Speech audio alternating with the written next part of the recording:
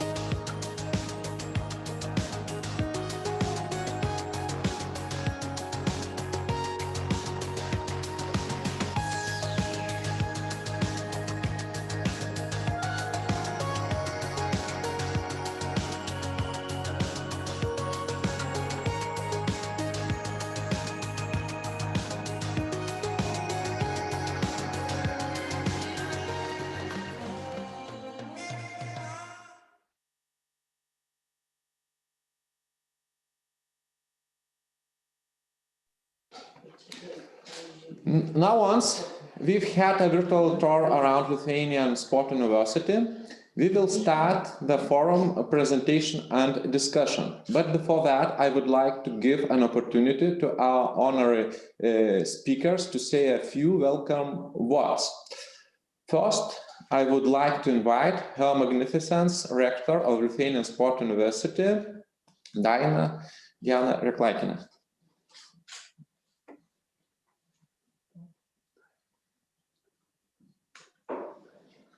Good morning, everyone.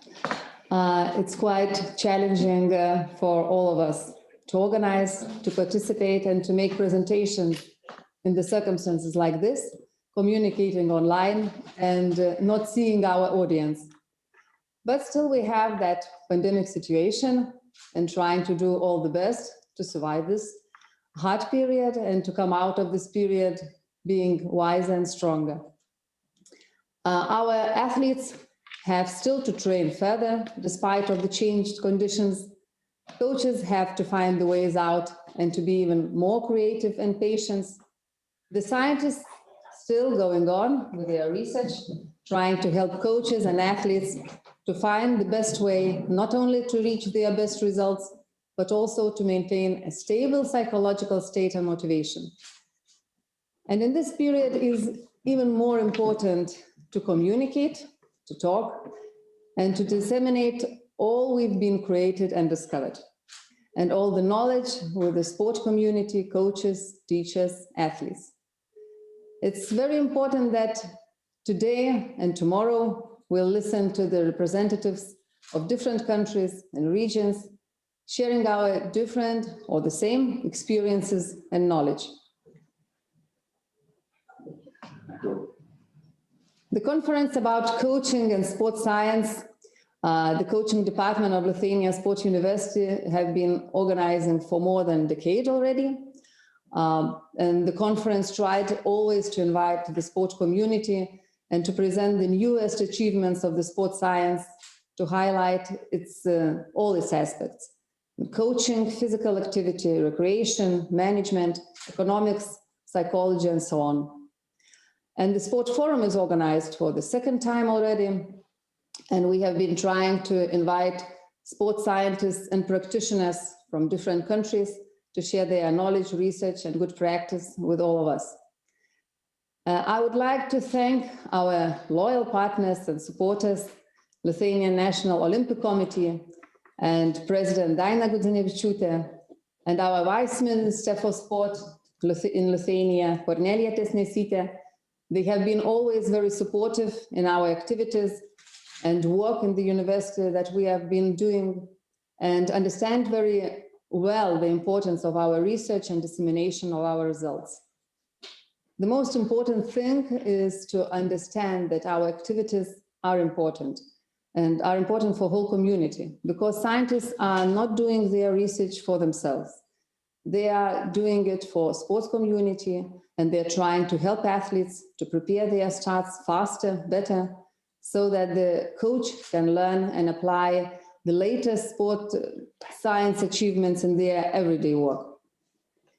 This year, our lecturers will provide newest knowledge about the psychology of athletes, nutrition, the peculiarities of athletes training, even sports and conditions of COVID situation, doping, corruption, violence, and social exclusion through sport. I'm very happy and proud that all of our today's key speakers are not randomly selected. They are all in one or another way related to our university. They are the best in their research area, and our university lecturers and researchers are working together with them in some projects, participating in joint events, having common research. I'm especially grateful to our lecturers who, despite of all the organizational difficulties and uncertainty, agreed to participate in our forum and share their thoughts with us. Also, thanks a lot for our organizing committee, who did their best to made a hard work to make this event happen. In the beginning, we wanted to organize it, this conference live, and had to change our plans quite quickly to organize it online, but I think everything will go on very well.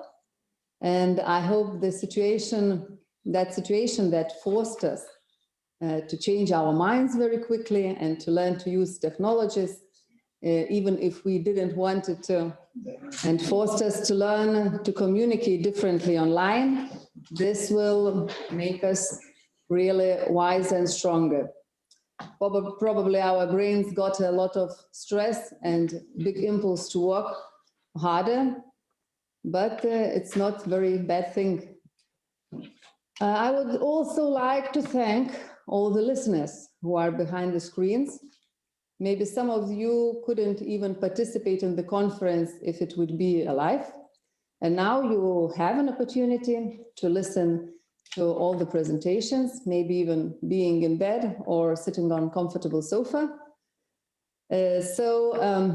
Also thanks a lot for our moderators who will be with us all these days. And I wish everyone to spend time meaningfully, get new ideas, and enjoy getting new scientific knowledge. Thank you, Rector, for such wonderful speech. And now I wish to invite Vice Minister of Ministry of Education, Science and Sport, Kornelija Tiesnesytė.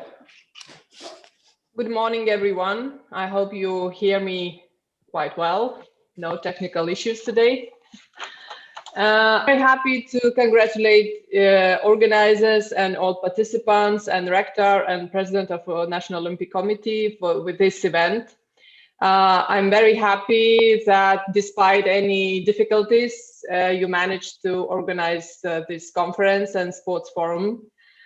And it's great that conference covers such a variety of themes, elite athletes, physical education of kids, and even touching integrity topics. It's very important nowadays. And it's a second sports forum, and I wish that Lithuanian Sports University continues with the tradition. It's very important to exchange views, to share new practice, new knowledge, because it's the way we can widen our horizons and adjust to the changes more flexible. So I wish everyone a fruitful days. I hope everyone finds something new for herself or himself. Thank you very much for your attention. Thank you, Vice Minister. It's a patent, your idea that Sport Forum was founded. And now I finally would like to invite President of the National Olympic Committee of Lithuania, Daina Gudzinevičiūtė. Labas rytas, mėly kolegos. Jau ne pirmas sveikinimas, tai manau tikrai trumpa kalba yra pati geriausia kalba. Kaip sakė Tomas Bachas, mūsų vienybės, bendro darbo ir vilties simbolis yra artėjančios olimpinės žaidynės. Jos tikrai įvyks ir ta šviesa tunelio gale matosi, todėl ta konferencija tikrai liaudiškai tariant į temą. Ir džiaugiuosi, kad jūs toliau dirbate, nes sportas iš šio pasaulio neišnyks niekada, nežiūrint į jokias pandemijas. Taigi, gero darbo, gerų dalybų geriomis žiniomis, puikios dienos ir ačiū visiems, kad esame kartu. Iki. Ačiū, thank you. And finally, I would like to invite the forum moderators, Antanas Skarbalius, from Lithuanian Sport University, and Vaida Mačianskienė, National Olympic Committee of Lithuania, to lead this forum. So I will change and my seat will be taken.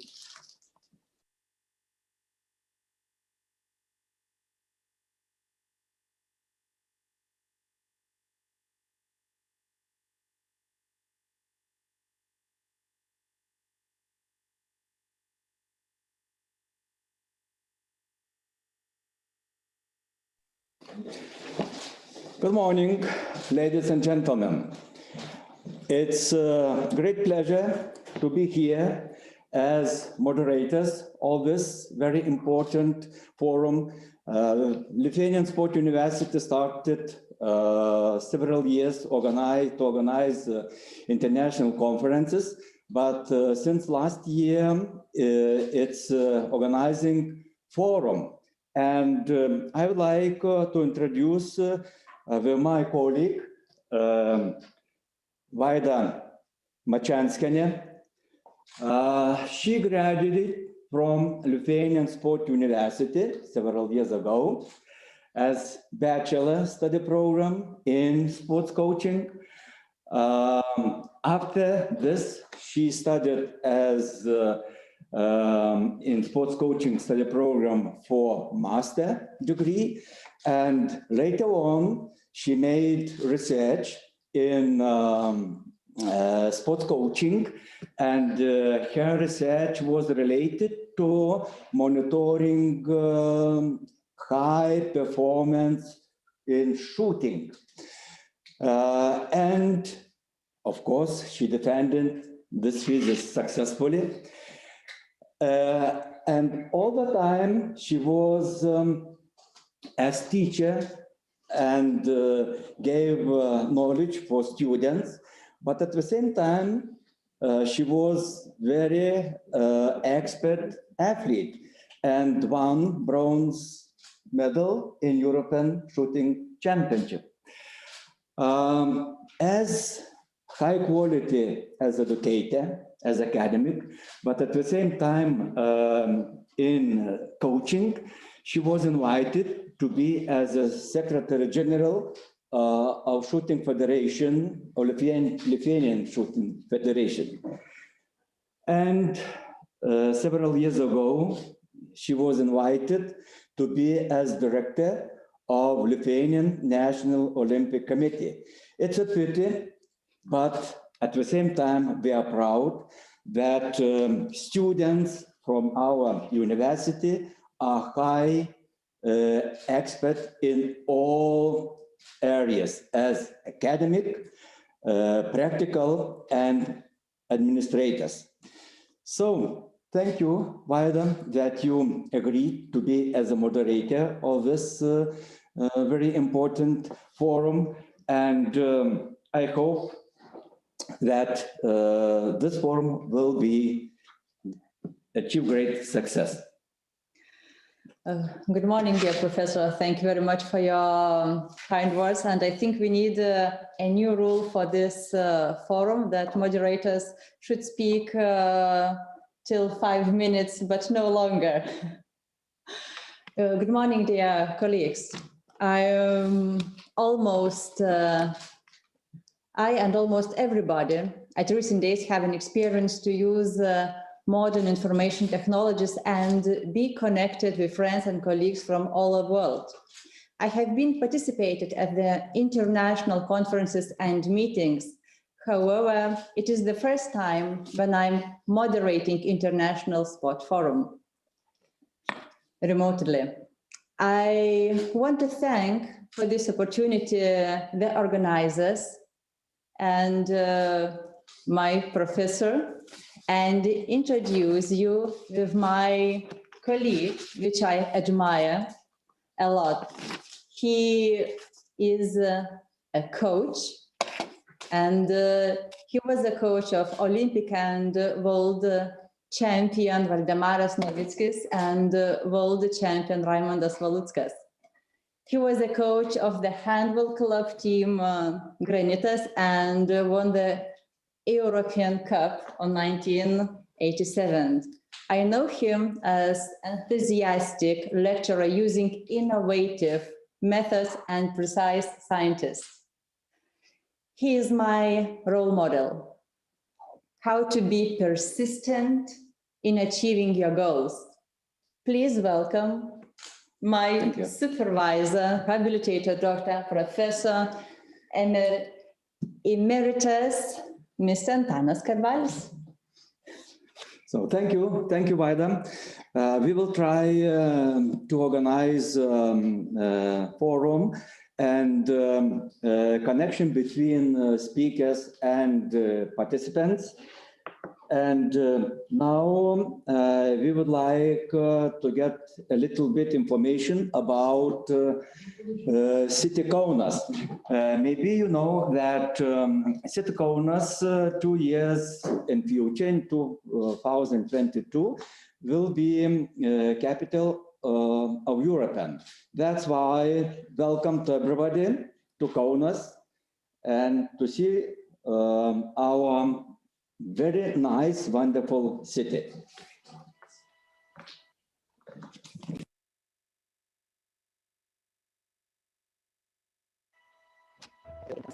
Toli gražu neatrodė kaip dabar. Kai aš dar augau, aš pastebėjau, kad Kaunas yra tikrai labai kaunietiškas miestas, beveik visi kalba lietuviškai ir panašiai. Man tiesiog trūko tas užsienietiškos šiek tiek kultūros čia. Ilgai jaučiausi tiesiog kultūros vartotoja, lyg tai stebėjau viską iš šalies ir aš niekada neįsivaizdavau, kaip aš galėčiau tiesiog atsirasti ten ir kažkokį indėlį savo įdėti. Vis matydavau, kuo žodžiu palapinę, pažinau, patiko, taip įsitraukė. Visos idėjos čia kartais iš pradžio atrodo keistos, pats nesugalvotum, bet kažkas sugalvojo ir staiga pasižiūri rezultatą, puiku. Daug atsiras tokių dalykų, kuriuos mes, kaip miestelėnai, priėmėm tiesiog, yra, bet mes nepagalvom giliau ir pasirodo, kad yra to giliau ir daug yra giliau. Tie žmonės, kurie prisijungia prie projektų, man atrodo, kad labai stipriai pasikeičia. Bent jau aš pajaučiu, kad yra lengviau šnekėti, lengviau reikšti savo mintis. Daugiau galiu realizuoti save, drąsesnis, daugiau kažkaip draugų pažinčių. Jau miestas keičiasi. Labai taip smagu matyti, tai nėra vienu metu vyksmas, kad tai yra procesas tęstinis ir aš manau, kad tai yra puikia idėja. Aš neįsivaizdavau, kad per tą pasiruošimą kultūros sostinėje gali būti nuveikta tiek daug ir tiek daug prasmingų.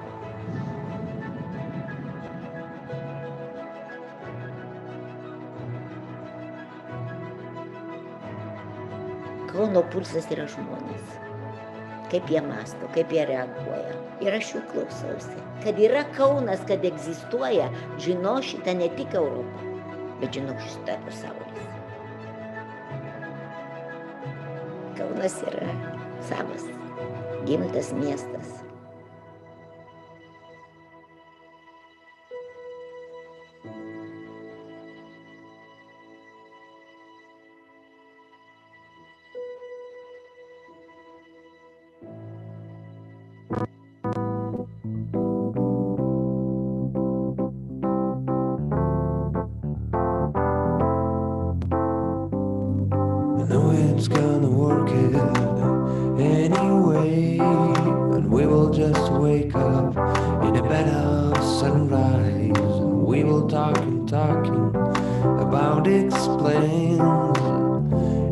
Just forget a world of sadness.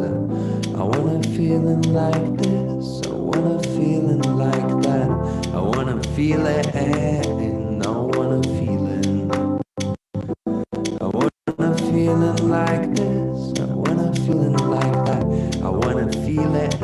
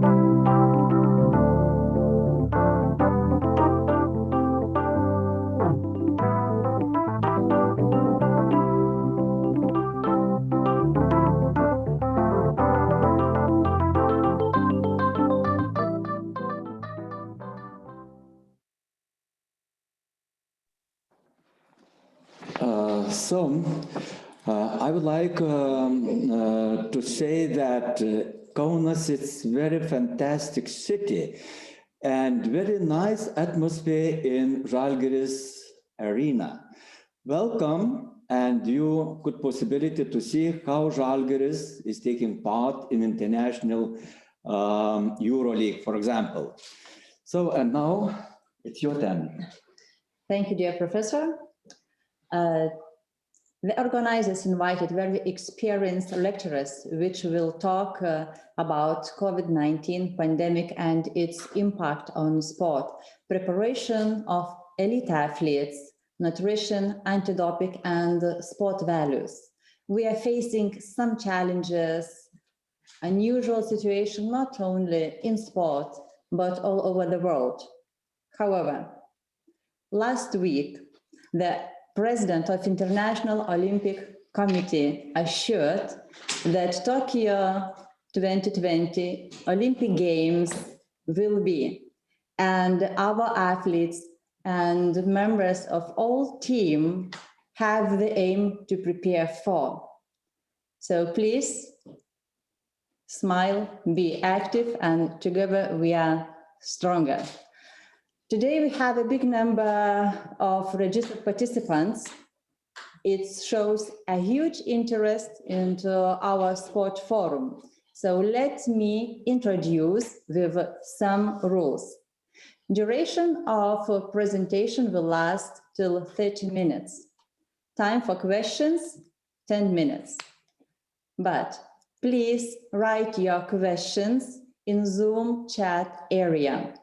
If a lecturer hadn't time to answer to your question, you can write it directly to lecturer's email. Later, we will provide you with all needed contacts. And now, dear Professor, it's your turn. Thank you, Vaida. So let's start our forum. And the first speaker is Lina Vaisetaitė. And I would like to introduce with her. She obtained a master's degree in psychology, specialty in clinical psychology. Since 2008, Lina is Olympic programs manager at the National Olympic Committee of Lithuania. She is also a clinical psychology master. She has more than 10 years of sports psychology counseling experience. Her clients are athletes of various skill levels and age, representing different individual and team sports. In her counseling work, she uses mindfulness approach together with traditional psychological skills training. So, welcome, Lina, and now it's your floor. Good morning. Good morning, the organizers. Good morning, the participants. I'm really happy to be here, so thank you for having me here. And it's also a pleasure and an honor to actually be the first speaker to open this forum. I will open my slides for you. And hopefully everything works. So within the next half an hour, we will be delving into the topic of mental health disorders among elite athletes. Unlike so many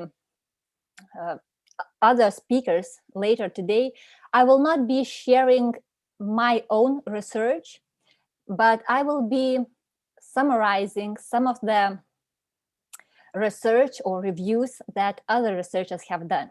Yet, as a practitioner, applied practitioner, I believe that it is very important for us to have another opportunity to look into this very important issue. Like some of the speakers have mentioned before, we are now living in a very unusual situation. With the pandemic, a lot of athletes had some additional stresses in their lives. So it is possible that some of the mental health symptoms have also increased. And it is so important for everyone to actually recognize it, recognize the symptoms, and to admit that sometimes they need the outside help. So I will start my presentation with showing this slide of 5 athletes. And hopefully at least some of them are known to you, or for some of you, I think all 5 of them will be known. And it doesn't matter what you know exactly about these athletes, but these athletes are the very top athletes. We know Simone Biles, who won 4 gold medals in Rio, and she was a real star there. Our own Rūta Meilutytė became public's favorite when she actually won a gold medal at the age of 15 years at the London Olympic Games. She really was and still is one of the most loved athletes and the athlete who has achieved the most during the last years. Michael Phelps is a swimmer from the US team who is known for many things, but one of the things is the 8 gold medals at Beijing Games. Then Ian Thorpe, another swimmer who had multiple wins, and some of them were 5 Olympic gold medals at the Sydney Olympic Games. Finally, Yulia Lipnitskaya, who was a star at Sochi Olympic Games when she was the most important asset in the Russian figure skating team to win the gold medal. My point here is that I'm not trying to enlist all of the achievement that these athletes have achieved. But these athletes have proved again and again that they really have the toughness, the mental toughness to achieve their goals. And really the most important goals that any athlete is dreaming of. So we think of those athletes and we can safely say that they are mentally tough. And yet what we do not know about them, that each of them had some mental health symptoms or mental health disorders that were not so often shared with the public and other people. For example, Simone Biles underwent sexual abuse by the team doctor together with a number of other athletes, and that happened just a few years ago. And as a consequence, later she battled depression.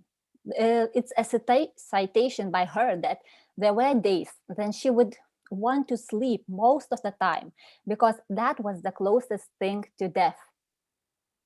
Rūta Meilutytė also has declared that she had depression that had a very bad impact on her training and on her achievements later in her career. Michael Phelps has become an ambassador for mental health issues for the athletes because he himself had a lot of going on and he had suffered from depression. He had suffered from substance abuse, including alcohol and marijuana. So he knows what it's like to really have a mental health issue.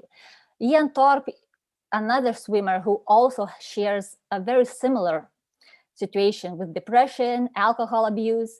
And finally, Yulia Lipnitskaya. She had to terminate her career at the age of 19 years because she was suffering from anorexia nerviosa, an eating disorder. And the situation was that she had to undergo the treatment in a clinic. And she felt that she could not continue her career unless she had good treatment, and eventually turned out that treatment was not enough. So she chose to terminate her career. My point is that what all of those athletes have in common is the fact that they suffered from mental health issue and that it took them a really long time to get help. So the way that I see it, it's not the mental health symptoms that are the real problem. This is something that, when I mean this, I'm talking about mental health symptoms or disorders. I mean that this is something that many people suffer from and experience. And this is something that can actually be handled. But the real problem is that when we talk about athletes, elite athletes, it really often takes a very long time for them to get help for different reasons. And then they suffer too long. And then in some cases, that means that they have to terminate their career too early, or they have other challenges in their lives. So it's really important to address this issue as soon as we see the first symptoms happening.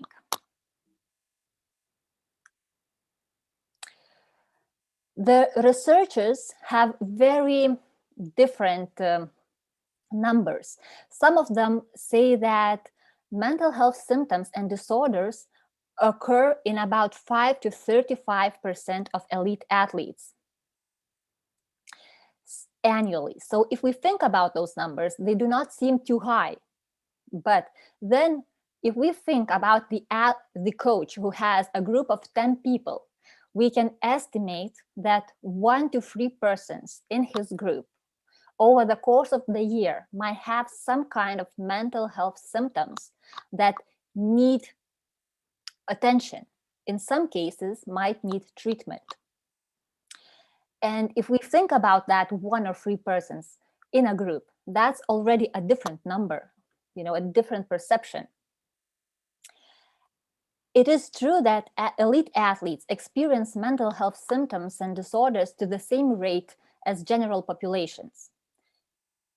But some conditions, such as eating disorders, are more prevalent because of the sport itself. And we will be talking about the risk factors a little bit later.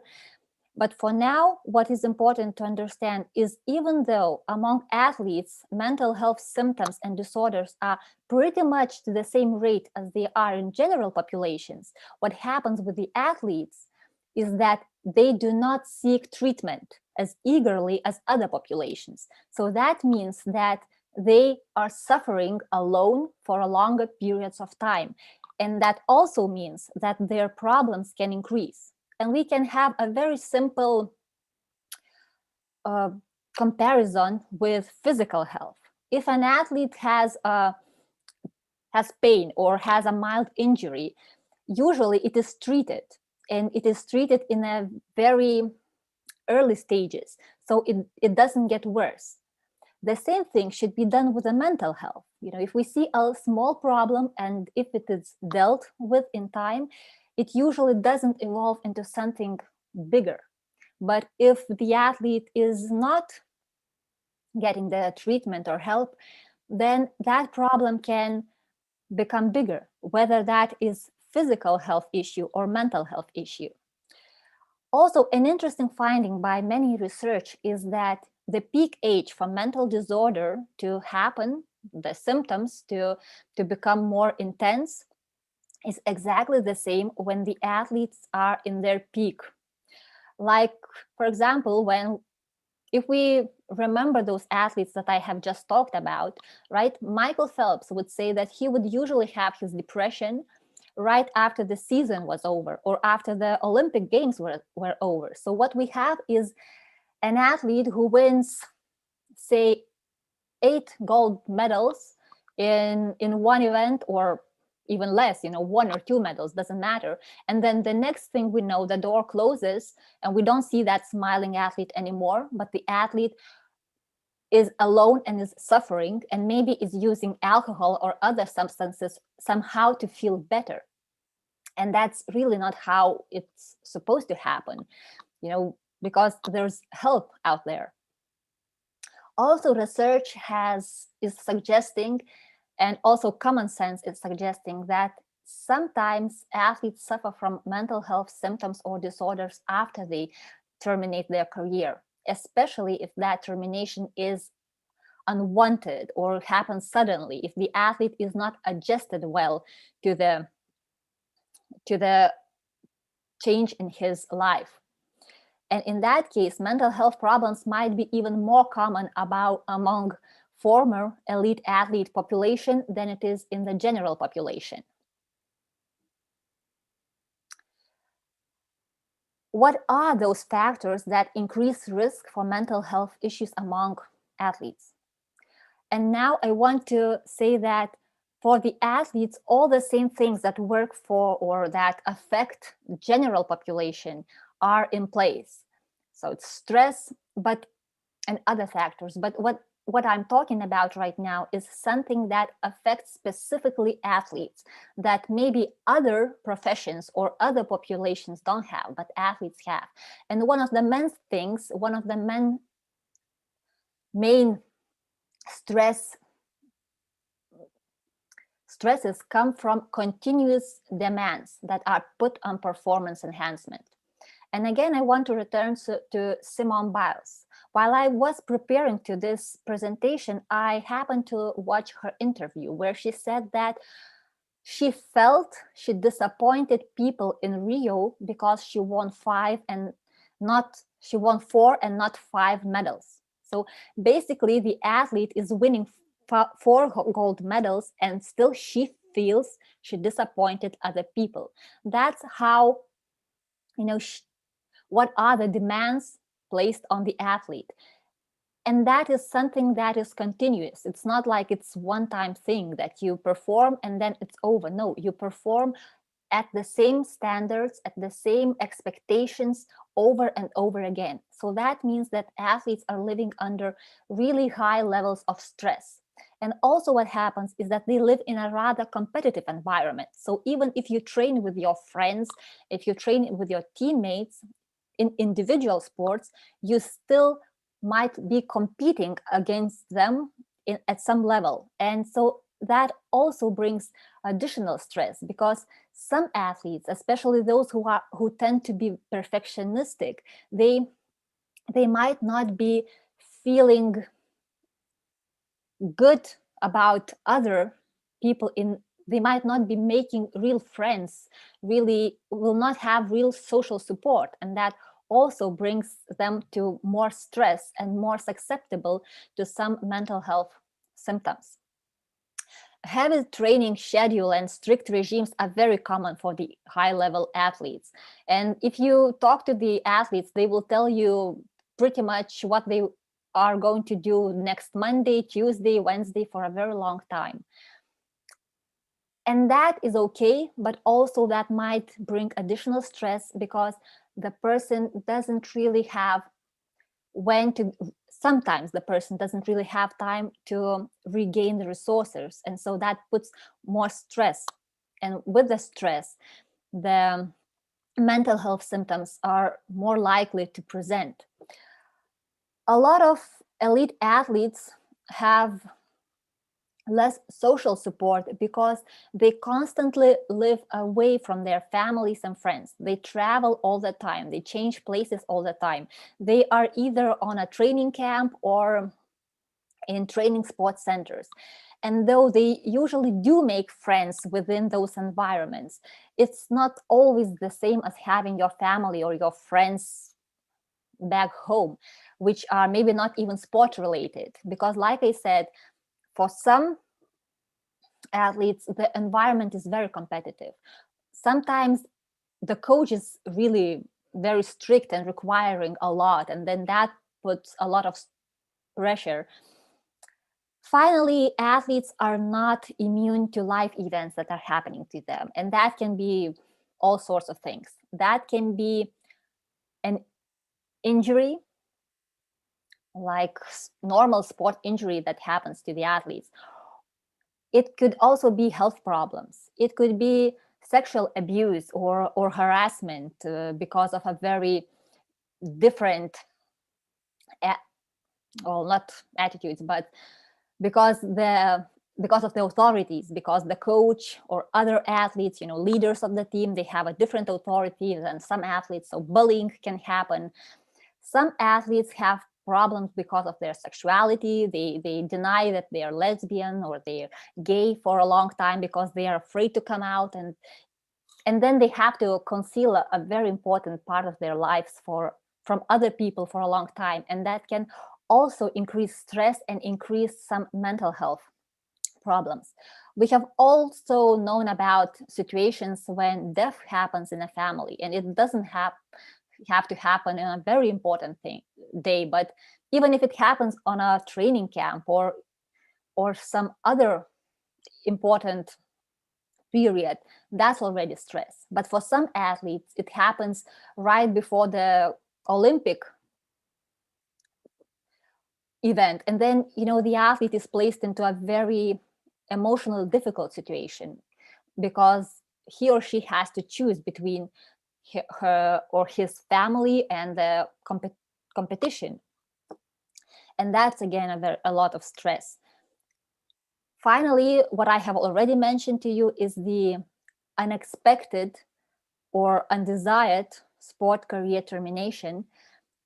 And if that happens because the athlete was injured, because the athlete was not selected to the team, or some other unexpected event, then usually the athlete is not adjusted, not prepared for that change, and that's when the stress increases. That's when the mental health symptoms or disorders can become more intense. So, as we have spoken, the athletes have pretty much the same rates of mental health issues as any other population. Also, we have spoken that there are certain risk factors that increase the risk for the mental health symptoms or disorders among elite athletes. But we have also talked about the fact that athletes are not as willing to seek for treatment as some other populations. And now I want to look into those barriers that actually are limiting athletes, elite athletes, from seeking mental health treatment. And those can be really various, but when the athletes are really talking about it, one of the things that comes out first is the stigma that is still associated with seeking mental health or admitting having some mental health symptoms or issues. The athletes feel that having mental health issue is a sign of weakness, or they feel that they are losing control over themselves and over their thoughts, over their emotions. Like we spoke before, athletes are often living in a very demanding environment. And those demands, they also require athletes to be tough in all kinds of ways, to be physically tough, to be mentally tough, to be at their best pretty much all the time. And so they might feel that if they come to the coach or if they come to the teammate and admit or just try talking about some kind of problems that they are having, they will be seen as weak. And now what I mean when I talk about mental health symptoms, those things, they start with something very, very simple, such as poor sleeping. It's quite common for the athletes to have a bad sleeping before important competitions. So sometimes they do not look at it as something very important. But, if that continues, that can become a problem. And yet, the athlete feels that he can't control his own sleep, that he somehow should be able to control that, and he or she is not. And other things, like sadness or anxiety or anything else. The thing with all of those mental health symptoms is that they really are very difficult to control. And so that feeling of loss of control is just very, very natural, and it's something that really, really happens. So it's very important to recognize that this is just something that happens and something that comes with that particular mental health symptom. It's not a sign of weakness. It's just how it happens, how it works. And you don't lose your control because you do something wrong. You pretty much lose control because this is what happens with those mental health issues. Okay, did I lose my presentation? Am I still?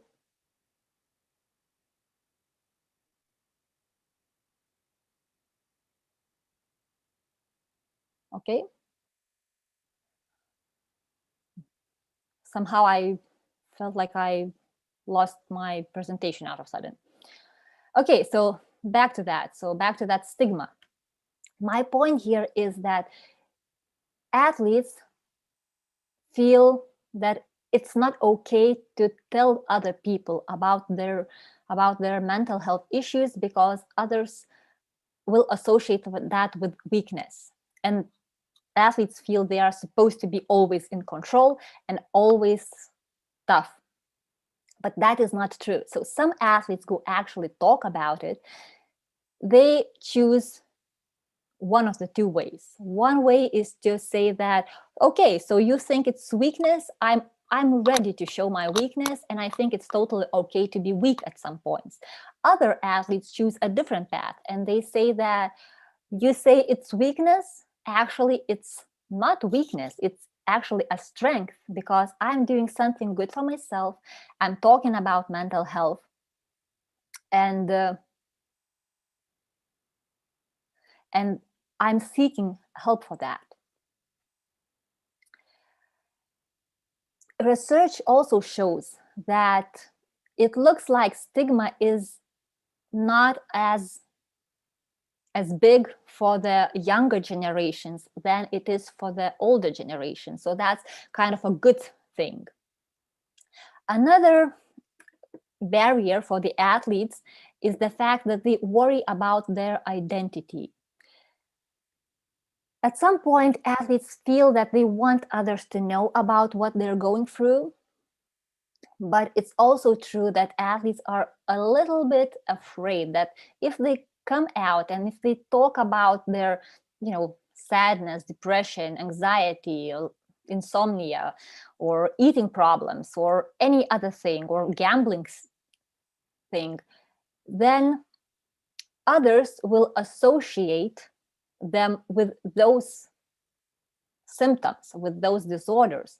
So instead of being the athlete with all those achievements behind him or her, they will be perceived as survivor of depression or survivor of anxiety attack or survivor of sexual abuse or any other kind of survivor. So they are afraid of losing their athletic identity. So sometimes that's something that limits them from admitting to themselves and admitting to others that they are having a problem. Also, athletes sometimes lack knowledge about mental health symptoms and disorders. And they also lack knowledge about treatments. Again, I want to come back to the comparison with physical health.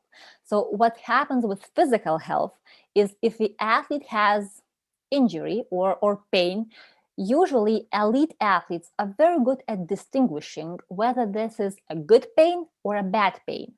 And if it's a good pain associated with normal training, they usually just don't do anything, because they know that it will pass. If they feel that is a bad pain, maybe too acute, maybe not in the right place, maybe something else feels different and off, they usually go to the doctor or to physical therapist and seek some kind of help, some kind of treatment. But with mental health, athletes do not always know when it is time to go and ask for help, when it is time to go and tell someone about their problems.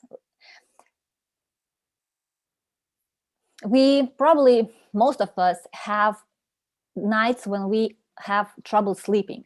We have days when we are feeling sad, have no energy,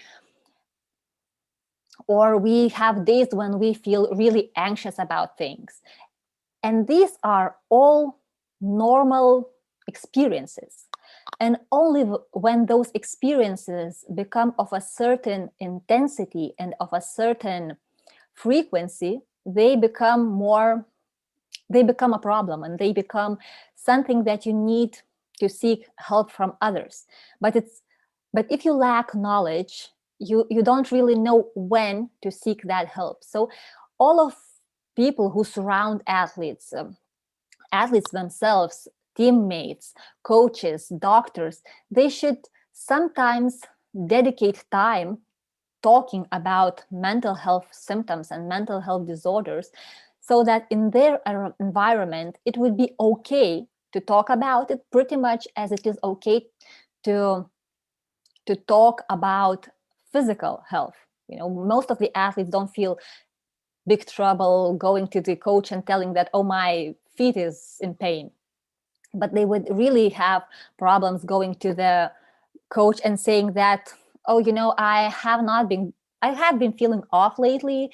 I don't want to go to training. I feel sad most of the time. I don't want to eat. It's should be pretty much the same, but it's not. I mean, physical health and mental health are still on a very different levels.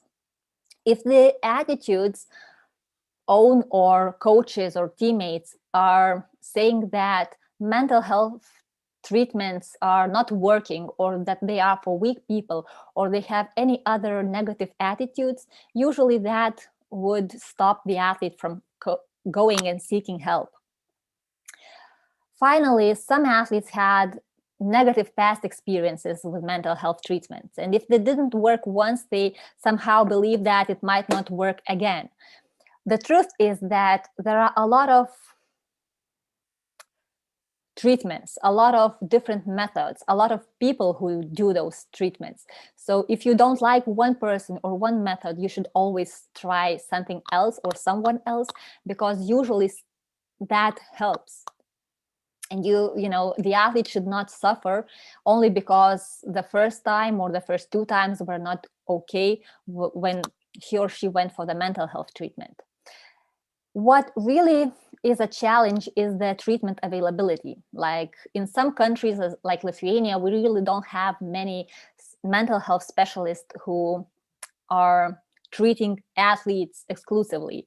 So athletes here, they need to go to general population mental health providers. And then what happens is that sometimes athletes and coaches and other sport-related people, they think that if the person is not from sports, he or she will not understand you. But that is not quite true, because psychotherapy, for example, is a lot about, you know, being open. And as long as the athlete is open to mental health provider, counselor or psychotherapist, he can disclose or she can disclose a lot about his or her life.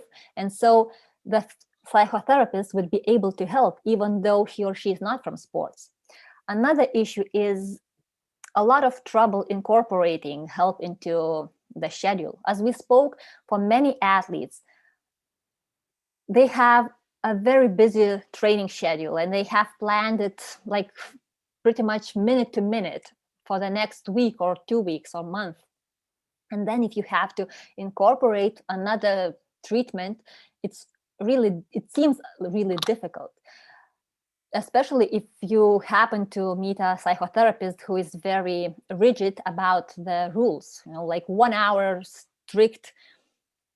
In sports, that usually doesn't happen. Usually in sports, you have 20-minute counseling online, and that's okay as long as that helps. And only in an extreme case, you need to stop your training for a week or so, or for a month, and have regular treatment sessions. But that's not what happens, especially if you seek for mental health in the very initial stages. So my advice is always to try and seek for the help as early as possible, because then you will have less time to invest into it, and it will be easier, and then it will be easier to even to incorporate that into the schedule. Last year, the IOC had a great paper on mental health symptoms and disorders among athletes. And I think that is a must read for pretty much anyone related to athletes themselves included. Maybe it's a little bit too scientific at points, but also it has all the mental health symptoms and disorders that happen to athletes. It also enlists treatments possible. It's also, so it's really good to have your knowledge improved. And as we spoke, knowledge is one of the things that has to be improved in order for the athletes to seek help. It also has a lot of information regarding the differentiation between those things that happen in sports, such as non-functional overreaching or overtraining versus depression, because they have a lot of overlapping symptoms, or a lot about eating disorders, which are often disguised because in some sports specifically, it's very easy for the athletes to say that they are okay with their eating while they are not, because they maintain the normal body mass, they train as usual, but in reality, what they try to do is they build muscle mass, but they don't have fat. They say that they exercise as usually, but they actually exercise to compensate for the overly intake, as they think it is. So I don't have time to go through all those mental health symptoms and disorders, and I did not plan to, but I really want to show this list for everyone to see that, you know, there are a lot of things that can happen to athletes, and it's okay that those things happen. Those things just happen. So the most important thing is to get help. And now to help, I will, last slide. Okay, so usually it's psychotherapy, as I mentioned before. Usually it's individual, it's confidential, so the athlete doesn't, you know, have to go publicly just to get treatment. Another thing is psychoeducation, and then only in the extreme cases it's psychoeducation and counsel and hospitalization. But that's usually when there's really a danger for athletes' physical health. Okay. So I think I'm done with my 30 minutes.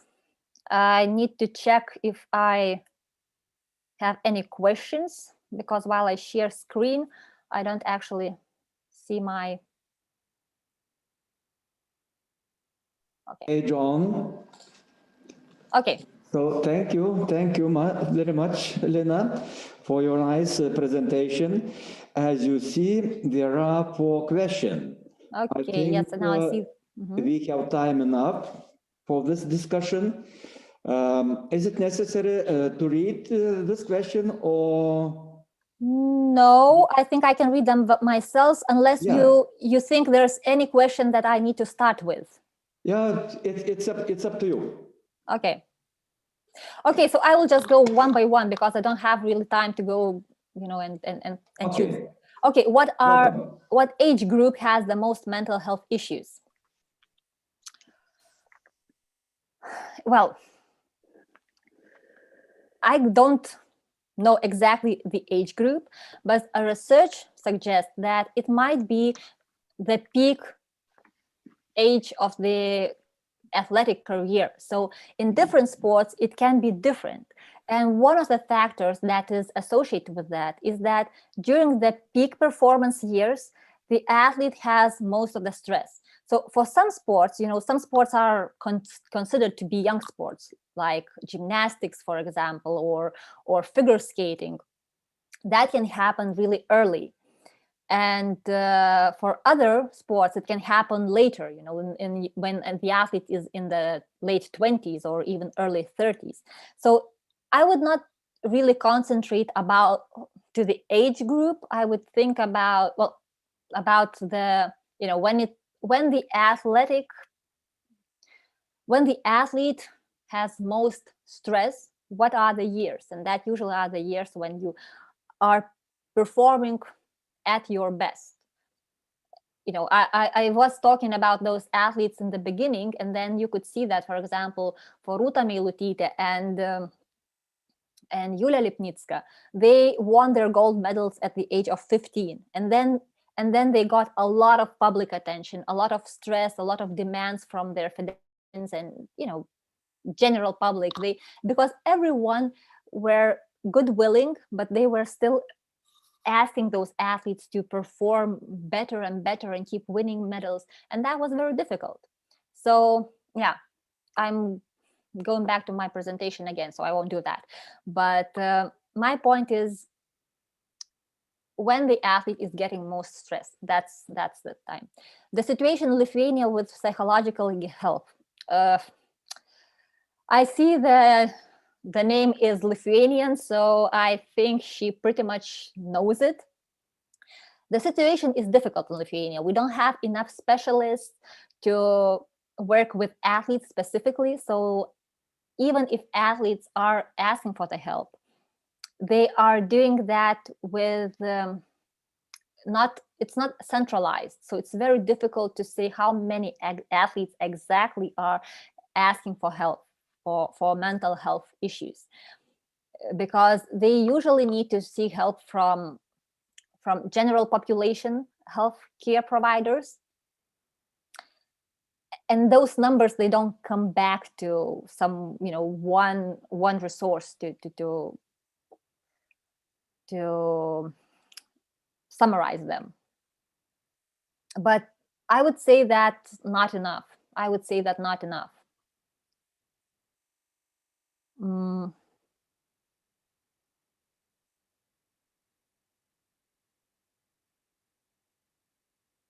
What is your opinion about psychology of high performance young athletes?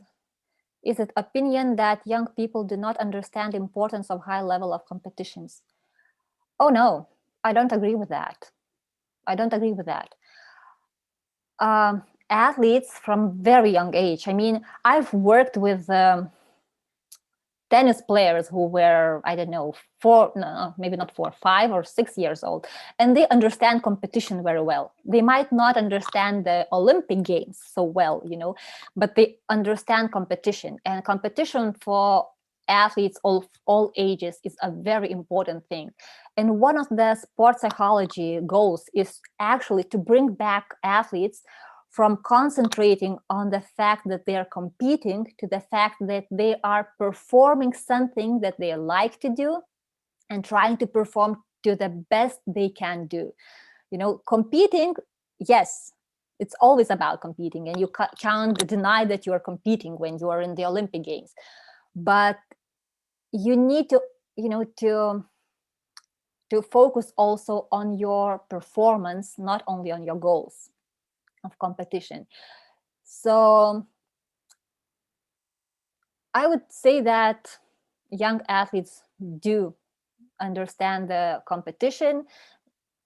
Some of them understand Olympic Games very well, because when we work with European Youth Olympic Festivals, and we put the question, what are your future goals? Young athletes, well, not very young, but I mean 15, 16 years, 17 years, they put openly, I want to be Olympic champion. So they do understand the value of competition, and they do understand the value of Olympic Games. Do you think countries' cultural differences have an impact on mental health issues? Are there any differences in mental health issues between countries? Thank you.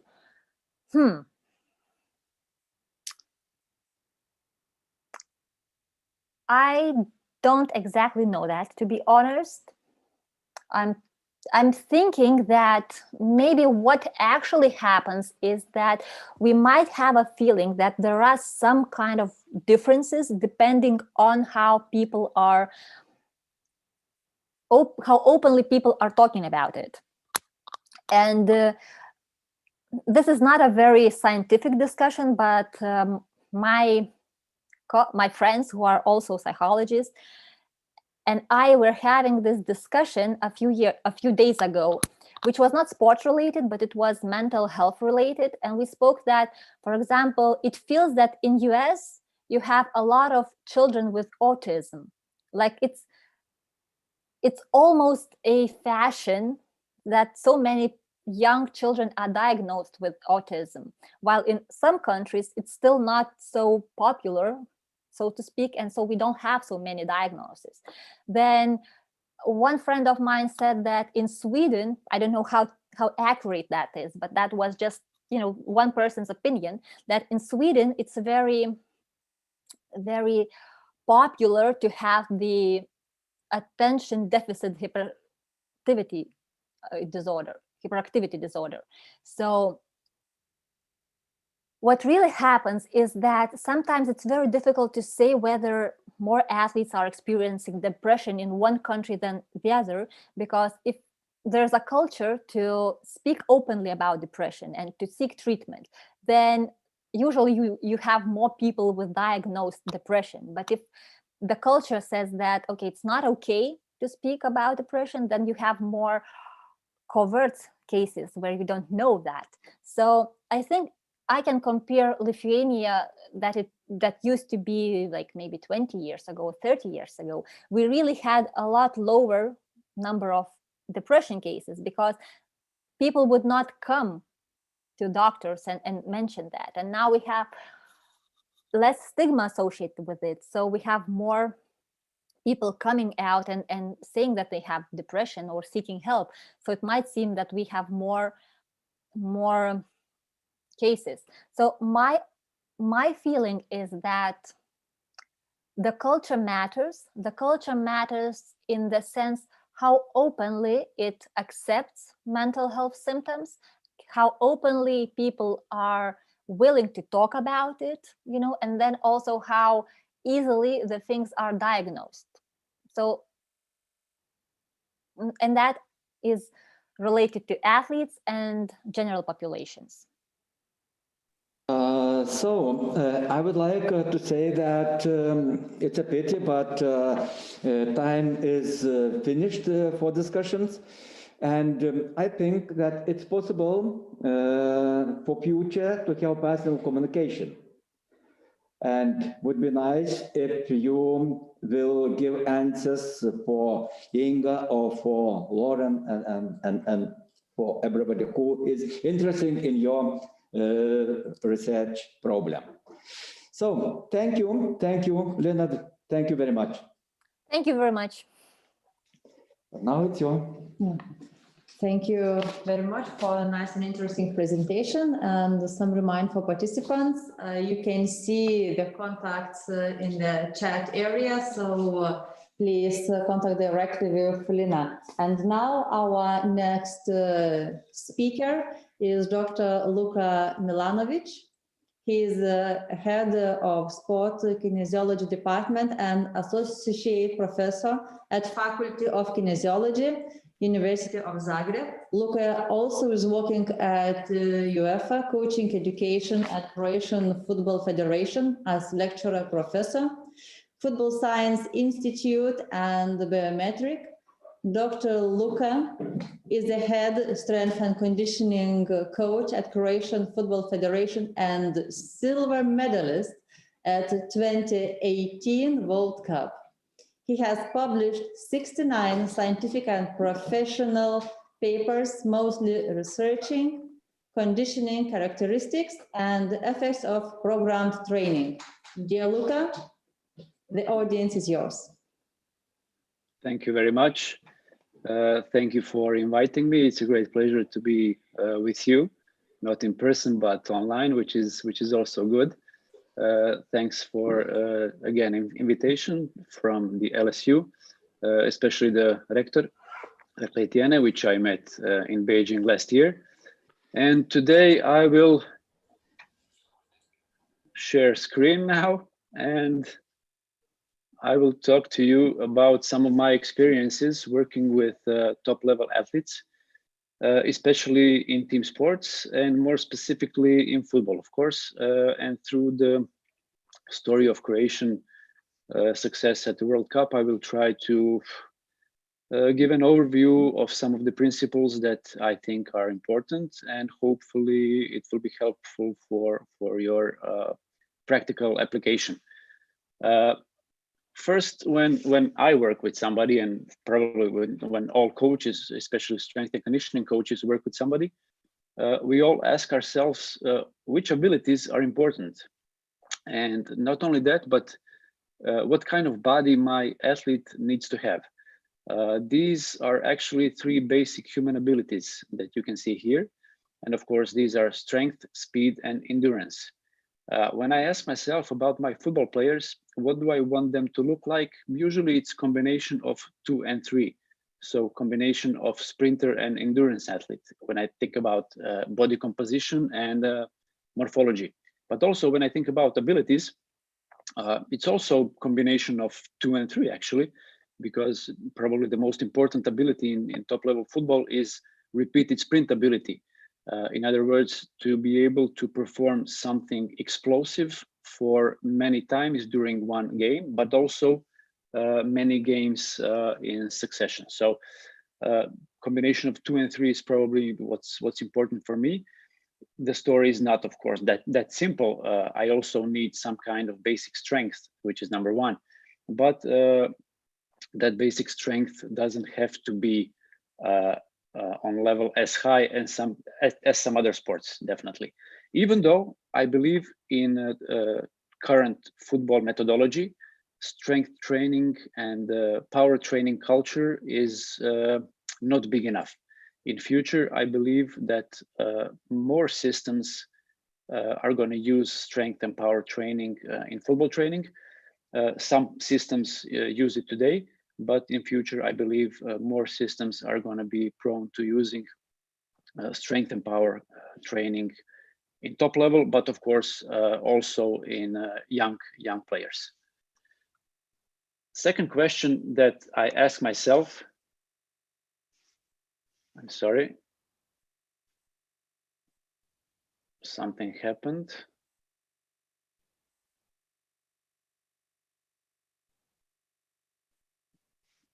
Okay, second question that I ask myself is, which kind of strategy for loading do I need for my players?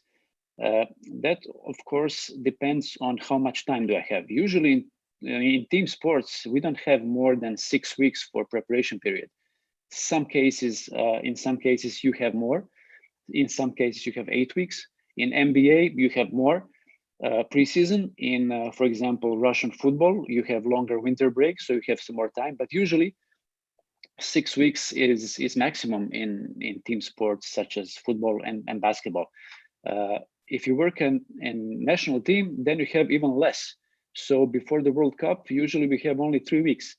And in that time, it's impossible to have significant improvement in many abilities. Actually, the only significant improvement that you definitely can have is in specific endurance. So that's why it's very important to have control over the tactical session, and football training session with tactical work is probably the most important type of loading. So that's why we need to really take a good care of load monitoring, especially of that tactical work. And considering that, of course, we need to create also recovery protocols, which I will discuss in shortly in later part of this presentation. So time availability is one of the limitations, definitely. And when we talk about that, we need to find some kind of solutions. These solutions can be summoned in maybe the 3 most important areas. This is individualizations, which is maybe the most important word of my presentation, individualization. Then after that, selection of methods, selection of strategies, selection of communication. And that's the reason that this photo is here. This hot air balloon can represent the team, and the basket is everything we do. So we need to throw away everything unnecessary out of the basket in order for this hot air balloon to fly high. So all the unnecessary methods, strategies, communications, this and that, we need to throw away. We need to have good selection if we want to create some kind of success in really short time. Of course, psychology is a big part of that, and I'm really happy to listen to previous lecture, and looking forward to hearing some opinions about that also. And third thing is control. As I said, control of especially loading, and control of all of these most important things. And only of these most important things.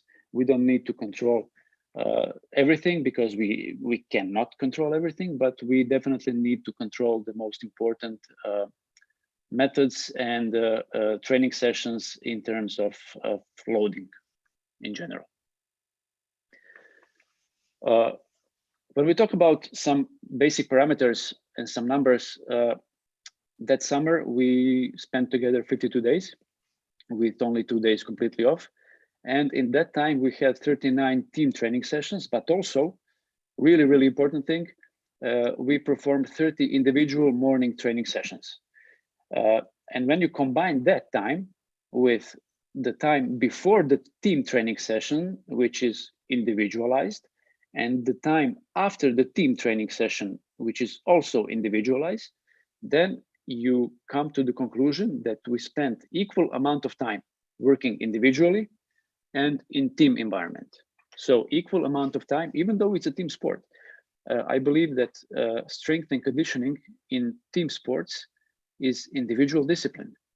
And when I have 23 players, it's crucial for me to give each of my players what they need, and they don't need the same things. Even if they have same problems, the solutions are different in terms of what they're used to doing in the club, what they do with their personal trainers, what's their mentality like. So even if they have similar problems, the solutions are often different. And that's why strength and conditioning in modern team sports is actually individual discipline. Besides that, we had 9 games, 2 friendly and 7 official games, and 13 flights. So travel management was also an important issue for us. And as I said, recovery was crucial, which I will discuss a little bit later. When we talk about testing and training monitoring, in many previous years with many national teams in football, basketball, handball, I tried many different things. I had some national team campaigns where I went deep and wide in testing, deep and wide in monitoring, deep and wide with many different things. But that summer, I chose to really go with individual approach. And I tried to keep everything simple. I was lucky that I know these players for 5 or more years, so I had a lot of data about them and on them. And we tried to develop certain sports intelligence system where we really wanted to collect optimal amount of data about every player, or through talking with them, or talking with their personal trainers, or talking with some of the people from the club or some doctors. We tried to gather as much data as we could so we can be really smart about what we do in training. Because our job actually can be very simple. Our job is actually to apply smart fatigue. And this is maybe the most important thing about my lecture today. How to apply smart fatigue, because let's analyze this. If it's not fatigue, then there's no adaptation. And if it's not smart, then we have really high risk. So everything we do is trying to apply smart fatigue. Of course, today, smart fatigue for one of my players is something else than tomorrow because the game is going to be on Sunday. But how to apply smart fatigue daily, that level of fatigue, of course, changes. But everything we do actually revolves around that, revolves around stress, optimal stress, and adaptation. How much time do I have for adaptation? Which kind of acute responses do I want from the player's body? And which kind of chronic adaptations am I looking to achieve?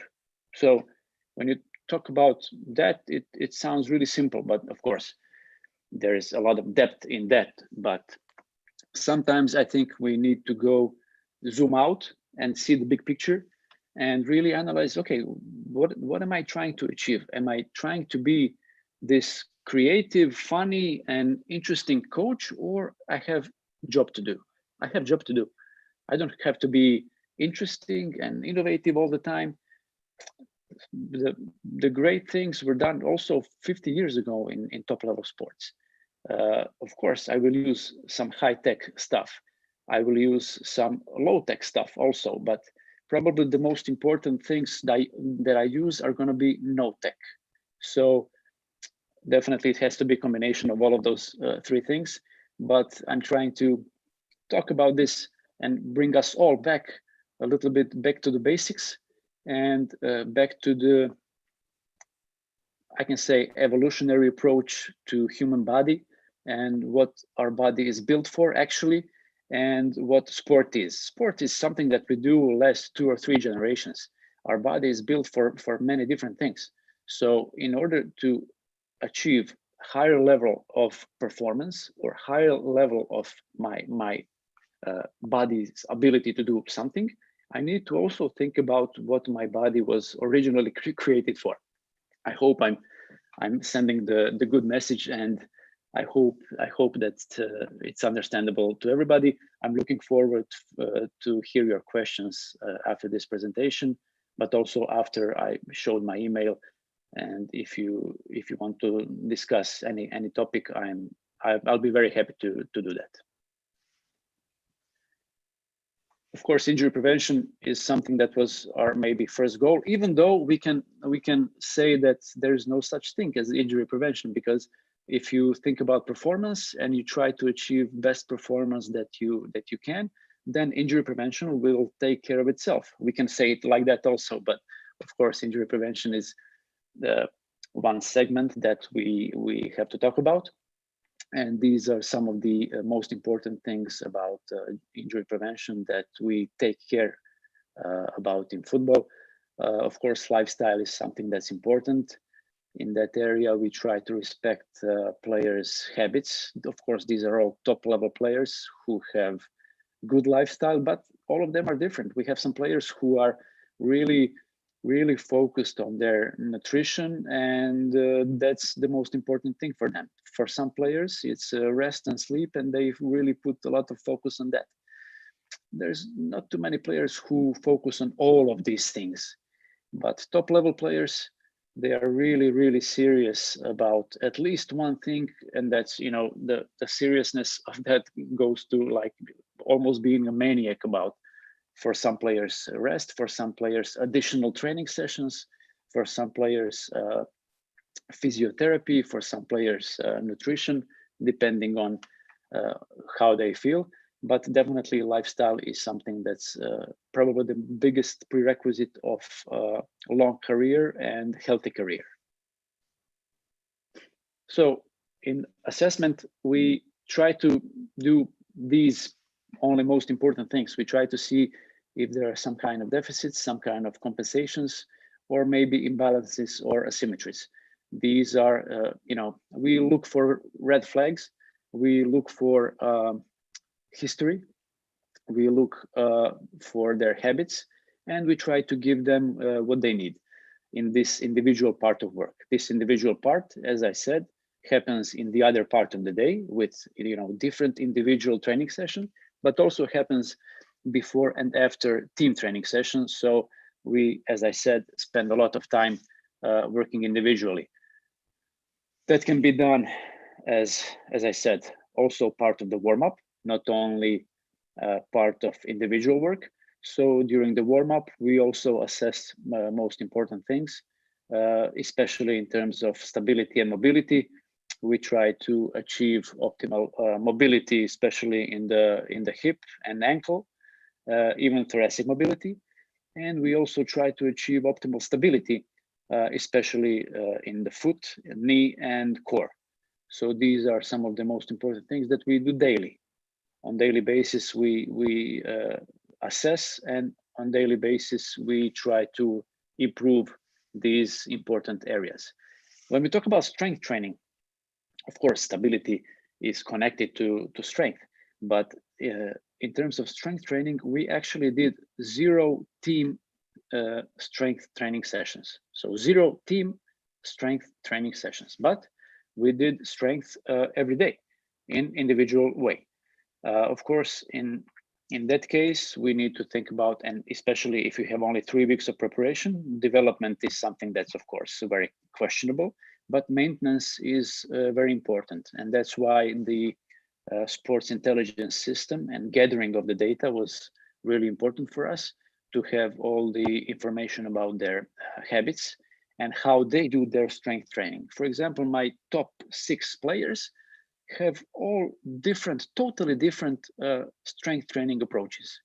And all 6 approaches are good approaches, but they're different and they're specific to their own needs and to their own habits. So in these cases, I was on the phone with their personal trainers daily, and we discussed the specific training session, and the players did what they are used to doing.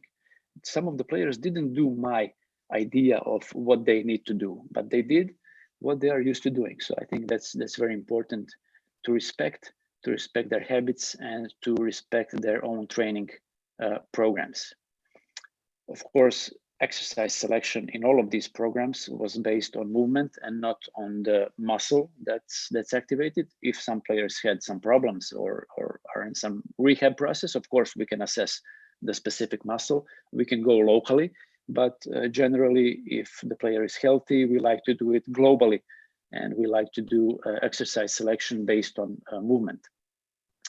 For some players, I had to create 10 progressive individual training sessions that we applied maybe every 3rd day, depending on the game schedule.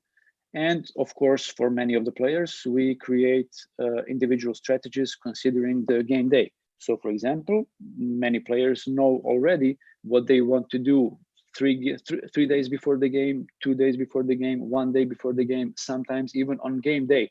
What's their protocol and what do they do on that game day? For example, game is at 8:45 in the morning. Between 10 and 12, I'm always in the weight room, and the players are coming and going and doing their individual. For some players, only activation. For some players, only a little bit of mobility. For some players, depends. So we spend a lot of time in this individual environment. When we talk about speed and agility training, I'm just now going through different areas of strength and conditioning. Right now, we are doing the muscular continuum or neuromuscular continuum, from basic stability to strength, and now to speed and agility. Actually, when we talk about speed and agility, we did some kind of speed and agility training practically every day, but it varied from 3 to 20 minutes. And we have the protocols and we know what we are doing in preparation period. We try to have some kind of progression in complexity, but when the tournament comes, then we choose fixed sets of speed and agility drills that we do game day -3, -2, -1. So 3 days before the game, we know exactly which kind of drills we do. Maybe that lasts for 7 minutes. 2 days before the game, we have only short 3 minutes. 1 day before the game, also we have some kind of short 2 to 3 minutes of simple drills that we always do practically in the same way in these days before the game. Also, of course, control was very important for us. Control of football sessions. We use GPS tracking to see the sprint distance, high intensity distance, and accelerations and decelerations. And we use GPS, as you will see in the next slide.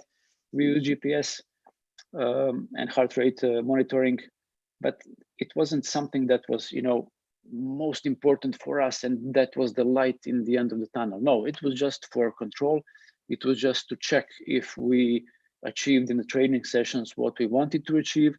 And it was just maybe to see some red flags about some players. If we see some player who is not doing what he is supposed to do, that was only used for that. So high tech, of course, we used, but we tried to keep it simple because these reports can be really, really huge. And we try to follow only the most important parameters, and especially looking for the red flags and giving the green light if everything is okay. Of course, many staff meetings, coaching meetings, but also some of the meetings, for example, between me and medical staff were done between 1 a.m. and 3 a.m. When physiotherapists finish their work around 1 a.m., then we meet and we have 1 serious topic and 3 not so serious topics.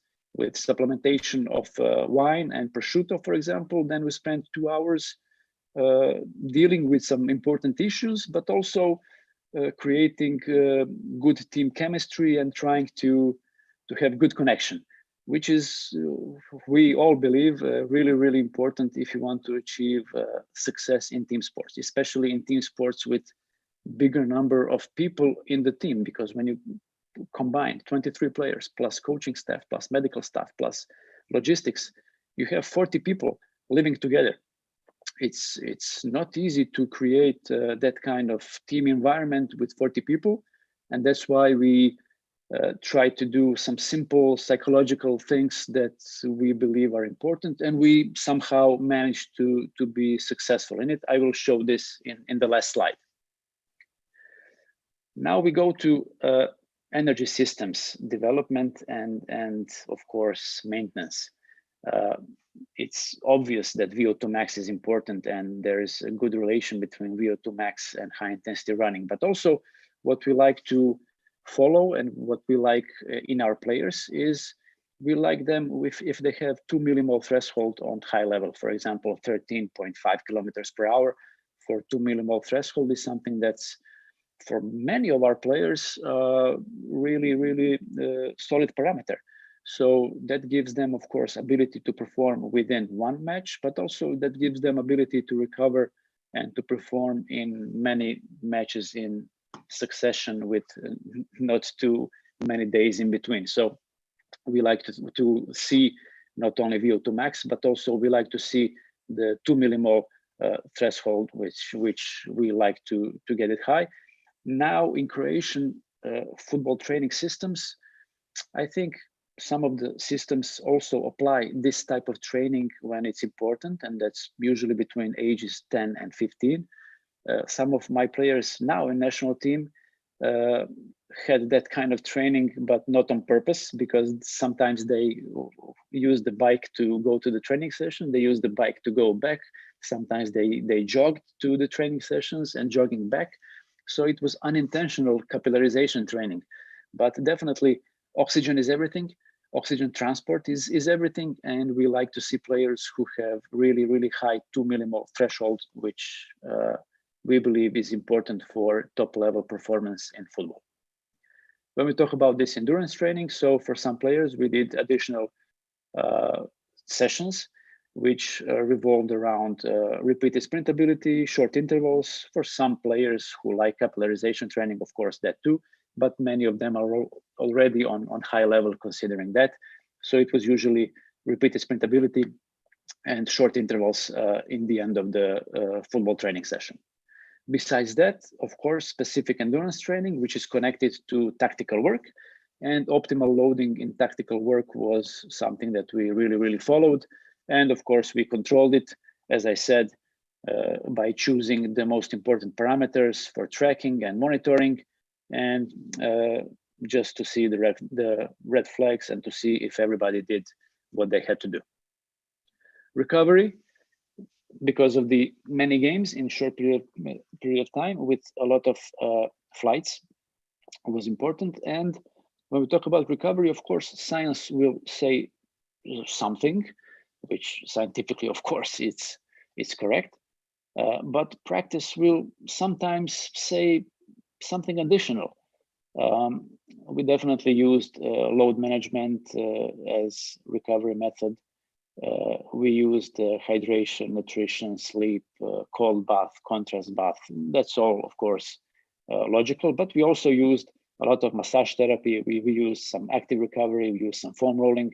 We use many things for which the science will say, okay, it's not significant, but you can use it. And we chose to use it because players are used to that, players believe in that. And sometimes the player's belief is already an important thing, and it helps perception. And of course, we were lucky enough to have the best recovery method ever, and probably the best recovery method ever is winning. So if you win, you recover probably faster. So one of the key points of this lecture is it's better to win than to lose. I'm kidding, of course. That definitely makes sense. In the future, I believe some more recovery topics are going to be important, and they all revolve about variability. I believe variability in sympathetic and parasympathetic balance, or achieving the balance, is important. How to get my players in homeostasis as soon as I can. I think that's very important. I'm looking for some new ways how to achieve that.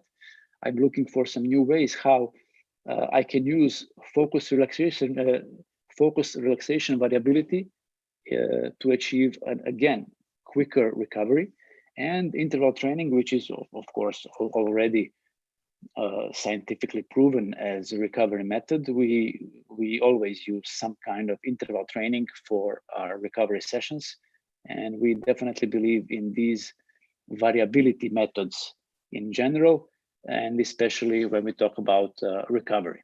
So in conclusion, how did we succeed? We, of course, try to set rules, roles, responsibility, the 3 big R's in business, in systems, in everything we do, especially in sports. Rules, roles, responsibilities. We try to, have the players and the staff which are able to maintain good focus for a long time, and also to be adaptable to new situations. We believe that top level players are top level also because of this. how to maintain focus, and how to adapt to new situations. And new situations are going to come practically daily. Again, we try to be very simple about our strategy and about our methods, mentioning again the hot air balloon. We tried to have clear and frequent communication. And of course, as I said, when you have 40 people living together for 2 months, you will have problems, of course. But if you attack the problem and not the person, then you have the chance to solve the problem and to go out of the problem stronger. So we always try to attack the problem and never attack the person. As I said, we tried to develop the sports intelligence system, which gave us ability to have individual approach on and off the field. We tried to respect the habits, and that was something that was very, very important for us. What did that give us? That all of these things gave us good group rituals. They gave us good clicks on different levels. For example, we had 2 players who were maybe loners, but they clicked and they had their own internal jokes and they were funny to everybody else. So we had many group rituals and many clicks on all levels practically. Besides that, we had, of course, optimism. Optimism which comes from believing in the program. Because of all of these things that I talked about, we managed to achieve the players' belief in the program. And when the problem came, when the falling came, sometimes we fell forward. You know, when you fall and you fall backwards, it's a big problem. But when you fall, and there's falling in top level sports daily, when you fall, if you fall forward, then you come out stronger and you come out with more confidence. So all of this, of course, gave us this confidence. Confidence cannot come if all of these things that I talked about before are not there. So with all of this and plus confidence, then we got the mutual support in crisis, the mutual support in tough situations, and we managed to become goal-oriented and not ego-oriented. I'm sorry about talking about psychology, but I'm just trying to send the message that I think it's important in team sports, especially when you have a short period of time, to be goal-oriented. We believe it's really, really, really important to have the players and the coach who are able to maybe turn down the ego sometimes. I think that separates the top-level guys from the average. So all of these things helped us to achieve what we wanted to achieve. This is actually, in this photo, you see the total coaching staff. You see the head coach, assistant coaches, strength and conditioning coach, analysts, all of this in one photo. So it's not a big group of people. And how to overcome the challenges. We actually were lucky to have one word that followed us through the whole period. We actually had that word on our posters in the camp. We had that word in our materials. We subconsciously saw that word many times. And that word in Croatian is obitelj. In English, as you can expect, is family. So the word family kind of followed us. And when you analyze all of these things that I talked about, you see that all of these things are part of family life. And when you have some kind of balance, then you can have optimal family atmosphere, which we somehow achieved. And then when you have that inside, it's visible on the outside also. And then the family is not this small. The family is not 40 people. The family is 4.5 million people, which were with us, probably even more than that, because many parts of the world were for us in the final against France, because people, I think, recognize this kind of atmosphere, this kind of unity that we achieved, which was based, of course, on some science, a lot of practice, and a lot of humility, I can say also, and trying to achieve the common goal. So this word still follows us, as you can see, in many ways, and we are looking forward to some new tournaments, some new hopefully successes. And I thank you for your time now and looking forward to hearing your questions. Thank you very much, dear Luca, for this really very interesting, useful, practical presentation. And you can see we have quite a lot of questions to you, and they are, as I read, quite practical as well. And of course, a big thank that you somehow invite us to join to your family, because we are sport people, and all the time we are happy with achievements of all teams. And to reach such high results, it's amazing recognition. So congratulations and to you and to your team, and thank you for invitation. It's nice to be a member of your family. And thank you for these kind words. Please, you can find the questions in chat area. So okay, maybe I will go random if you agree. Okay. And then I'm not going to be able to cover everything, and then we can organize something later, maybe individually. From the friend of mine, here is one question. Individualized training sessions, strength training sessions involving free weights activities. Yes, of course, free weights activities. Actually, not for all players. Some players really, really like free weights. And these free weights revolve around some type of squat exercises, some type of deadlift exercises, and some type of pushing and pulling exercises. So these are the basic movements for strength training. And of course, free weights. If I can talk about percentages, I would say that probably 60% of my players really like free weights. But it's not 1 RM loading, it's not even sometimes 5 RM, but it's more 6 to 8 repetitions in 3 to 5 sets, depending on the exercise. So these are the basic parameters. I hope I answered this question. Okay.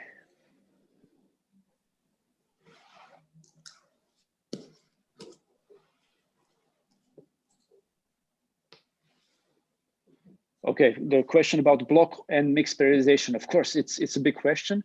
And in my opinion, in team sports is usually mixed. In national team tournaments, of course, it's definitely mixed. But in some cases, if I work with somebody individually, I like to use also blocks, which I think can be beneficial. So the answer is it's actually mostly mixed, but individually, I think it could be block periodization in some parts of the season. Okay. Interesting question about, okay, Denmark football team winning the European Championship in '92. They didn't have any preparation.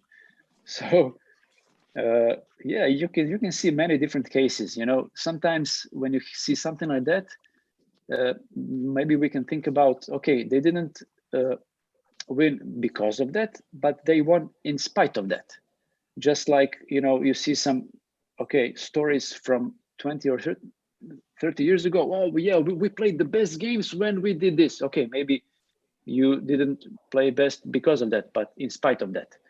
So, of course, that's the reason I talk a lot about team chemistry and unity. And I guess in '92, the Denmark football team actually created that, but they also didn't have probably 3 weeks off and then came to the first game, because that would be impossible.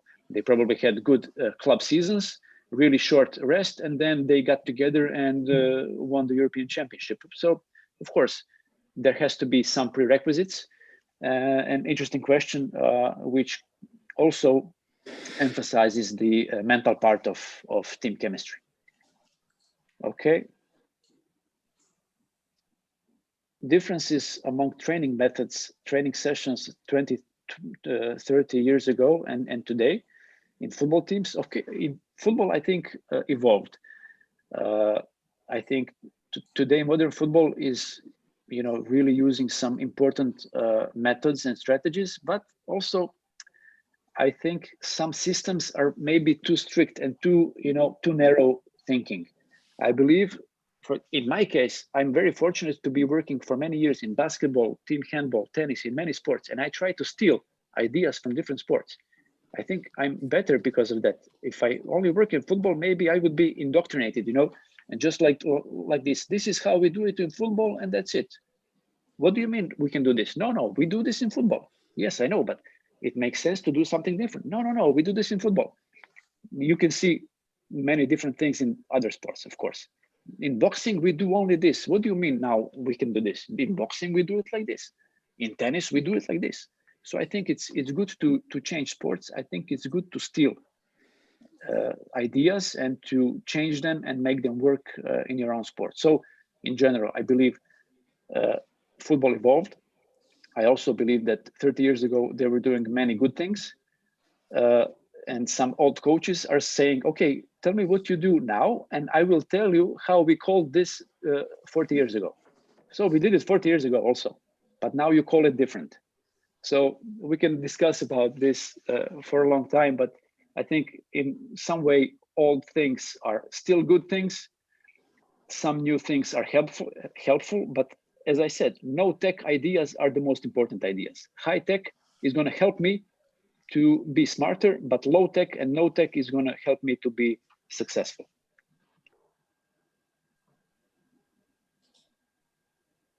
Okay.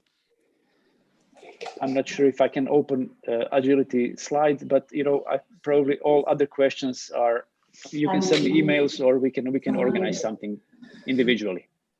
Okay, thank you very much, dear Luca, for answers, and we will put your email if you let us to the participants. They will write you individual questions.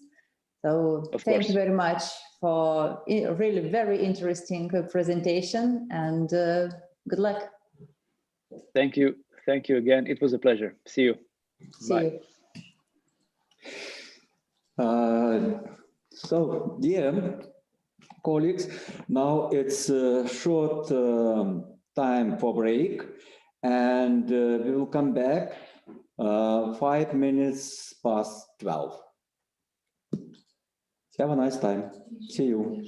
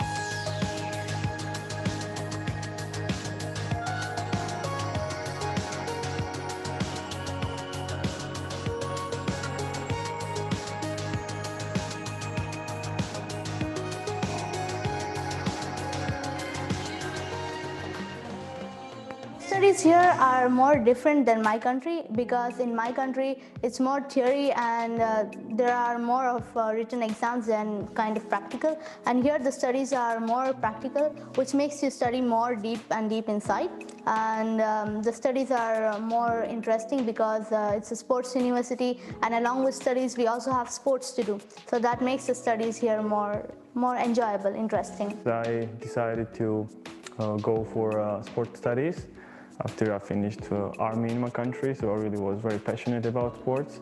So I was searching, going through websites, and Lithuania was the country was very close to me because of I'm from Georgia, so Lithuanians and Georgians, we are very friendly nations. So my family supported me to come here. I really like to say about physical activity and motivating people, and so I came across this university and this perfect course. So it was a perfect combination for me to get in this university and study this particular course. I chose this university because it was a sports university and I was more interested towards education and sports both, and I found that this university is a good collaboration for it. Between the professors and students, it's a very small gap, so it's very easy to directly approach professors. You can email them anytime, they're very helpful.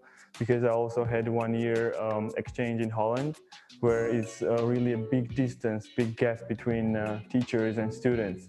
So it's more like you have to be extremely polite and careful how you contact them, and very specific times of the day and so on and so on. But here we have very friendly, and the gap is very small between professors and students, which makes all the experience really more chilled and nicer, in my opinion. I like enjoying sports in the university. For example, I swim with my coach, Birute Statkavishin, and she helped me for swimming. Like before I came here, I didn't know anything about swimming, and now I can swim. So that's like a plus point for me that I enjoy sports here. Besides, I met a lot of international students from different countries, and that's the most interesting part for me, because this international education is not just education, but it's a part of experience for my life.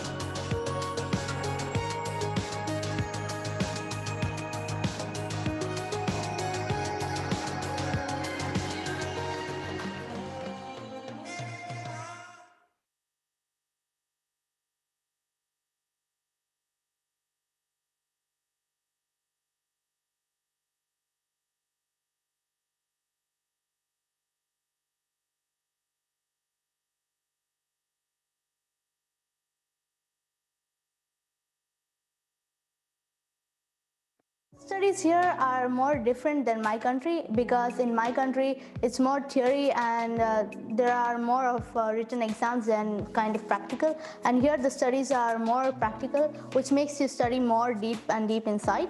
And the studies are more interesting because it's a sports university, and along with studies we also have sports to do. So that makes the studies here more enjoyable, interesting. I decided to go for sports studies after I finished army in my country, so I really was very passionate about sports.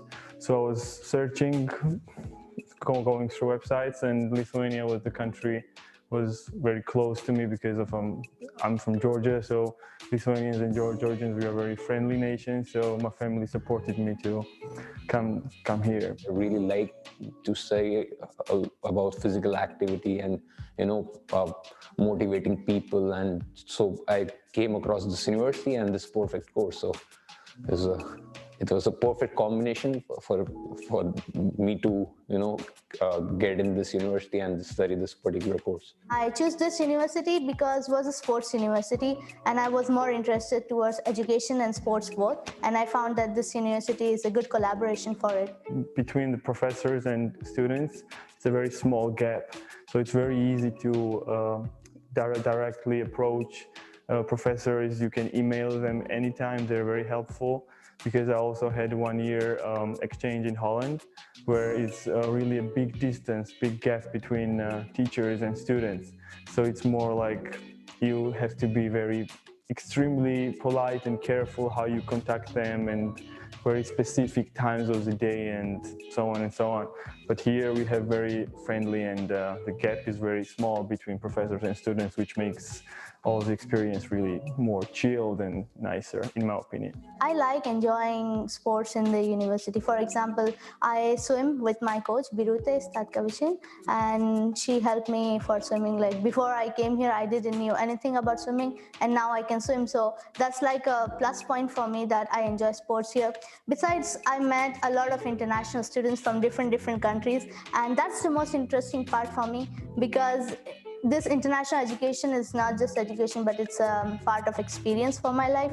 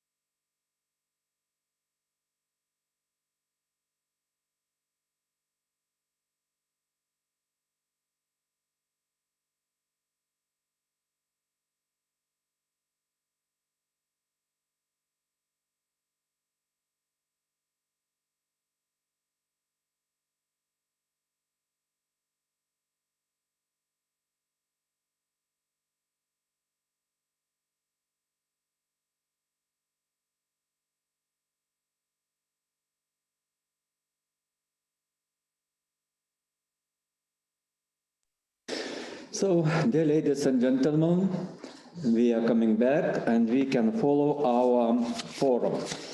And next speaker is from Greece, Professor Vasilis Barkokis. He is Associate Professor at the Department of Physical Education and Sports Science of Aristotle University of Thessaloniki in Greece. He has published more than 150 articles and book chapters, and it's very important. He served as the lead editor of the first book on the psychology of doping in sport.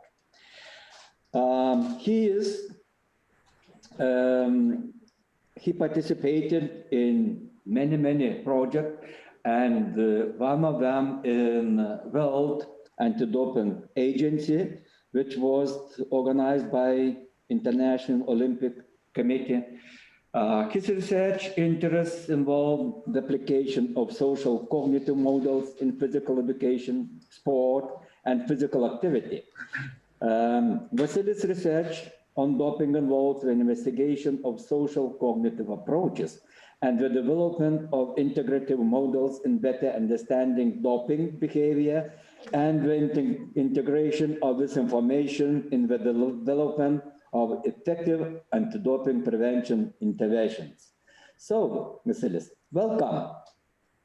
Thank you for the invitation. It's truly a pleasure to be here with you today.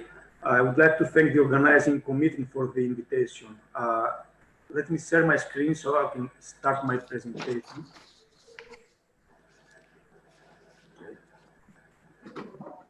Okay.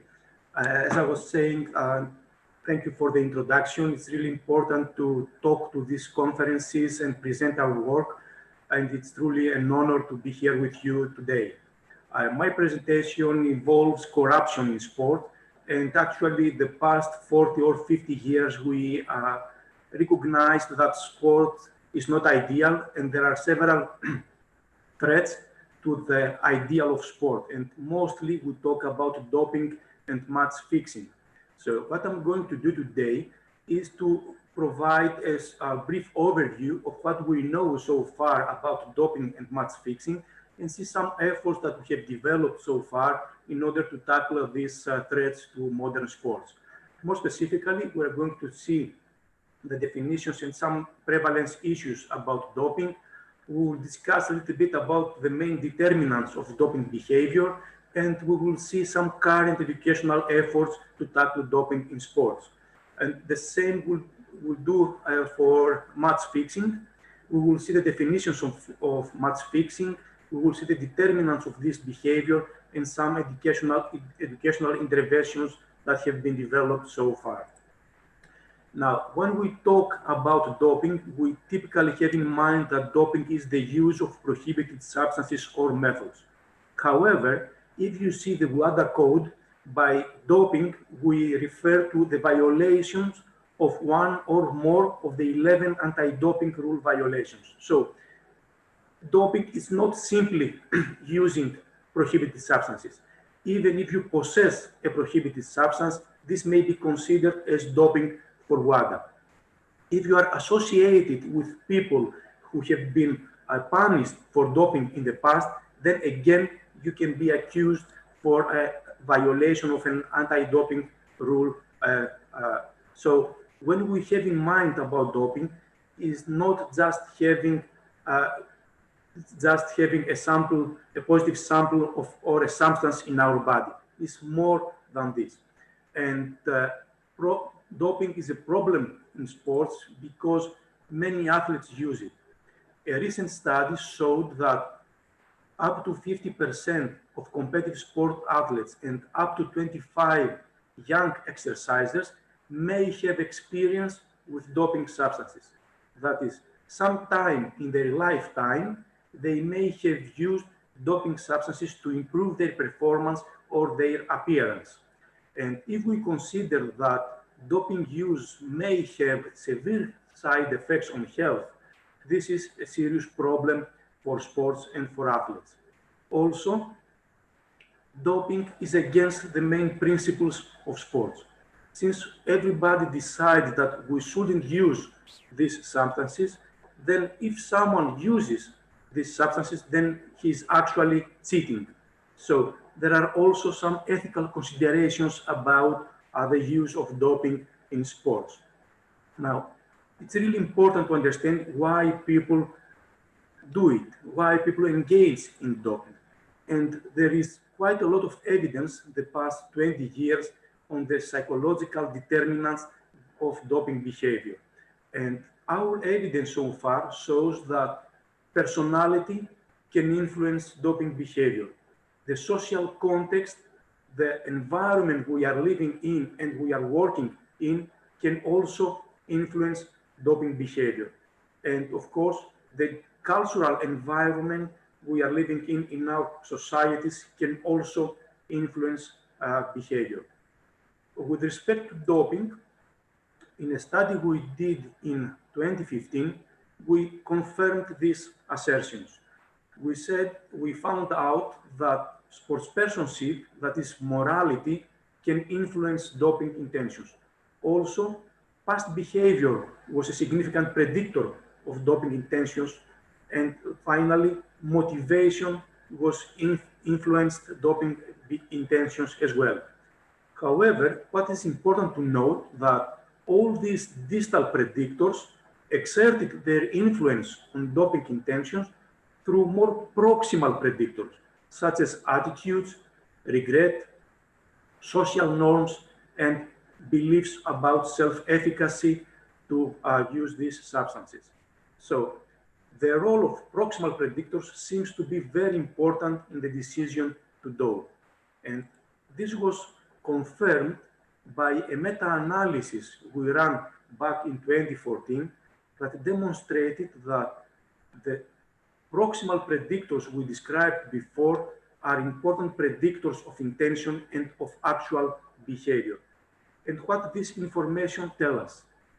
It tells us that even if doping is influenced by personality, by cultural environment, by the general social environment, it is important to understand that it is a goal-directed behavior that has to do with our attitudes, our perception about what is acceptable in our society and in our team, and about our belief in our efficacy to use these substances. And this is important to understand because if we know why people engage in doping, then we can prepare better educational interventions. So what we know so far is that if an athlete thinks that doping is something good, doping is something that can help him achieve in their sport, then this is most probably to engage in this behavior. If an athlete lives in an environment, in a team that supports doping, then again, it is more likely to engage in doping behaviors. And if it is easy for the athlete to get access to the substances, or if the athlete can't resist the temptation to use these substances, then again, it is more likely to engage in doping behavior. So having this knowledge about the determinants of doping, several researchers tried to develop anti-doping interventions. In this effort, several projects have been developed. Just to name a few, Atlas, Athena, Virtue, CoachMade, and Save You project have been developed on the basis of addressing the main determinants of doping behavior and helping athletes make more informed decisions about doping. However, testing these interventions showed that they were only modestly effective. That is, they didn't change much. They influenced several athletes, but not all athletes and not athletes in the long term. And we try to identify, to understand why this educational material that was very well prepared didn't work so well. And we came up with these 4 gaps in anti-doping education, that the existing interventions do not address the needs of the young athletes and they are not friendly for the users. We need to consider that all these interventions were facilitated by a person, by a researcher or an educator. So this requires a lot of time from participants, from athletes to attend these interventions. And there are a lot of resources from anti-doping authorities to implement these interventions. Also, the majority of these interventions were based on a traditional teaching approach. That is, the facilitator, the educator that teaches the athlete, that provides information to the athletes. So it's a typical, a traditional teaching approach. And these interventions do not always incorporate new technologies. And this is important because we want to educate young athletes at the age of 15 years old, 16 years old, 25 years old. athletes that belong in the generation Z, that they actually were born with a tablet and a smartphone in their hands, in their arms. So if we develop an intervention that does not incorporate new technologies, then we cannot address the needs of young athletes, and we develop interventions that are not friendly for the athletes. So we need to move forward to anti-doping education. Also, it's really important to understand why athletes do not want to participate in anti-doping interventions. In a study we did a couple of years ago, we found out that almost half of the athletes were not interested in participating in anti-doping education. So if I'm not interested in participating in anti-doping education, when I'm forced to do it, I will not learn anything out of it. So it's useless to participate in an intervention that I'm not interested in. So we want to tackle these challenges, and we came up with a few ideas. One of these ideas was to develop a serious game against doping. By having a serious game, and you can see the link of the game over here, we try to address the needs of the young athletes, of athletes who play games almost every day in their life, and we are very familiar with new technologies, including gaming. So we developed a serious game against doping. This game is developed also in Lithuanian. So if you want to use this in Lithuania, then you are able to do it. You can just enter the link and find the link to the Lithuanian version of the game. How this game is structured. We have developed scenario of athletes and coaches talking to each other, and based on these discussions, we provide information about things that we think it's important for anti-doping education. For example, health side effects. So in a more playful, in a more enjoyable way, we try to provide information about anti-doping to our participants. Another approach is the development of animated videos. And we have developed 10 videos that address the main pillars of anti-doping education: health, morality, and the determinants of doping behavior we discussed before. Also, this is another way to provide in a playful, in a more enjoyable way, anti-doping messages to young participants. Again, these videos have been translated in Lithuanian.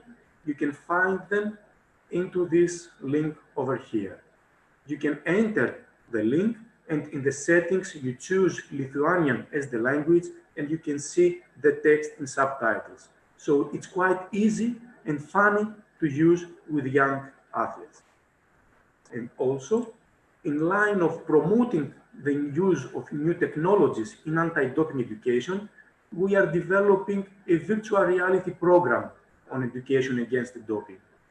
This is an effort that will start really soon, on January, and we expect that by the end of 2023, we will be able to provide a virtual reality program, which we expect at least that it will advance the immersion of participants, will provide anti-doping messages in a more effective way to young participants who are familiar with using new technologies.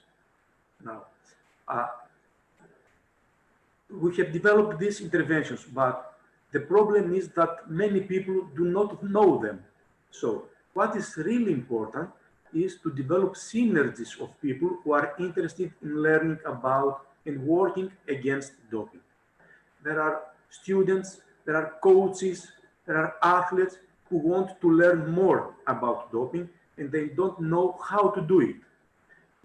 By entering these communities of practice, by entering these synergies, you can meet people who have the same interests with you in learning more about doping. So I can invite you to join these communities of practice either by entering the project website or simply sending me an email.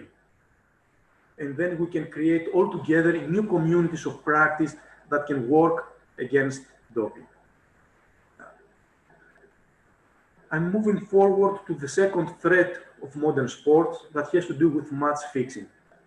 The truth with match fixing is that we don't know much at the moment because we only recently understood how it can influence our sports.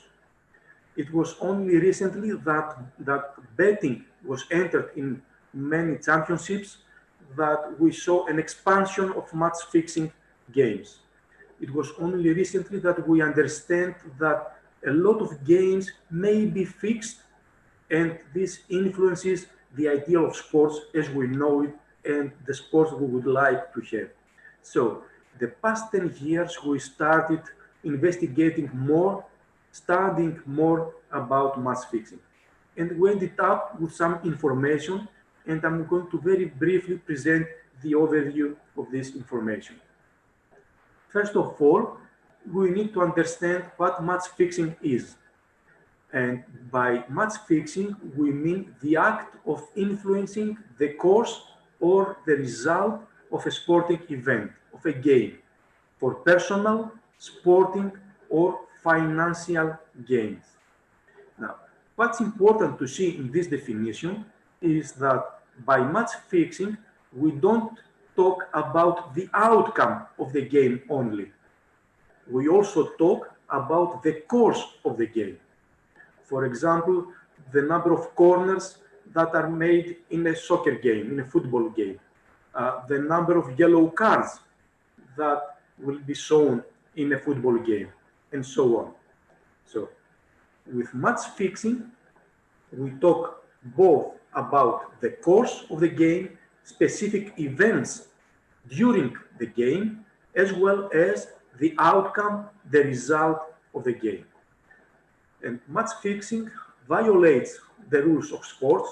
It's against the ideal of sport, and very often in many countries, it's against the law. It's prohibited.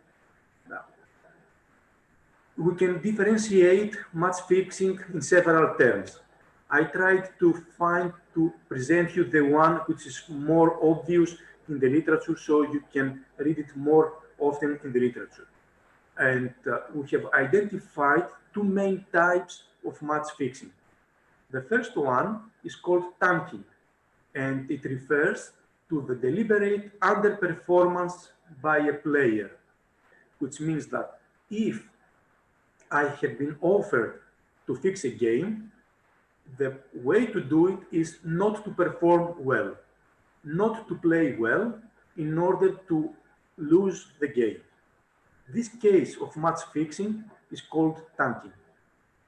The second type of match fixing is called spot fixing, and it refers to the manipulation of parts of the game that may not influence the outcome of the game, but it can help people bet on it. So, for example, in a cricket game, you can bet on the points taken in its half. In a tennis match, you can bet on the score of the first set, and so on. And actually, there are several instances in tennis that have been cases of match fixing. I can remind you Djokovic, who in 2010 he speak up and said that he was offered to fix a tennis game. So, in this case, when we talk about manipulating, about fixing specific parts of the game, then we are talking about spot fixing. And spot fixing is associated with gambling. Now, who can fix a game? And actually, everybody who is involved with the game can fix it. People involved in the club, owners, managers, sponsors, have been reported to be able to fix a game. And there are cases of owners fixing games. Also, coaches have been accused for fixing games. You may remember Antonio Conte, who was accused for fixing games in the Italian championship. Also, athletes can fix games. You may be aware of the Taboga case in Austria. That was a very well-known case of match fixing where criminal networks were involved as well. And of course, referees can participate in the match fixing process. You may be aware of Tim Donaghy, an NBA referee who was involved in fixing games for more than 3 years. So actually, everybody who is involved with the game can be part of the match fixing process. So when we talk about education, when we talk about understanding the determinants of match fixing, we should be studying all these people. So what we know so far about why people engage in this behavior? We were able to identify two main categories of people, of determinants, sorry, personal and social determinants. With respect to personal determinants, we have found out that the financial status of the player may influence his decision to match fixing. If a player is underpaid, he is not paid well, or he is not a very, if he's participating in a team that doesn't pay regularly the players, then the likelihood of participating in match fixing is bigger. Also, sub-elite, low-level players is easier to fix a game. And when I say easier, I mean that it's easier to be approached to fix a game. They feel obligation to the team, they can get more offers, and they can get offers that are more meaningful to them. Whereas a good player, an elite player, will not jeopardize his reputation by being involved in a match-fixing scandal. So low-level athletes, sub-elite athletes are more likely to fix a game. Also, athletes having a betting addiction. If someone is addicted to gambling, then it's more likely to engage in match-fixing behaviors. And this happens because one reason is that they can get money to support their addiction. Because they play a lot, they lose a lot of money. So by fixing a game, they can get money to support their addiction. And the second one is that they are being thrilled by doing something that it is illegal. So in any of these two ways, athletes that have a betting addiction are more likely to participate in a match-fixing situation. And lastly, the moral stance of the athlete. An athlete who supports the ideal of sports, an athlete who accepts and lives by the values of sports, will not participate in a match-fixing situation. On the other hand, athletes who don't believe in the ideals of sports are more likely to participate in match-fixing situations and receive match-fixing offers. Furthermore, we have the social determinants of match-fixing behavior. And in this case, we have two main determinants: social pressure and perceived norms. By social pressure, we mean the pressure the athlete feels by people in his environment to fix a game. For example, consider a low-level athlete who lives in a team that another athlete comes and put pressure on him to fix a game. Or the coach comes and says to him that we need to fix the game. If you fix the game, then next year you will have a better contract with this team, and so on. Now, athletes experiencing such a social pressure are more likely to participate in match fixing. Also, if we live in an environment that considers match fixing as acceptable, then it is more likely to engage in this behavior. For example, we all have the perception that football is corrupted, and in football, many games are fixed. So, okay, I'm doing something that is acceptable in my sport, football. I'm not doing something wrong. I'm doing something that many teams do in my championship, in my country. So, if I'm living in an environment, in a sport, in a team that supports match fixing, then the possibility, the probability to fix a game is much higher. So, the next issue is that, okay, we have identified several factors that are associated, are related with match fixing. How can we tackle match fixing? How can we develop interventions to be effective in changing beliefs about match fixing? And there have been some efforts, to be honest, but most of these efforts have been based on detect and punishment. Don't do it, it's wrong. Don't do it, if you get caught, your reputation will be ruined. Don't do it because you are going to lose money, you are going to lose your contract, you are going to be in prison. So one way that we have tried in the past to tackle match fixing was a detect and punishment model. However, this model was not effective. And this was not effective for a very simple reason, that it is very difficult to prove that an athlete, a coach, participated in a match fixing game. So it's not like doping. In doping, you have samples. If a sample is positive, then you use a prohibited substance. It's clear as crystal. But this is not the case in match fixing. It's really difficult to prove that I didn't perform well today because I wanted to lose the game. I didn't perform well today because I was sick. I didn't perform well today because I was injured. I didn't perform well today because I was not feeling well.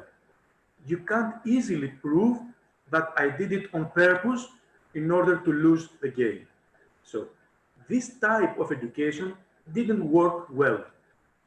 And the need now is to develop education that has to do with prevention, to develop educational interventions that will educate athletes about the hazards of match fixing, why match fixing is wrong, and also address the determinants of match fixing. So we need to have theory-based education against match fixing that address the most important determinants of match fixing behavior. And in this respect, we have developed an educational tool, the Fix the Fixing tool. You can find this in this website over here. It's not in Lithuanian, unfortunately, but you can get ideas about how to use it with your athletes. And in this educational tool, we try to address the most important determinants of match fixing. First of all, we provide definitions of match fixing. It's not clear to all athletes, to all coaches, to all sports people what match fixing is. So we need to make it clear to everybody so they know when they are participating in a wrong behavior. Also, we need to aware athletes about legislations. What are the consequences of being engaged in match fixing? What are the legal consequences in engaging in this behavior? Also, we need to educate athletes about how people will approach them and what offers will give them, how they will try to persuade them to engage in match fixing behavior. And if we do so, then our athletes, our sports people will be more ready, more able to resist these temptations. Also, we think it's important to educate athletes about gambling and betting. What is acceptable and what is not. For example, An athlete playing football in one category cannot bet on a game in his category. If you get caught betting on a game on your category, then you can be accused for match fixing. So it's really important for the athletes to know when they can gamble, when they can bet on a game or not. Also, we need to give them arguments to resist the temptation, to resist the social pressure about match fixing. And in this educational material, we provide arguments in favor of match fixing and counter arguments against match fixing in order to help athletes better prepare to deal with match fixing offers. Also, we discuss about morality. We've seen that moral stance was an important determinant of match fixing behavior. So we need to aware athletes about the values of sports, the ideal of sports, and the importance of being in line with the ideal of sports. And finally, what is really important at the moment with respect to match fixing is whistleblowing. As I said before, it's really difficult to prove that someone fixed a game. One way to do it is by whistleblowing. So we want to educate athletes to recognize match fixing offers, resist in these offers, and finally report these offers to authorities. And this way, we can help in dealing with the match fixing problem in general. Now, closing my presentation, I will end up with a quotation of Lance Armstrong that has to do with doping. In his Oprah interview, when he admitted doping use, he said, "I didn't invent the culture, but I didn't try to stop the culture." And this is our role as sports people, as people who cultivate young people through sports. There may be a culture in favor of doping or in favor of match fixing. We need to do something to stop this culture. We need to do something to promote the ideals of sport. Being doped to achieve is not the rule, it's an exception.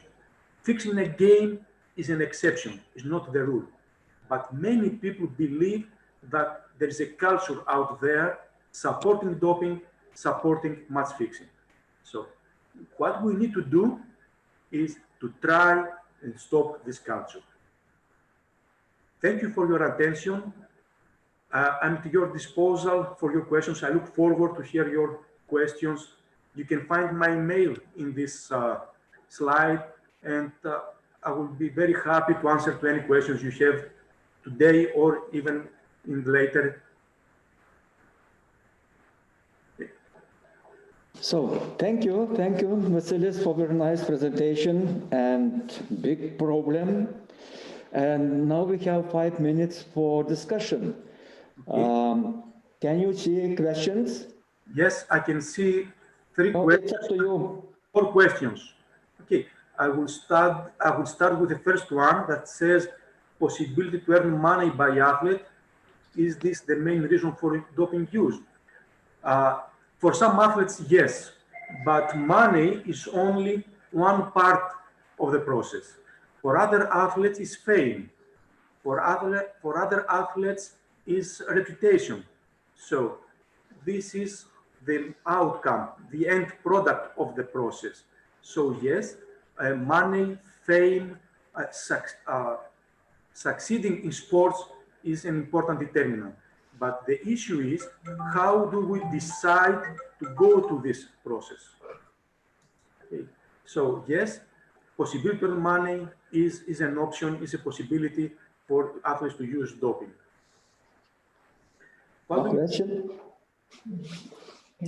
The second question is what I think is the main biggest challenge in anti-doping education. And as I said, my opinion is that our educational material, the ones that we have produced so far, is not in line with what athletes need at the moment. We have developed educational materials that have used traditional approaches. That is a very lecture-like approaches. I'm the tutor, I'm teaching you. Sit down and listen to what I'm saying. And this is not very effective in the new age, in the new generation of athletes. So I think that because the NADOs don't have a lot of resources, they don't have a lot of money, and athletes don't have a lot of time to invest on anti-doping education, and a lot of athletes don't have interest for anti-doping education, the best way is to proceed with the use of new technologies like the ones I showed you in my presentation. Then another question is doping just an ethical issue? Do people have to take care of this problem? There is a huge debate about whether doping is a moral or an ethical issue. What we have found is that probably doping is not a moral issue, it's an ethical issue. Doping is against the rules of sport. And if we decide tomorrow to say that there are no prohibited substances, then we will not have any ethical issue. The problem is that people who use doping substances cheat. They do something that it is not allowed for other athletes to do. And this is important to highlight. Doping is cheating. We haven't seen in the literature evidence saying that dopers are bad people. Dopers are criminals. No, we don't have this information from the literature. What we know is that dopers are people who cheat, who do not obey the rules. And this is the way we need to see it and try to address in the future. If we go to an athlete who is thinking about doping, you say, you are a bad person, you should be in prison because you used a prohibited substance, then we will not be able to persuade him about not taking these substances. Okay.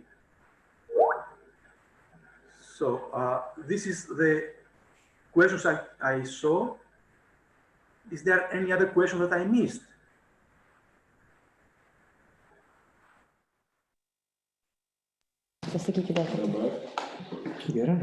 There is one question more, Vasilis. Okay, can you share your ideas about challenges in match fixing? Yeah. Education in future perspective. Actually, as I said before, the Fix the Fixing tool is the first tool that was evidence-based. So it was the first tool that tried to use the evidence we have so far in match fixing education. But still, match fixing have the same problems with anti-doping education. It's associated with traditional teaching approaches. It requires time, it requires resources. So again, for match fixing, I would suggest the use of digital technologies such as serious gaming, virtual reality gaming, animated videos as a more effective approach to teach young athletes about match fixing. So thank you very much, Vasilis, for very nice, interesting presentation and big problem in sport. Thank you. Thank you. The presentation was mine. And now, thank you very much once again. And our next speaker is Arvaja Markus. He is a senior lecturer in Habil University of Applied Sciences at a degree program in sports coaching and management. Yes. His main area of responsibility are sports psychology and coaching studies. Markus is mental coach of Finland women's ice hockey national team and Finland tennis junior national teams. He's also worked as mental coach of various national team level athletes in different sports. So, dear Arvaja, it's your turn now. Thank you very much. It's a really honor to be here today and give you a presentation. And I hope truly that you enjoy this presentation. Let me first share the screen so we can get started. Are you hearing me okay? Yes, yes, that's All right. okay.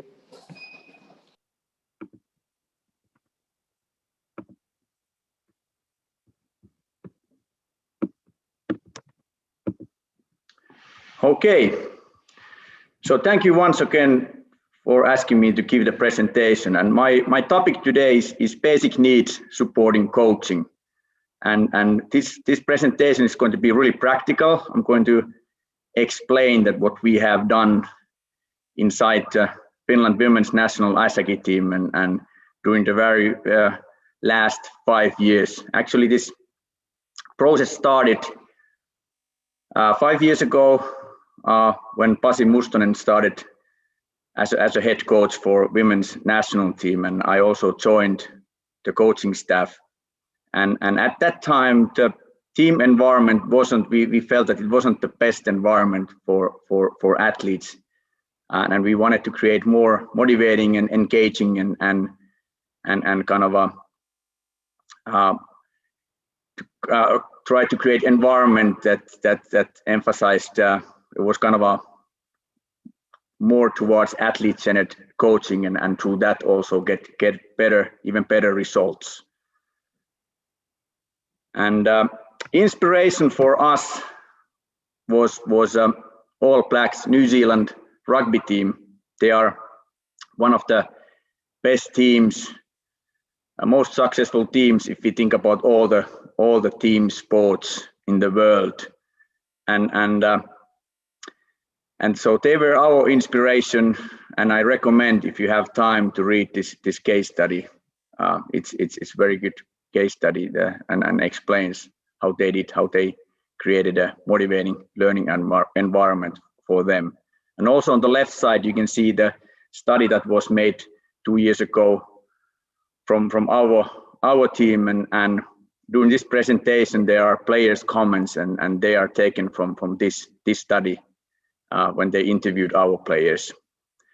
But let's first start with the video.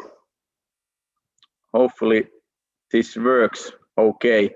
So this is about the All Blacks culture, just a few-minute video, and maybe this leads you to think about like what kind of training culture they have, and maybe if you are coaching or think about your work life, that what kind of a culture you have, and what type of culture you would like to create. So let's have a look at this.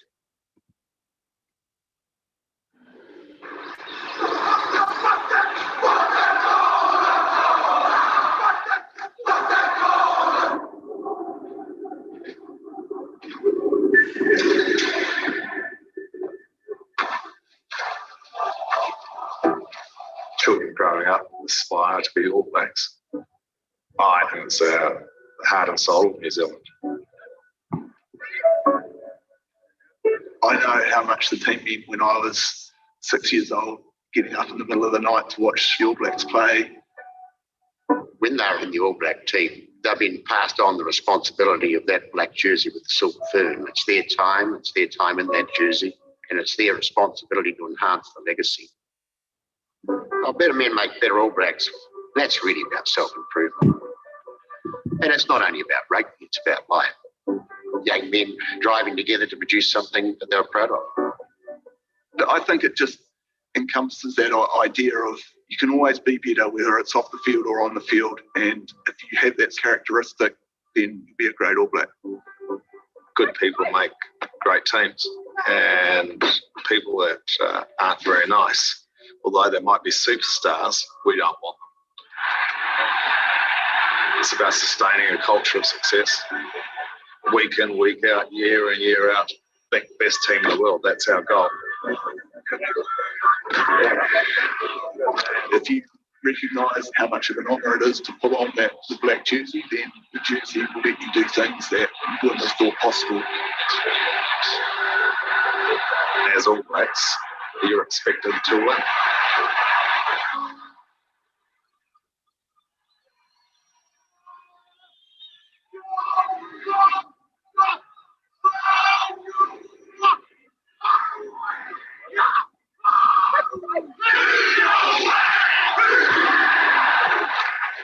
Does it give us any advantage to Habil? Without question. It's about going to battle with your friends and your mates, standing shoulder to shoulder. It's not only about playing great rugby on the rugby field, it's about how these young men conduct themselves off the pitch. That humbleness, keeping your feet on the ground, realising that you can get better all the time. The legacy of the jersey is more intimidating than any opposition. And the key thing for us as past All Blacks is to make sure that legacy continues. I'm just very grateful that I got to spend as many years playing, for a team that I love. Yeah, the last 100 years, the All Blacks are the most successful sporting team ever. And long may they continue. Okay, as you can see from that video, they have a really strong values and thinking about ice hockey in Finland, we have a small country and we don't have we don't always have the best players in our team, but we have been really successful during the last years and both men's, women's and junior level. And I think the reason for that we have been able to create highly united and cohesive teams and really we have been able to utilize each player's potential and strengths quite well. And I know that Lithuania is a really strong basketball nation, and this quote is personally important for me. And you all know Phil Jackson, the famous NBA coach, and he said that I don't motivate my players. You cannot motivate someone. All you can do is provide a motivating environment, and the players will motivate themselves. And this is something that we have tried to do during our process to really create a motivating learning and coaching environment for our players. So how we are able to then do that? How can we create a motivating coaching environment?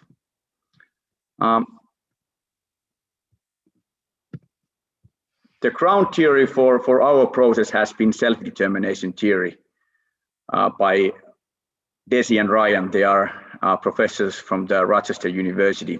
And this self-determination theory is probably nowadays most widely researched motivational theory and probably most widely used theory. And Desi and Ryan, they started to look at that not about the amount of motivation, but they started to look more close, like what types of different motivation they are, and kind of the paid interest to the quality of the motivation. And this self-determination theory differentiates autonomous motivation and controlled types of motivation.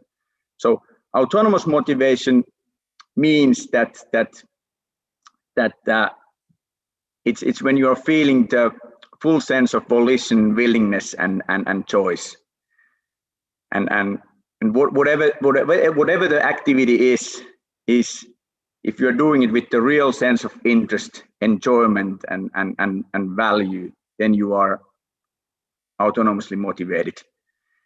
And this autonomous motivation includes also intrinsically motivated behaviors and then extrinsically motivated behaviors that have been fully internalized.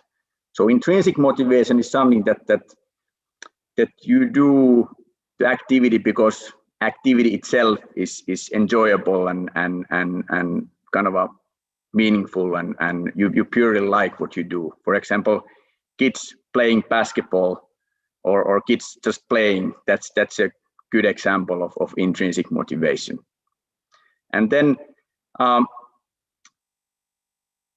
we need to understand that in sports, it's not always enjoyable. Of course, we want to make sure that it's intrinsically enjoyable, but sometimes, for example, when you need to go to the training 6 o'clock in the morning and wake up early and it's not always enjoyable.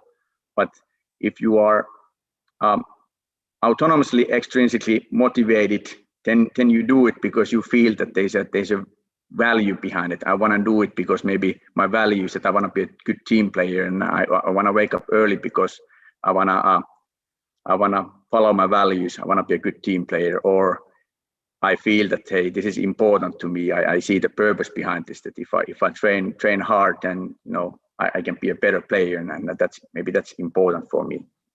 Okay, that's autonomous motivation. Then the controlled motivation is kind of opposite. So controlled motivation is when a person feels coerced or seduced into behaving, and there's an experience of pressure or obligation. So kind of a carrot and stick type of leadership. So player or someone does something because he's maybe trying to avoid punishment, or he does it because he's seeking for the reward for that activity. And there's a there's a lot of studies about this, that when athletes are autonomously motivated, their performance, wellness, and engagement are greater than when they are controlled in their motivation. And you all know that you don't like, it's not the best learning environment when if you feel pressured or obligated to do something, then we are not really free to explore, and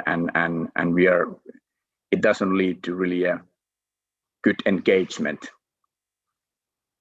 So how can we then move our athletes or the environment more towards autonomous motivation? And Desi and Ryan, according to this self-determination theory, there are 3 universal basic needs that we all have. And those needs are: need to feel competent, need to feel autonomy, and need to feel belonging or relatedness. And this feeling of competence means that you feel that you are effective in your environment and you have a sense of mastery of the things that are important for you. So basically, you have a feeling that I'm good at what I do, and if I have certain goals in my life, that I have a feeling that I have abilities to reach those goals, and this environment supports me towards those goals. Then autonomy means that you're able to behave in according your values and interest, and it means that in that environment you're able to make choices, and your voice is being heard, and basically you're wholeheartedly behind those things that you do, and of course that then leads to the better results.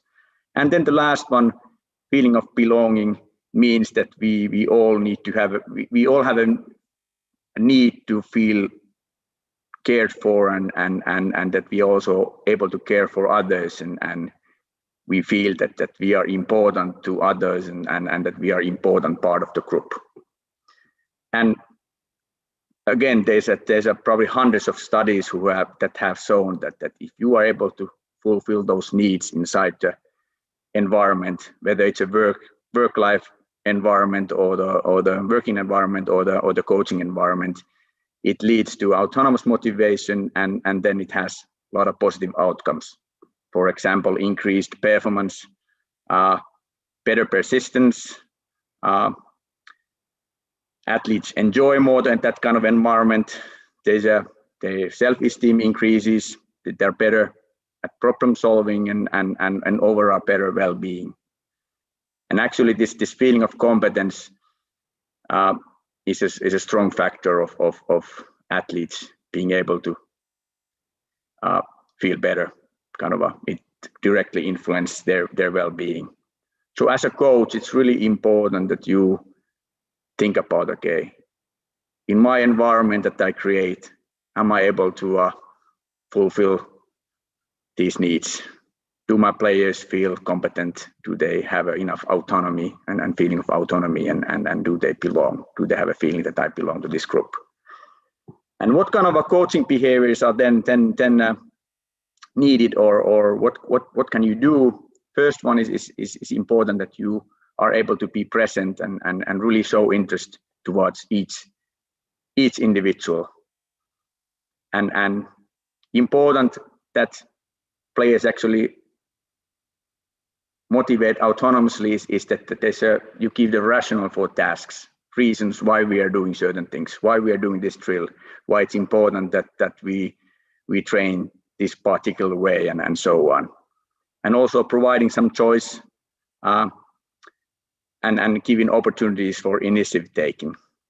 And this doesn't mean that players always decide what we do, but it's important that there's a clear structure and clear framework, and inside that, then you give players options and choices. And what I have seen now during the last few years that we have been implementing this to our training environment, and I can see that it has really made a big impact. And what we do is that we constantly talk about this. For example, last month we had a training camp, and the whole coaching staff and all the physiotherapists and massagers and every staff member, we went through this once again and tried to brainstorm that how each individual can actually support our athletes regarding these basic needs. And we often talk about these also with our athletes. And now I'm going to give some examples of how we have tried to develop our players' feelings of competence, autonomy, and relatedness. And first one is that we have truly emphasized individualized coaching. So we have really tried to pay attention to each and every individual, and really tried to get to know them much better than earlier, and kind of trying to find out what are their needs and how can we support them. And each player sets for each season, they come up with the couple goals that they want to emphasize and improve, and then during the year we support them and assist them with those individual goals. And we have used different kind of applications also for that. For example, before the last Olympics, each Sunday night, the players got short questions that they were able to evaluate themselves regarding their goals, that how effective they have been able to move towards those individual goals, and also asked how they're feeling and all those things. And also now during the Corona time, we have put our players into smaller groups, and each coach have 4 to 5 players, and that way we are able to kind of serve that individualized coaching even better. And that we have done that also earlier, previous years. And these are the players' comments if you want to have a look what they have said about these aspects.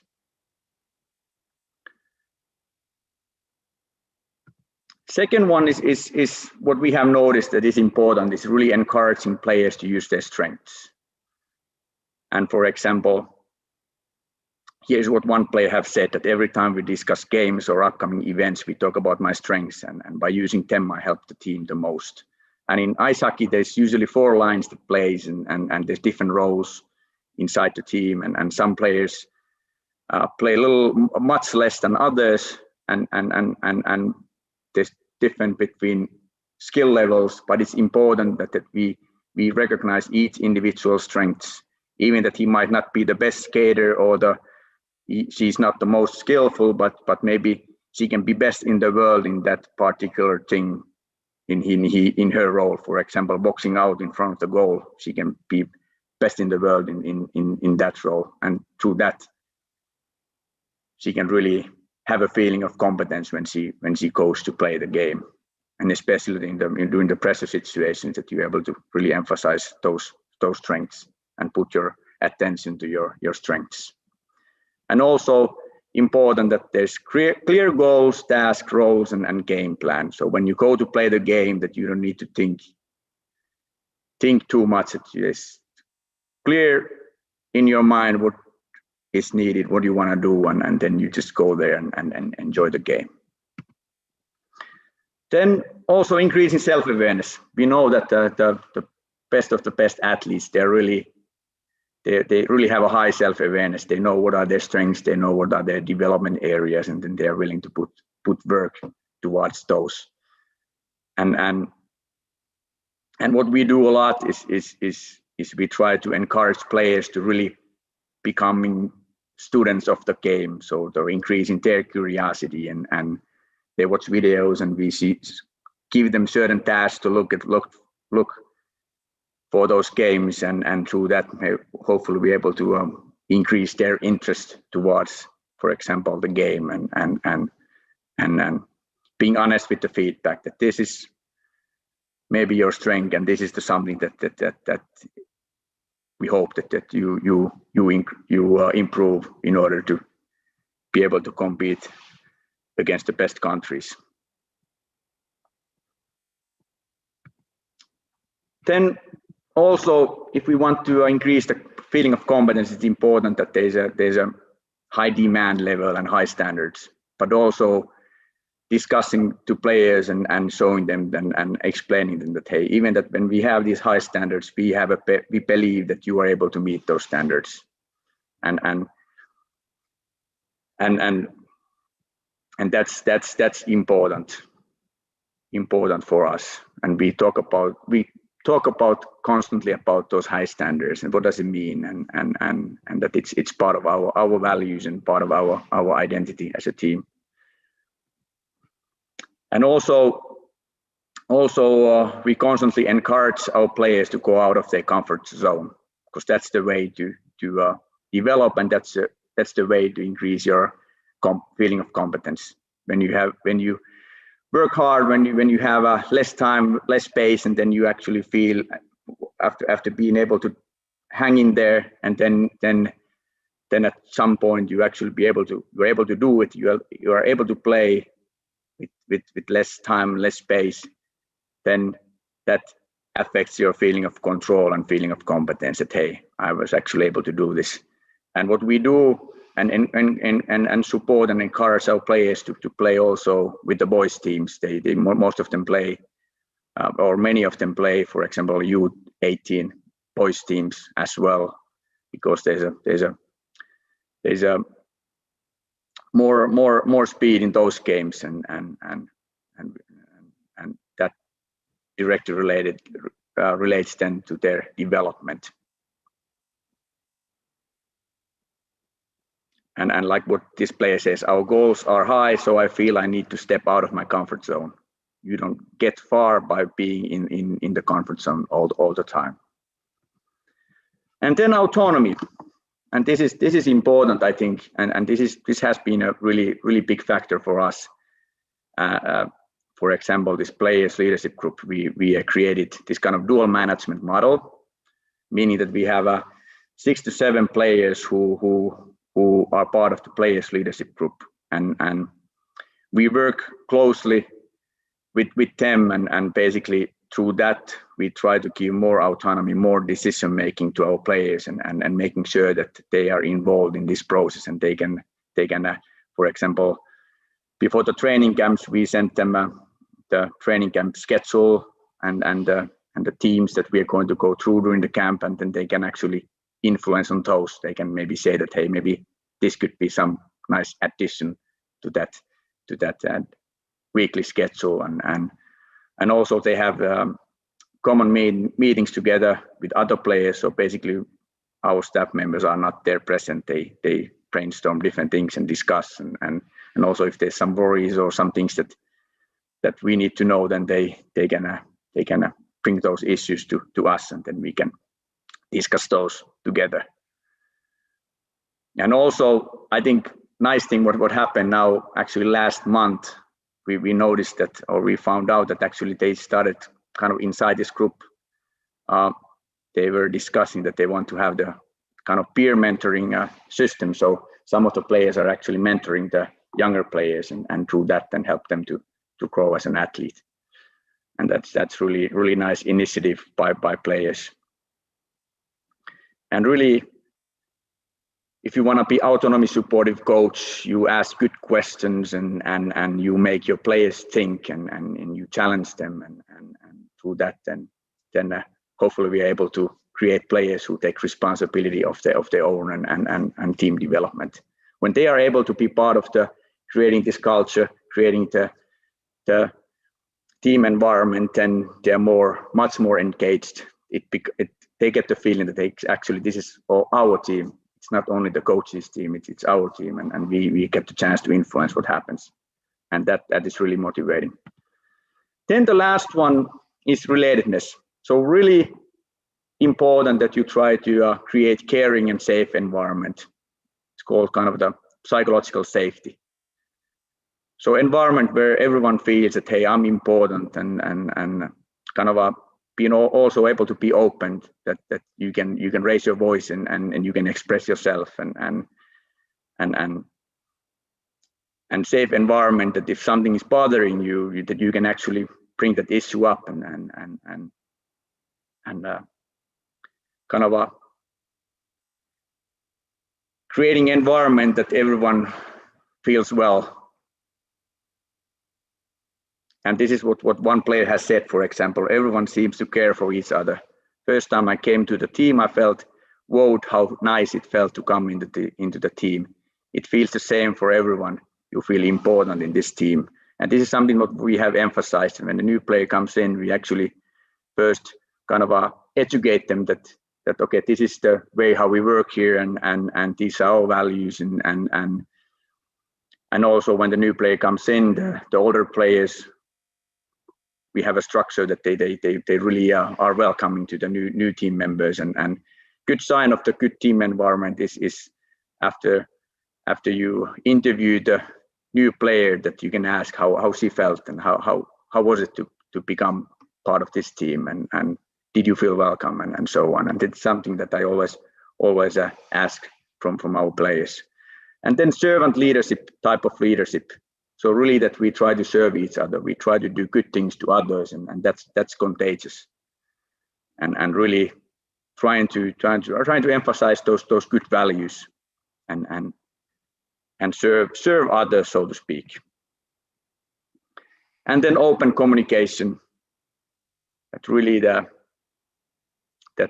we encourage players to be open, and also the staff members that we can discuss openly different things, and I think that's our strength. And this is really that how you can support players' autonomy. And this is what one player has said: the coaching staff is very open. You can disagree without being denied right away. And again, it doesn't mean, I want to emphasize, it doesn't mean that the players make all the decisions, but we discuss.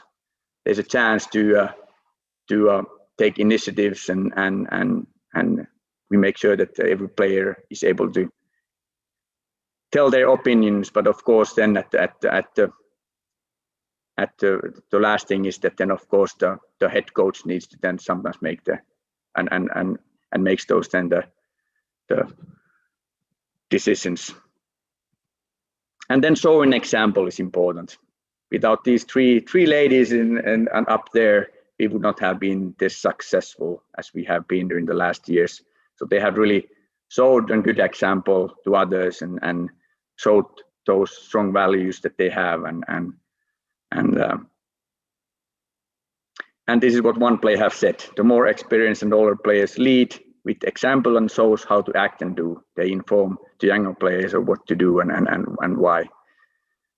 And here in this picture, there's one of our leading players, one of the captains, and she's actually, we sometimes have these days when certain players kind of explain and teach and show others that how do they, for example, prepare for the games, and that's a good way again to share ideas and discuss and learn from each other. So it's really the kind of the peer learning and learning environment, that's a good learning environment that we try to create. And then enjoying success of others is important, and also building the trust. And the more you share about your things and more you can express your feelings, then the more united usually the team becomes. And this is what one player has said about enjoying the success of others. This season, I have seen that players are happier when someone succeeds. Someone doing something well means that the team succeeds. And then the last one about the relatedness, the common goal, really important that we all show that we are striving for the same goal and we stand behind each other. And the next goal for us is for the Beijing Olympics is to win the Olympic gold medal and that's we'll see how it goes. But at the moment, I think I can honestly say that this has been a great process, and I wish that all of you think about it, how I as a leader or as a coach can help my subordinates or my players to feel competent and autonomy and relatedness. Thank you very much. I think the time is up. And if you have some questions, I'm happy to answer. And I hope you enjoyed this presentation. I don't know if I was clear enough, but I try to be. Thanks. Thank you very much for your presentation. I think we had some technical problems, and we saw one slide all the time. Okay. But it's not your problem, it's a technical problem. But later we will send all presentations to all registered participants of this conference. So I think it's the most important that we hear your comments, and yeah, we know that you are really very experienced. We have several questions. Okay. Would you please to see in the chat area, or I should read it? Yeah, I can see the chat, and also there's a really good pictures based on those things that I mentioned. So have a look at those, because I really try to find a good pictures that actually shows those emotions and those situations that I described. We will see it later. Have a look at those. Yeah, sometimes it happens. Yeah. Let me see what we have here.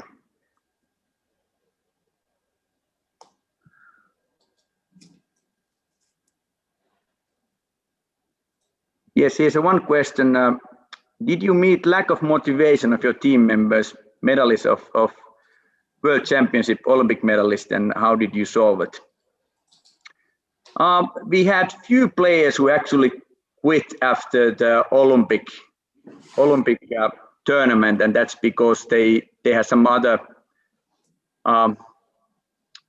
let's say that some of them were quite old already, and they wanted to, for example, establish a family, and that became more valuable for them than the sports, and then we really, of course, understood that one, and they were, and one thing about, if thinking about our team culture, we really let them know that they were actually appreciated your time here, and we were thankful of what you were able to bring to this team, but those who continued,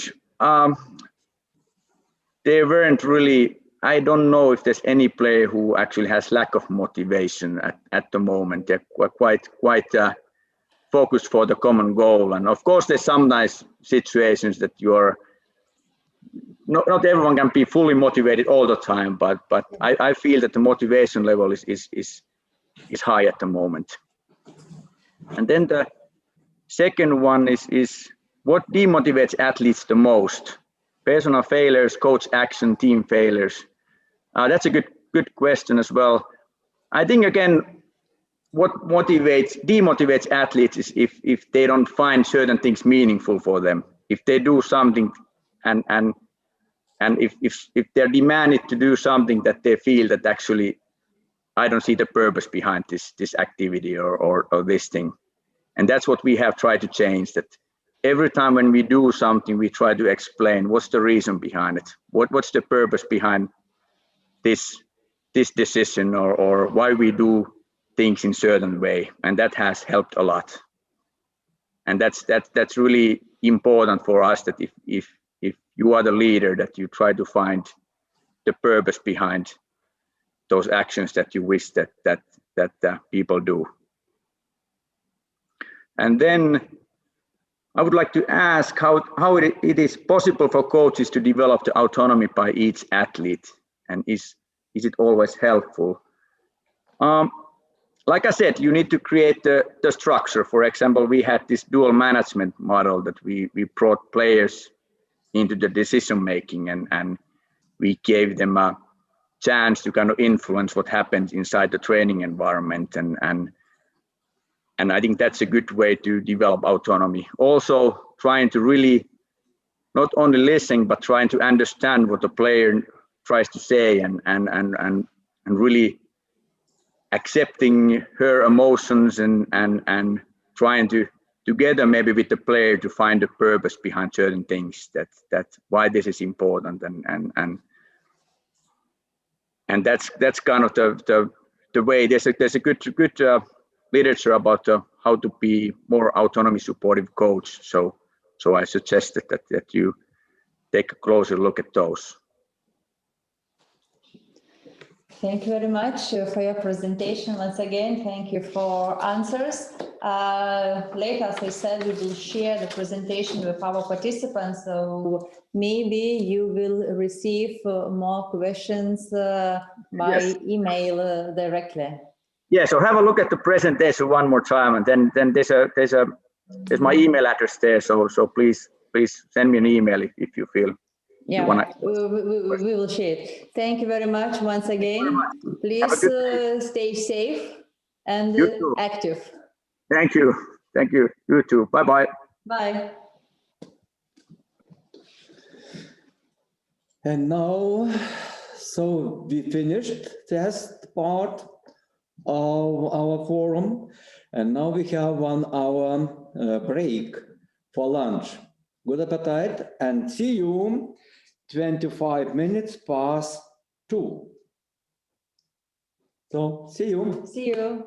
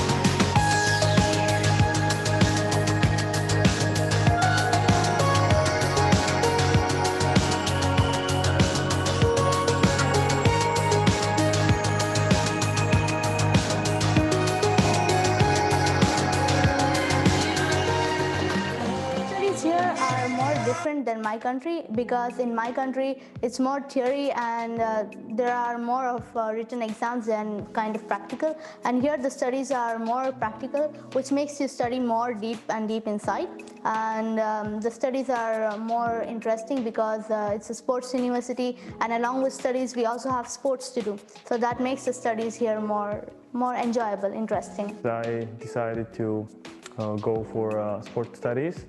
after I finished army in my country, so I really was very passionate about sports.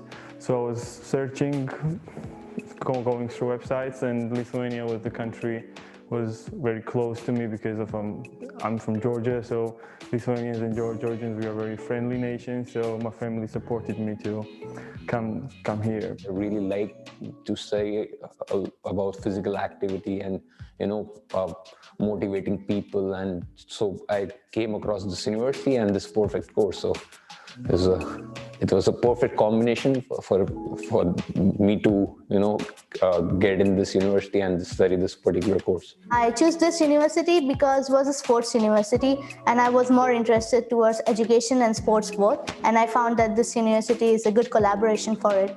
Between the professors and students, it's a very small gap, so it's very easy to directly approach professors. You can email them anytime, they're very helpful, because I also had 1 year exchange in Holland, where it's really a big distance, big gap between teachers and students.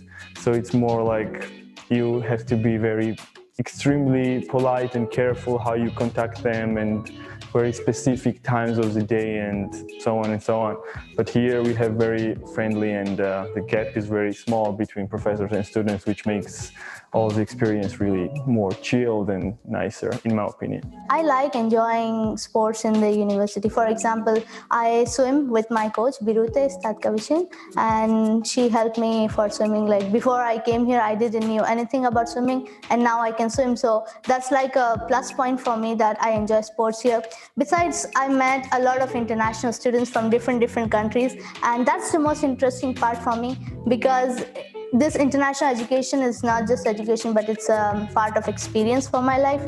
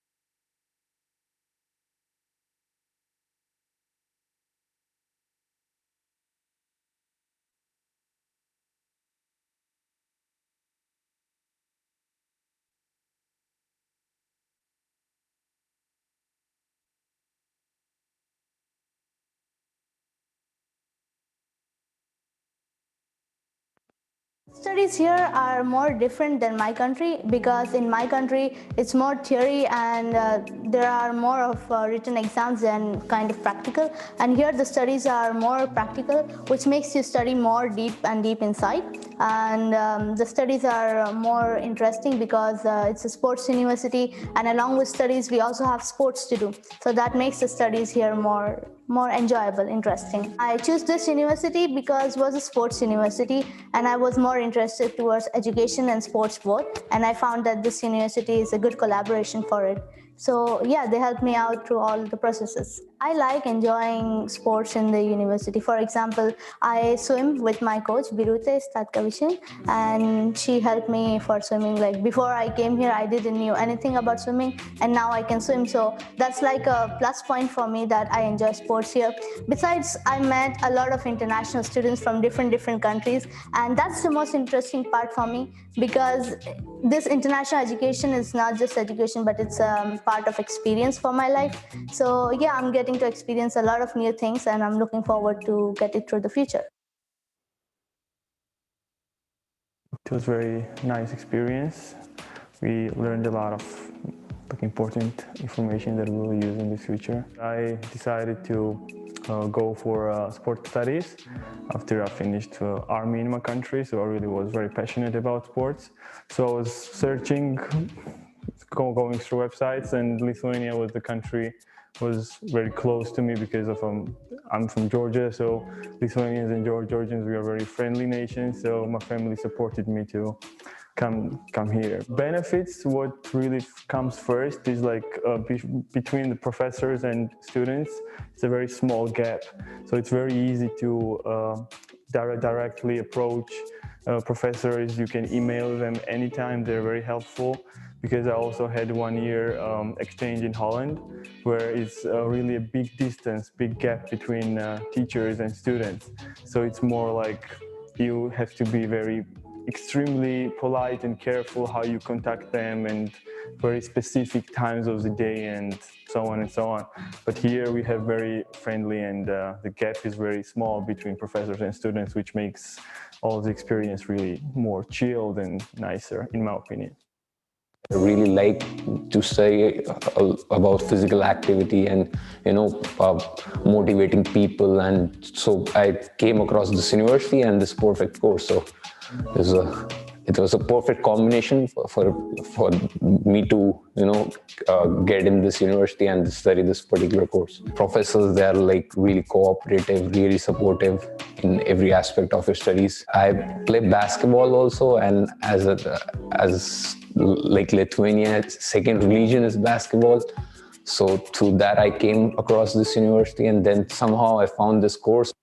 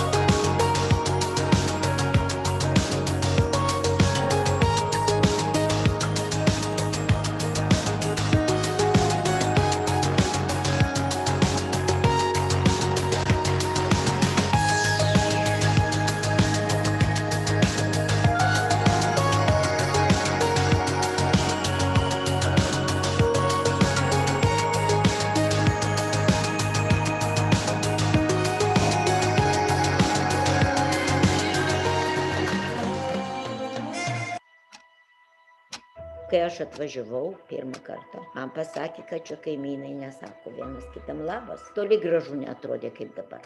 Kai aš dar augau, aš pastebėjau, kad Kaunas yra tikrai labai kaunietiškas miestas, beveik visi kalba lietuviškai ir panašiai. Man tiesiog trūko tos užsienietiškos šiek tiek kultūros čia. Ilgai jaučiausi tiesiog kultūros vartotoja, lyg tai stebėjau viską iš šalies ir aš niekada neįsivaizdavau, kaip aš galėčiau tiesiog atsirasti ten ir kažkokį indėlį savo įdėti. Vis matydavau, kol atžadu palapinę, pažinau, patiko, taip įsitraukė. Visos idėjos čia kartais iš pradžio atrodo keistos, pats nesugalvotum, bet kažkas sugalvojo ir staiga pasižiūri rezultatą, puiku. Daug atsiras tokių dalykų, kuriuos mes, kaip miestelėnai, priėmėm tiesiog, yra, bet mes nepagalvom giliau ir pasirodo, kad yra to giliau ir daug yra giliau. Tie žmonės, kurie prisijungia prie projektų, man atrodo, kad labai stipriai pasikeičia. Bent jau aš pajaučiau, kad yra lengviau šnekėti, lengviau reikšti savo mintis. Daugiau galiu realizuoti save, drąsesnis, daugiau kažkaip draugų, pažinčių. Jau miestas keičia. Labai taip smagu matyti, tai nėra vienų metų vyksmas, kad tai yra procesas tęstinis ir aš manau, kad tai yra puikia idėja. Aš neįsivaizdavau, kad per tą pasiruošimą kultūros sostinėje gali būti nuveikta tiek daug ir tiek daug prasmingų.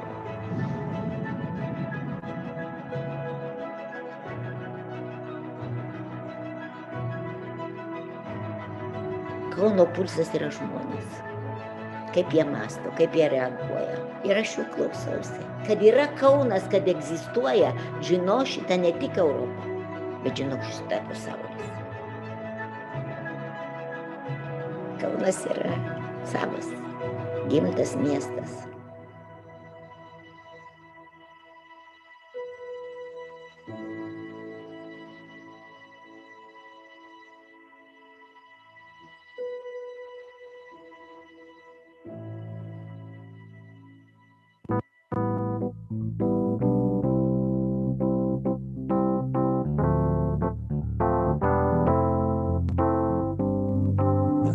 It's gonna work it anyway, and we will just wake up in a bed of sunrise, and we will talking about explains, and we will just forget the world of sadness. I wanna feeling like this, I wanna feeling like that, I wanna feel it, and I wanna feeling. I wanna feeling like this, I wanna feeling like that, I wanna feel it.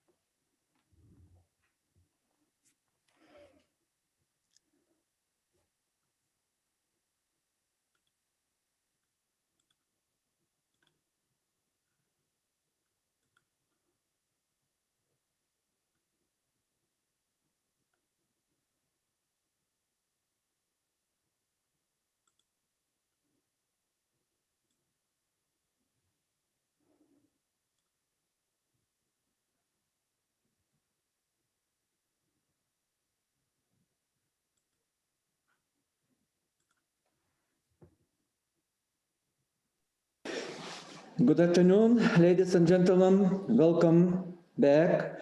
And we will start the second part of our forum. And I would like to give applause for Professor Henning Vakehage from Technical University of Munich from Germany. And he is from laboratory which studies molecular and genetics factors, which is very important in order to improve athletes' sport performance and, of course, in general, people physical ability. Henning Vakehage graduated from Cologne Sports University.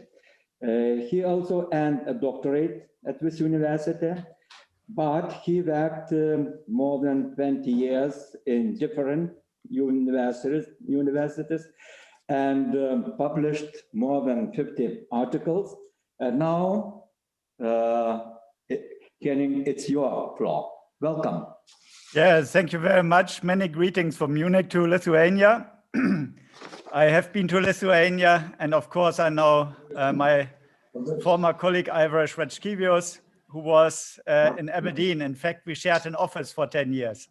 So I have close connections to Lithuania, at least via Ivor Shvetskevius. So I'm sharing my screen. And I'd like to give a little bit an introduction to COVID-19 and sport. So we became involved in COVID-19 and sport when it all started. And when people realized that COVID-19 would have major effects on sport. Because COVID-19, of course, has caused that the Olympic Games in Tokyo didn't take place, and there were many other ramifications. And so in my talk, I'm going to first introduce COVID-19 to the sports world, and then I'm going to introduce what are the issues for athletes when it makers, because how can you control COVID-19? And I'm aware of the numbers in Lithuania. In fact, you can download them from the ECDC website. So you didn't have a first wave, but I think at the moment it is a problem. And it is, of course, then also a problem for sport. So I usually, in my talks, focus on questions. So the first,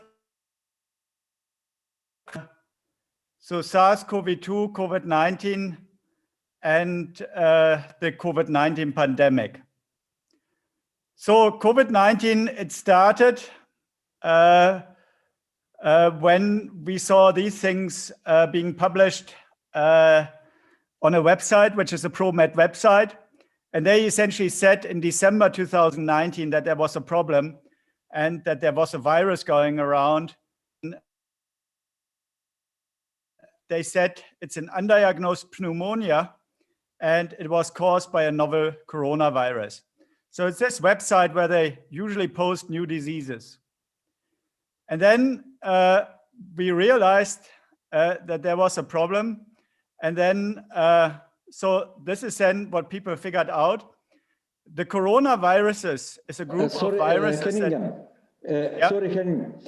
We didn't see, maybe you can come back and to show this first slide. Allowed.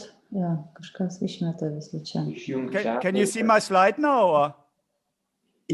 Okay.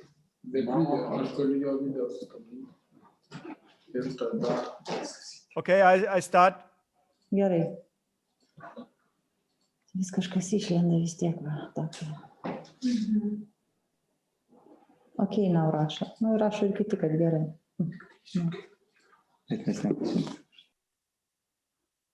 Okay, I might have to. Can you see it or?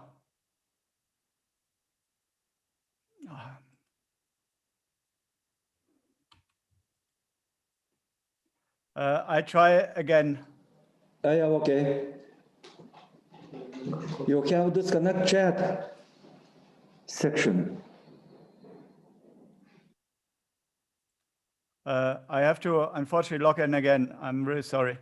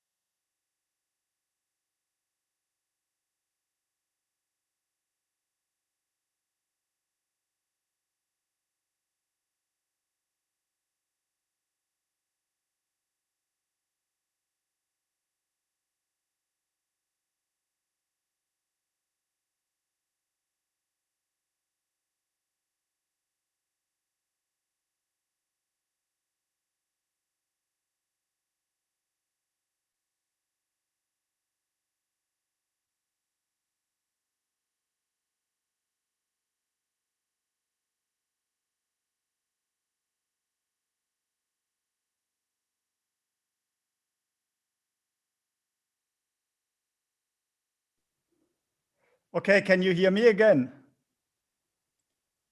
I share the... Please try.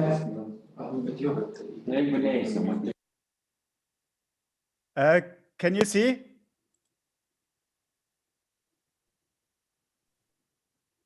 Yes, we can see slides. Okay, then I'll try again.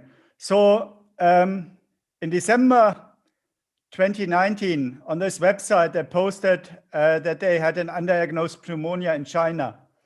And then they realized that this was a novel coronavirus. And the coronaviruses, they usually reside in animals. But what happened was this coronavirus then occurred or did zoonosis, which means that the virus, which is shown here, went into humans. And then probably since December 2019, maybe earlier, the virus was transmitted from human to human. And so the virus, the coronavirus, can transmit via 3 ways. One is droplets, which are bigger than 5 microns. So these are quite big water droplets from respiration. These droplets, they drop to the ground quite quickly. So if you keep a distance of 1.5 meters, you avoid those. A much more dangerous thing is aerosols. So this is a little bit like fog. These are tiny, tiny water droplets. And these water droplets, they linger in the air and they fill up in a room. So if you have many people doing intensive exercise in a room, you build up aerosols. And if someone is infected, the virus can be in these aerosols and the concentration of the virus can increase. So this is a big risk in indoor sports. And the third pathway is that if you touch your mouth and you're infected, you can deposit the virus, for example, given on a sports equipment like a dumbbell. And then if a second person touches that dumbbell, you can get a so-called fomite, which is a surface infection.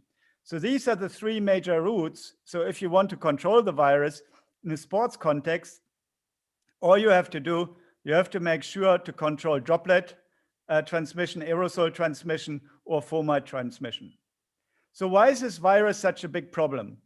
So unlike many other diseases, so if you have a flu, you get infected and pretty soon you have symptoms. However, with the SARS-CoV-2, so SARS is for severe acute respiratory syndrome, coronavirus 2, because there was a SARS coronavirus 1 in 2003. And there are actually 7 coronaviruses, of which 5 just give humans a flu or a cold, so not major symptoms. But SARS-CoV-2 is different. And one big problem of this virus is illustrated in this figure. So what you see is here, this is, you get infected a couple of days before you actually show symptoms. So maybe here at -3, you get infected. At day 0, you have the symptoms. You have a cold, you're coughing, and all these coronavirus symptoms. And what's plotted here on the y-axis is actually how infectious you are. And so what you see is here from 2 days before you actually have any symptom and 1 day before you have any symptom, you're actually most infectious. So that turns everyone into a Trojan horse. That means you have the virus inside, but no one knows because you don't display any symptoms. And so it's also very difficult to control the disease because there's so many people running around which have hardly any symptoms, or some people might develop severe symptoms, but the problem is that they are yet asymptomatic and it only takes a couple of days before they develop symptoms. And these people sit in a U-Bahn, these people go to university, these people go in a gym, these people, you will exercise with them and they might infect you. And this is why we are wearing face masks and do all these things we have to do. So the disease, so SARS-CoV-2, the current coronavirus, is causing a disease which is known as COVID-19. So COVID stands for Coronavirus Disease 2019 because it started in 2019. And again, it is different than the flu because it is a very heterogeneous disease. It kills some people and in other people, it has hardly any effect. And so in those people who have symptoms, many organ systems can be affected. So in the nervous system, so one prominent thing is that you lose the smell and the taste. In the lungs, which is of course the most important, you can get alveolar injury and pneumonia. There's also associated with a cytokine storm, and then you get a breakdown of the lung, you get hypoxia, so you need artificial oxygen. So this is why people die. In the heart, you can actually get myocarditis, which can be a problem in athletes. In the blood, it's inflammation and it's immunodysregulation. In the kidney, it's inflammation. In the intestines, you can get diarrhea and vomiting. But most people don't have all these symptoms. A lot of people simply have no symptoms whatsoever. At least they can't tell, or minor symptoms. But in some people, all these organ systems can be affected and can be very dangerous to them. So why did governments respond so much? So when the flu is around, no one does a lot. I mean, people, so we don't have to wear face masks, we don't have to do social distancing. So why is COVID-19 so special? So Imperial College has a team and they model the disease. So they try to figure out, so how dangerous is that? And early in March, they made a model and they knew how infectious the virus was. They had some data on how the virus was spreading, and they were actually doing calculations. And so they came to the conclusion in March that we estimate on the numbers that they had in March, that in the absence of interventions, so intervention is wearing a face mask, keeping the distance, doing all the things we do, COVID-19 would have resulted in 7 billion out of a population of 7.8 billion infections. So they were predicting at the time that 80% of the world population would get infected, and they predicted 40 million deaths for this year alone. So, and because of that, even people who normally wouldn't do anything, wouldn't try to limit the economy or anything, all these people responded to that. And even politicians like Donald Trump, for example, who normally doesn't want to do anything to his economy, they actually responded and set lockdowns. And so because of all the things we did, we could actually avoid the scenario. So people debate whether this modeling actually resulted in correct numbers. But I mean, 14 million deaths in 2020 alone was a severe prediction. So, and because of a lot of things that we did in many countries, the result is that so far we have 63 million, it must be 63 million global cases, and we have nearly 1.5 million deaths so far from COVID-19. So how does it actually look what was the situation in Europe? So here on the left-hand side, I've plotted the disease for Germany, the UK, France, and I gave a number for the USA. And I've not plotted the number of infections, but something which is much more real, which is a number of deaths which are attributed to COVID-19. And what you see is, so in Germany, we were lucky. We could control it quite well. Lithuania was also lucky. And we had up to a maximum of 200 deaths per day because of COVID-19. And you always see it goes always up and down a little bit. It goes down at the weekend, and during the week, the numbers go up a little bit because the reporting works like that. What you see then is in blue, you see France. So they had up to 2,000 deaths a day. So a severe situation. And in the UK, they had up to 1,000 deaths. And that was roughly in March and April. And we had all these severe lockdowns in our countries. And then the numbers came down. And just like the flu, in the summer, there was hardly any problem. And I mean, we went on holiday, we did a lot of things, and we didn't hear of many infections. And then late September, October, the numbers went up again. And so I plot here the data of deaths for the 25th of November.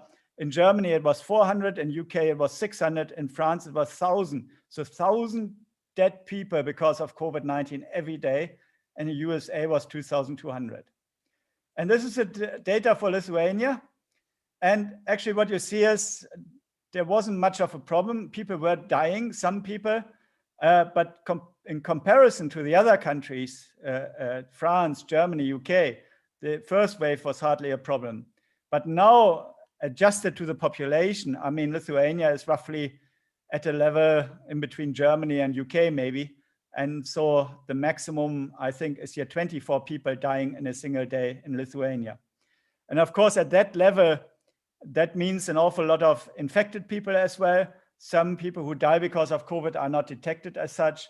And I read on your website that there's a quarantine in the entire territory of Lithuania, simply because to bring this under control, because if there's an exponential increase in COVID-19 death and in SARS-CoV-2 infections, I think a lot of politicians realize that they have to do something.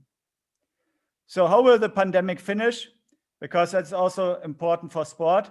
Now, the good news is that in the last 2 weeks, 3 big teams announced that they had effective vaccines.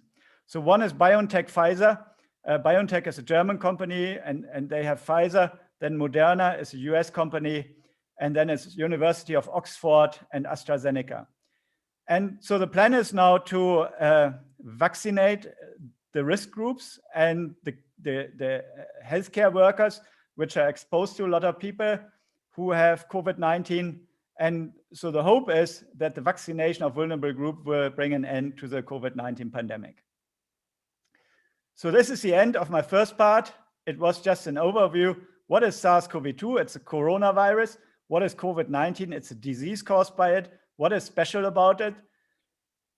The coronavirus is a bit more infectious than the flu virus, but the big problem is that there are many people who don't have any symptoms, and that's very different to the flu. There are many symptoms, many people who are not coughing, who don't have big problems, who don't have fever. They are already infectious. And this makes it very difficult to control the disease because you can't tell who's infected and not. And essentially, you have to treat almost everyone as if they were infected if you want to be sure to control the infection. COVID-19 is also a totally unusual disease. Some people have this virus, they have hardly any symptoms. Some people have severe symptoms, severe pneumonia, organ failure, a so-called cytokine storm, and they die because of COVID-19. And this is totally unusual. With the flu, you get a flu virus, you get the typical flu symptoms. There's not much variation in it, so it's a very different disease. So the second one is now, what is the effect of SARS-CoV-2 on sport, and what can we do about it? So there are many questions for athletes when it comes to the coronavirus. So the first one is, of course, what is the risk of SARS-CoV-2 transmission during sport? During sport, in some sports, people are close together. In some sports, people are outdoors. In other sports, people are indoors. So what are the particular risks? The next question is, how can athletes prevent SARS-CoV-2 infections? So sport takes place in a lot of different settings, and usually it's people doing sport together. Yeah, you compete. So how can you actually effectively control SARS-CoV-2 infections? The next question is, of course, also important. What is the severity of COVID-19 in athletes? So is there evidence that COVID-19 disease in athletes can be severe? It might destroy the lung and your performance goes down, or is it just always mild? So that's an important question in relation to athletes. How to return to sport after a SARS-CoV-2 infection? So I'm pretty sure that athletes in Lithuania will be infected with the coronavirus. And what can you do when you're infected? At what stage can you go back to sport? Can you do sport with risk groups? I mean, this was a big question here in Munich because we do cardiac rehabilitation. And these people have a high risk of dying of COVID-19 if they're infected with the coronavirus. So what do we do here? And then it comes to elite sports. Yeah. So how do we run the soccer events, the Bundesliga? I know basketball is very popular in Lithuania. And what do we do about the Olympic Games in Tokyo? Well, they should take place in 2020, but they're planning now to do them in 2021. So there are many questions, and I'd like to start to give you an idea about some of the answers. So this is a slide just to show a typical scenario where infections happen during sport. This was in February to March 2020. And this was Zumba classes. So I don't know whether you know Zumba. Zumba is sort of the South American music, everyone dancing. You have jumping and shouting fitness instructors. And what they actually found is that when they had these Zumba classes, they realized that they had SARS-CoV-2 infections. And so this is a report. And what they found is that 112 people got infected. So they had these courses about Zumba classes. And what you see here on the right is the squares. These are the instructors, and they all got infected. So these were the first, and they infected other instructors. And the instructors then affected fitness students, shown here in orange. And the fitness students, they then infected family members. And so you can see out, and if you count all these squares and circles, squares being males, circles being females, then people realized there were 112 people infected. So what was the risk? So this was in a gym. In German, we call it Fitnessstudio or fitness center. And so they were doing these Zumba classes. And one big risk factor is actually speaking and shouting. Because what we know is when you're speaking and shouting, you produce much more aerosol and many more droplets. The droplets you can control because you can keep the distance. But if you're in a small room, you also produce these aerosols. And the coronavirus can be up to a day into these aerosols. So they're floating about in the air. And so this was certainly a factor. So the shouting fitness instructors. Another factor is when you do high intensity exercise, and Zumba is high intensity exercise, you simply ventilate much more. So there's much more air going into your lungs and coming back out of your lungs. To give some numbers, at rest, we're ventilating 5 to 10 liters per minute. And doing maximal exercise, we ventilate over 100 liters per minute. So if you're infected, you're blowing out 100 liters of potentially contagious air into the room. And if you're not infected, you're inhaling every minute 100 liters of air. And of course, that can lead to infections. Then there's a small venues. And a key factor for indoor sport is you simply need good ventilation. The ventilation is absolutely essential because you get these aerosols which carry the coronavirus, you get them out of the room. So this is absolutely essential, but these factors can be controlled effectively. So how can athletes prevent SARS-CoV-2 infection? So the key is always when you do a sport, you have to think very carefully, okay, this is my sport, and these are the risk factors for 3 things. One is droplet infections, one is aerosol infections, and one is fomites or surface infections. And so what people do here in Germany all the time, they just say, okay, we do this in this sport. And so they identify what the risks are of droplet, aerosol, and fomite infection.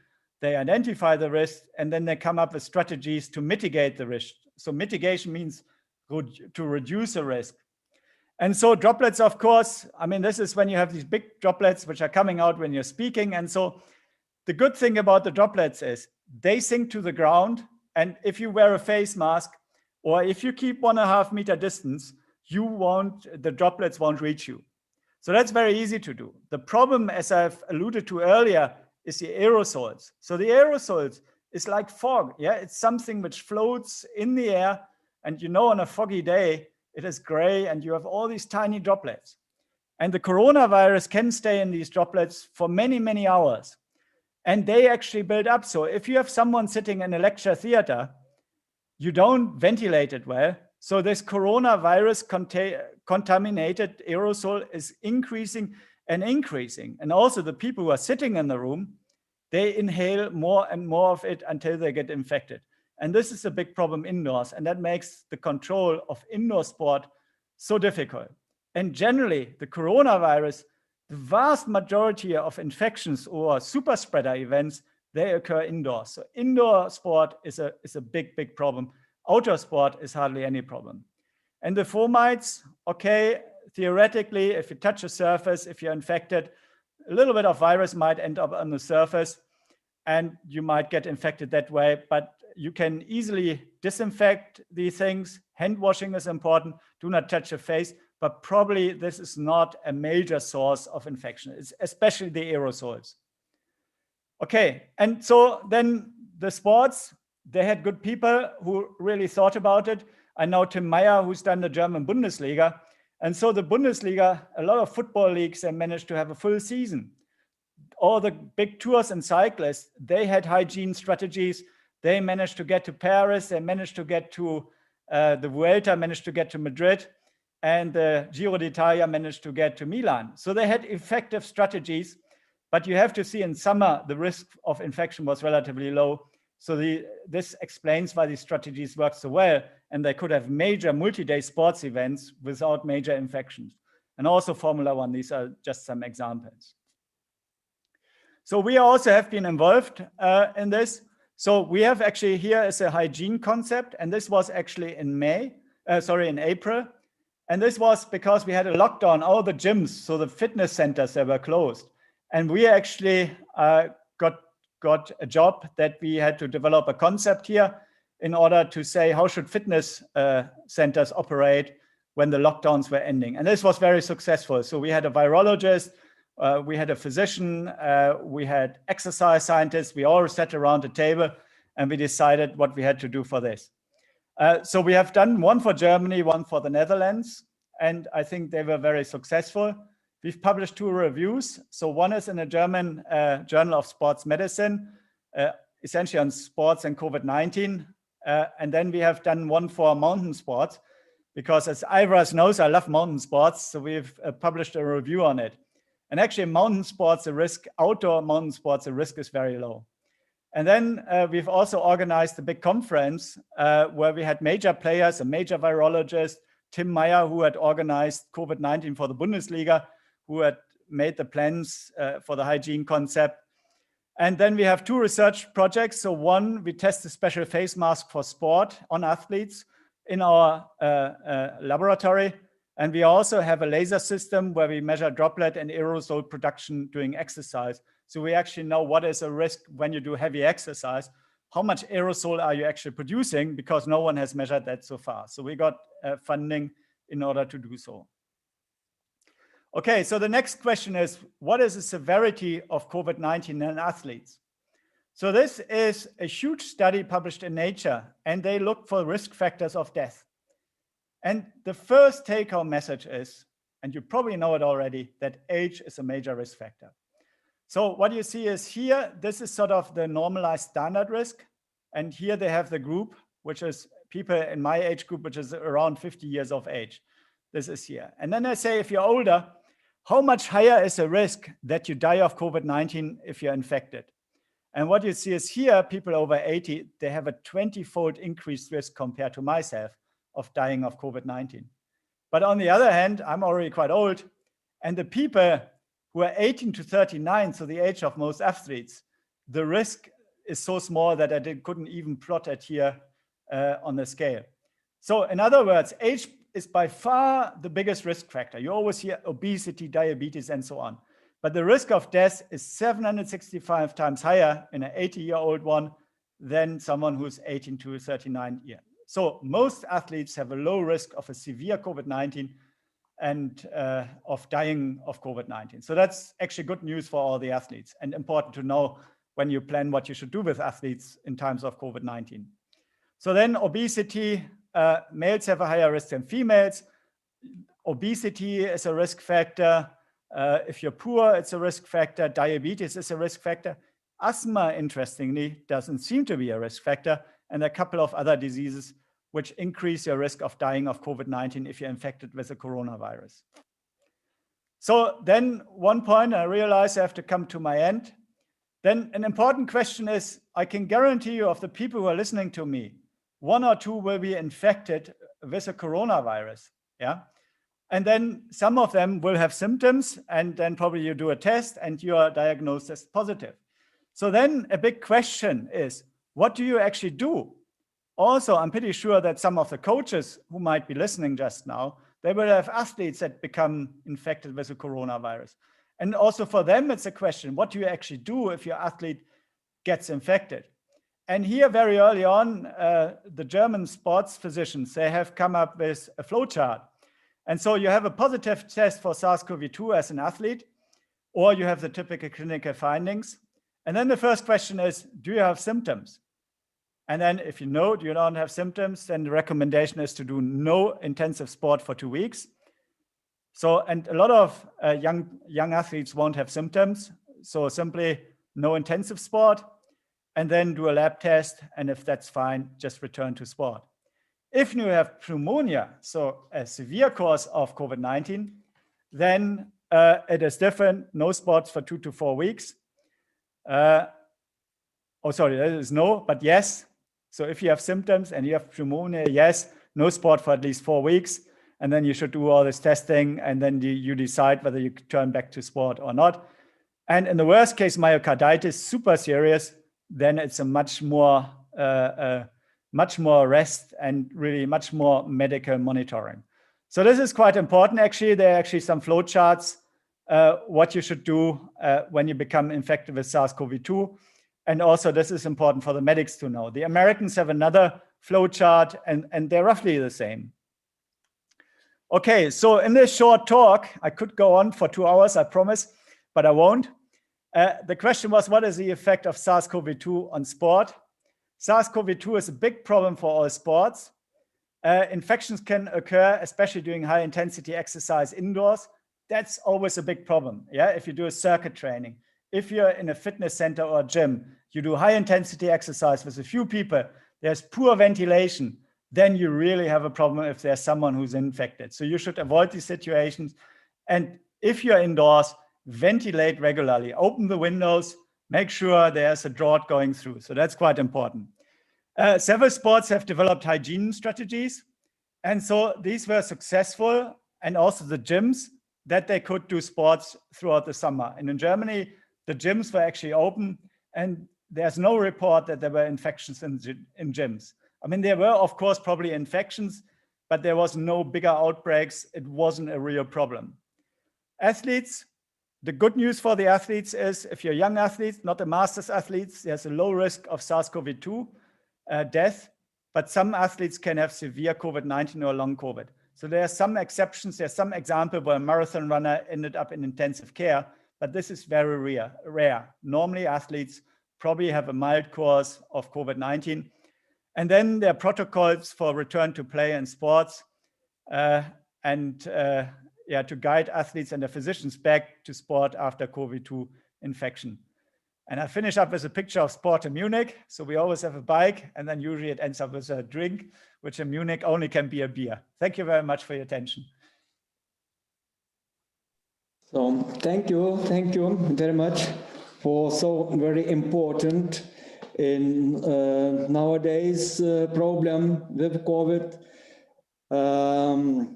And very nice new that low risk of athletes. So yeah, so athletes can get infected.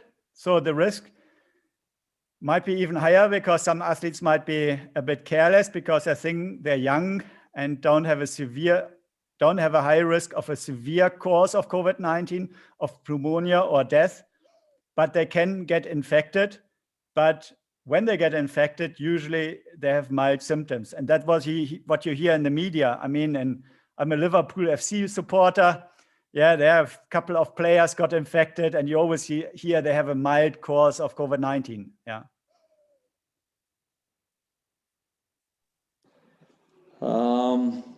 You showed beer. Is it optimal drinking alcohol good for avoiding infection of COVID-19? Well, it's not good for COVID-19, but if you want to talk about disinfection, ethanol actually really well disinfects the virus, but that beer only had 3 or 4% of ethanol, and you actually need 70% of ethanol. So if you have a look what all these disinfectants, they have 70% of ethanol. So the thing you rub your hands in. And the good news is also disinfection is quite easy. So the coronavirus soap or the typical disinfectants, they're very effective in killing the coronavirus.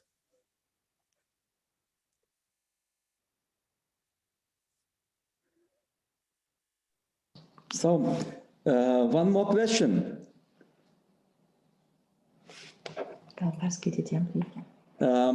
You have one question in chat. And the question is, did you came across information about the effect on the athlete performance level after the isolation or infection? That's a very good question. I know my colleague Martin Halle, they test a lot of athletes. And so they're going to do corona testing or coronavirus testing. and they want to find out whether there's any change in performance. I mean, I think so far we can say probably if they are mild cases, probably there won't be much of an effect on performance because simply the virus didn't get too much in the lungs. But if there are symptomatic cases, yeah, it's an important question. Many people ask, is there an effect on long-term performance? All I can say, in Munich, we will study this. So my colleague, Martin Halle, he has a lot of athletes. He does a corona test. And yeah, he wants to see what is the effect of performance. Yeah, because first you have to know that someone was infected, then you have to do an exercise test before and after, and only then you're able to tell what is the effect on performance. So we are waiting that data. They should be published pretty soon, hopefully. No more question? I can't see. Oh no, it's one question more. Is it the risk to be infected during hockey game? Yeah, I saw that question. So indoor sports is always more risk than outdoor sports. So I know the winter is coming and outdoor hockey is very difficult. If you play indoor, I think that there are several criteria you have to look at. First of all, you have to see what is the general situation. Is there an awful lot of infections or are the infections relatively low? And the second thing is indoor, make sure it's a big sports hall and not a very small one, because the smaller it is, the more aerosols can build up. Hockey is high intensity exercise. So you got to be very careful, maybe wear a face mask. I know a lot of people think it's not necessary, but if there's a lot of infections in Lithuania, then at one point I would think about wearing face masks also doing sport. And the last thing is always ventilate regularly. Ideally keep the doors open, and so it might be a little bit colder, but have some airflow because that removes the aerosol. And the buildup of aerosol with the virus seems to be the biggest issue, which explains a lot of super spreader events. I hope that answered your question. And there is a question. Considering the increased risk of respiratory system inflammation in high demanding competition like cycling, Grand Tours, how do you explain the few or no cases registered in last month of cycling Grand Tours? Some of them of staff got infected. Yeah, but it's very few people. I mean, all these tours had a bubble concept, so where they didn't try to meet too many people. And I think the Tour de France, the Giro d'Italia, and the Vuelta were very successful. The second factor why they were successful in preventing infections was it was outdoor sport. Outdoor sport, the risk is much lower than indoors. And the third factor is, so the aerosols couldn't build up. So people produce aerosol, people ventilate a lot, but it immediately gets diluted a lot. And also UV light, so sunlight. So the Tour de France is always in a sunny weather. The sunlight is very effective in killing the coronavirus. And this is why indoor infections are much bigger problem than outdoor infections, for example, given during the Tour de France or cycling. I was cycling a lot with other people here in Munich. I heard of no report that anyone ever got infected during cycling. Yeah.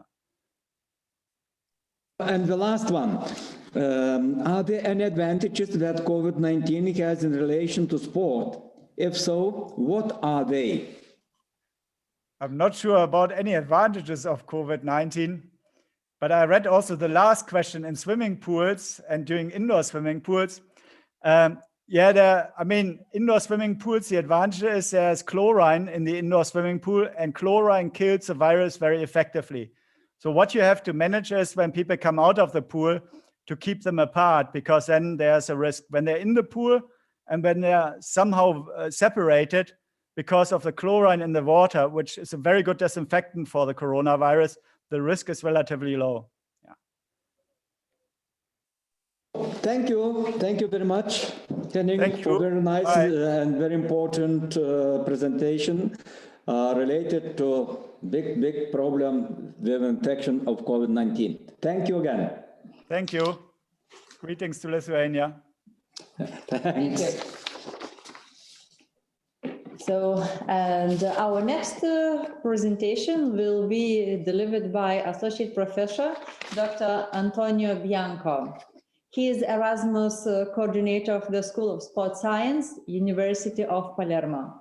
In November 2019, he became Associate Professor at Department of Psychology, Educational Science and Human Movement, University of Palermo. Antonio Bianco is a lecturer of strength and conditioning, health and fitness, and exercise physiology at the University of Palermo. He published 105 peer-reviewed research papers and 150 proceedings and participated as a speaker and keynote speaker at national invited presentations and international invited presentations.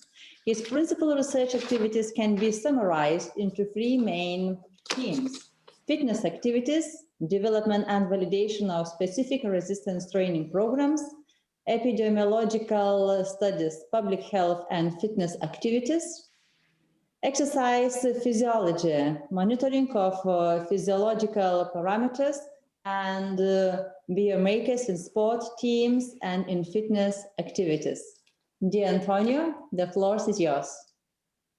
Hello to everyone and good evening.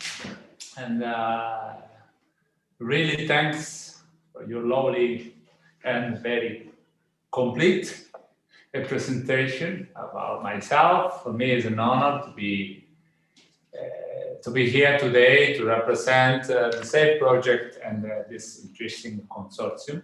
Just to check, are you able to see my screen and hear my voice clearly? Yes. Perfecto. So thank you one more time, and a special thanks to Professor Elena Valentine for asking me to join in and hold the organizing committee that is leading the event today, and in particular LSU because it's leading the SAFE program, that is an initiative that I will present today. Today we will talk about sport against violence and exclusion. This was an interesting initiative that we implemented in the recent years, led by Lithuanian Sport University, and for us as Palermo University it was a real pleasure to be involved, because what we were planning to implement and to perform was accomplished properly, and we had the honor to be involved in something that maybe can become a sustainable initiative also for the future. In line with what it is the aim of this international scientific conference about the athlete training management, the project aims to address a classical topic that nowadays are affecting our society. So the sport against the violence and the exclusion. What is interesting is the fact that we made up an interesting project handbook composed by one team of Lithuanian units from Lithuanian Sport University and the Lithuanian Sport Federation, the University of Palermo, the University of Sarajevo, and people from Split, Austria, Spain, Novi Sad in Serbia, and also some NGO. The aim was to implement activity to develop a training kit, a curriculum kit able to help coaches to better understand and discriminate violence episode and to prevent violence episode in the near future. As a scientific output, we disseminated what was the project initiative since the beginning through one scientific editorial. And what was interesting was since the beginning that this initiative was welcomed from scientific community. And after the first editorial, we were invited to produce one more editorial stating what were the progress about the initiative. The editorial were followed by some scientific output. I'm just showing one field research paper that was led by our Serbian partners that was shared within the Sustainability Scientific Journal. But this was just one part. So one part of our initiative was related to the scientific research, the desk analysis. But another important side of this initiative was the education and the training of fitness coaches. And this picture we are at our university talking with our coaches and trying to share our knowledge in Italian language. What is important to highlight is that the initiative that we shared has been shared in many languages, and we developed materials that is already available in many international platforms. In my case, in Italian language through my university and our institutional channels. The main topic were, in this case, the violence and exclusion recognition and its psychological feature in sport, the development of family and coach relations based on trust and reciprocity, and the prejudice and problem-solving aspect of violence and exclusion. So this hot topic has been addressed, discussed, and debated at the university as a pilot initiative, and then has been composed and reorganized within a proper training kit book. This book has been published and translated in many languages. And you can see this lovely picture, our model, in particular is Barbara, is my daughter, that I used for the Italian dissemination of the event. I used the picture, And this training kit is a manual containing the guidelines for coaches who are interested in this topic and reflect the structure of the pilot training. The Italians involved in this pilot initiative were able to detect the material verbally through our events, in written thanks to our training kits, and also to the adoption of this interesting idea, so the Moodle platform that maybe you already know. The Moodle platform of the SAID program is an interesting idea to implement our training curricula online and make available also slides, contents, and materials for all coaches in many languages, and they are ready to use through a simple registration procedure, and thanks to the permission provided by Lithuanian Sport University that is leading the platform and all technical and informatic aspect of this initiative. You can also explore Sport Against Violence and Exclusion Moodle by yourself, and I will provide a link at the end of my speech. And it is really interesting because it's easy to use, and with a proper training, a lot of coaches, in particular grassroots sport coaches and also fitness instructors and people involved in training in general for sport activities can adopt in order to detect and discriminate episode of violence, exclusion, and so on. As outcomes of this interesting initiative, as I showed you before, we have some scientific outputs, some platform that is already working for the implementation, the official website of the initiative, also this managed by Lithuanian Sport University and a few NGO, in particular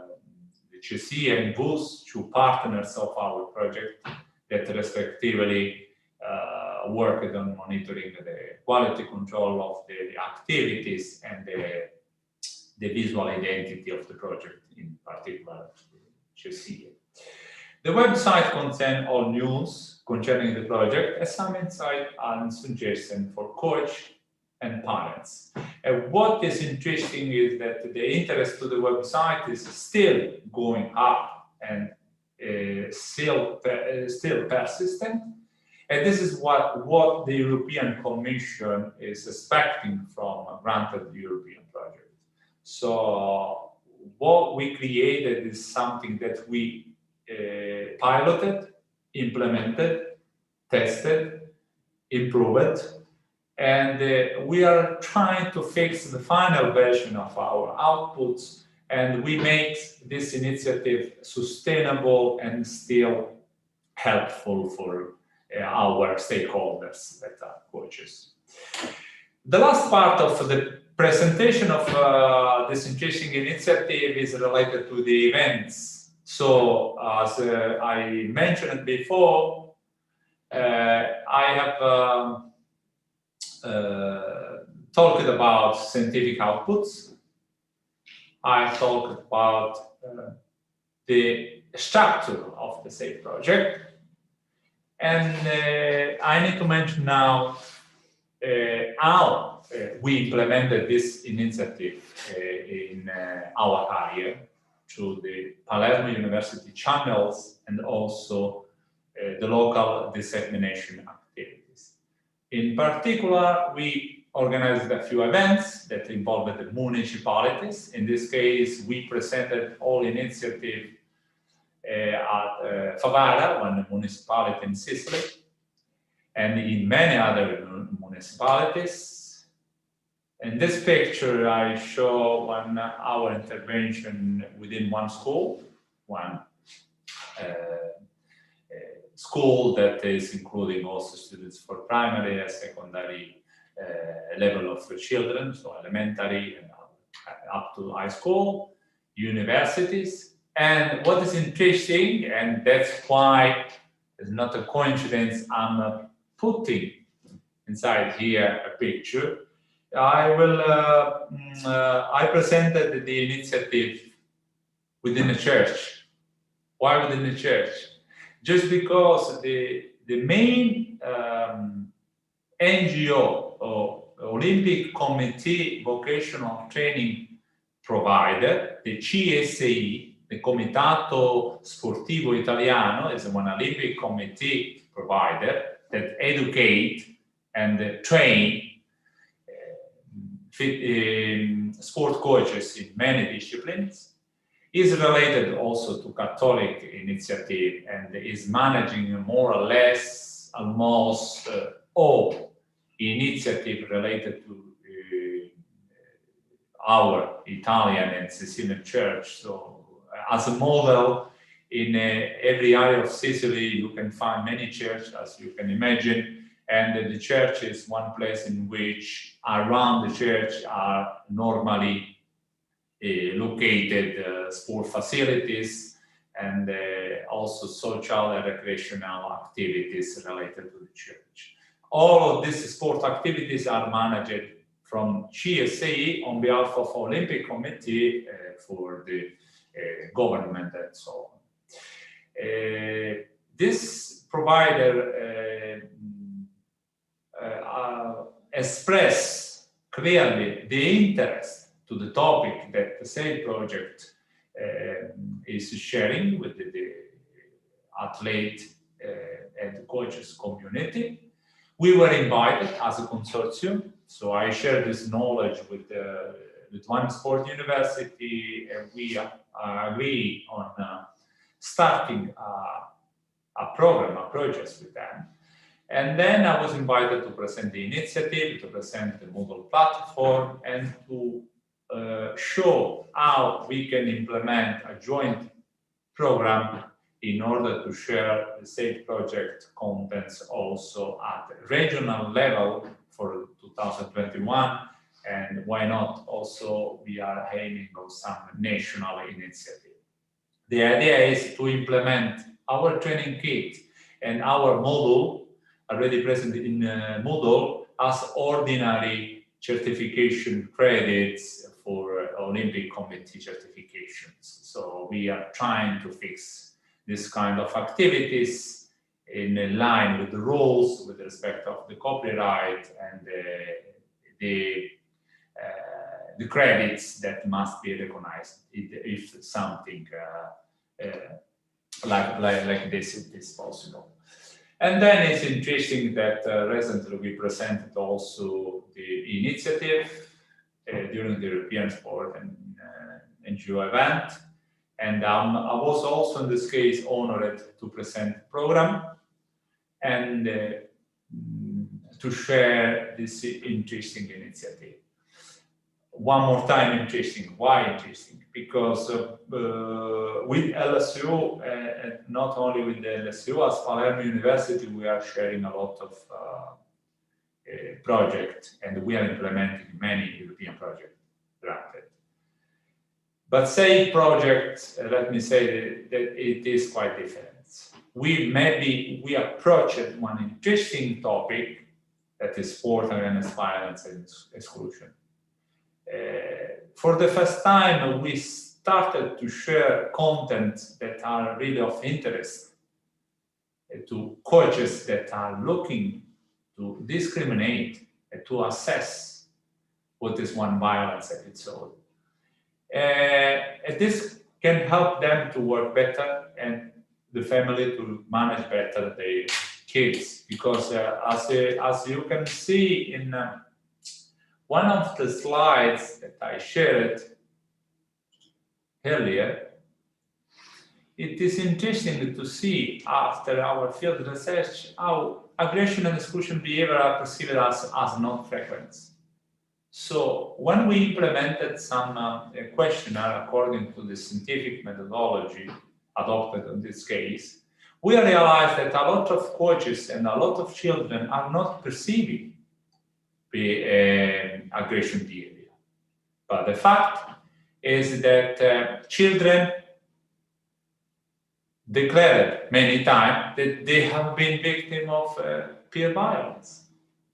So there is a misperception of phenomena. This means that coaches, families, and in the sports context, people act with one aggression behavior. Verbally, physically sometimes, or the call. There are some targeted contexts to monitor this phenomenon. Not only team sport like football, basketball, and similar sport, but also individual sport. There are some case studies in martial arts, in gymnastics, and so on. But what is interesting is that the same environment perceive that the violence, the aggression behavior, or the exclusion behavior are not so frequent, they perceive.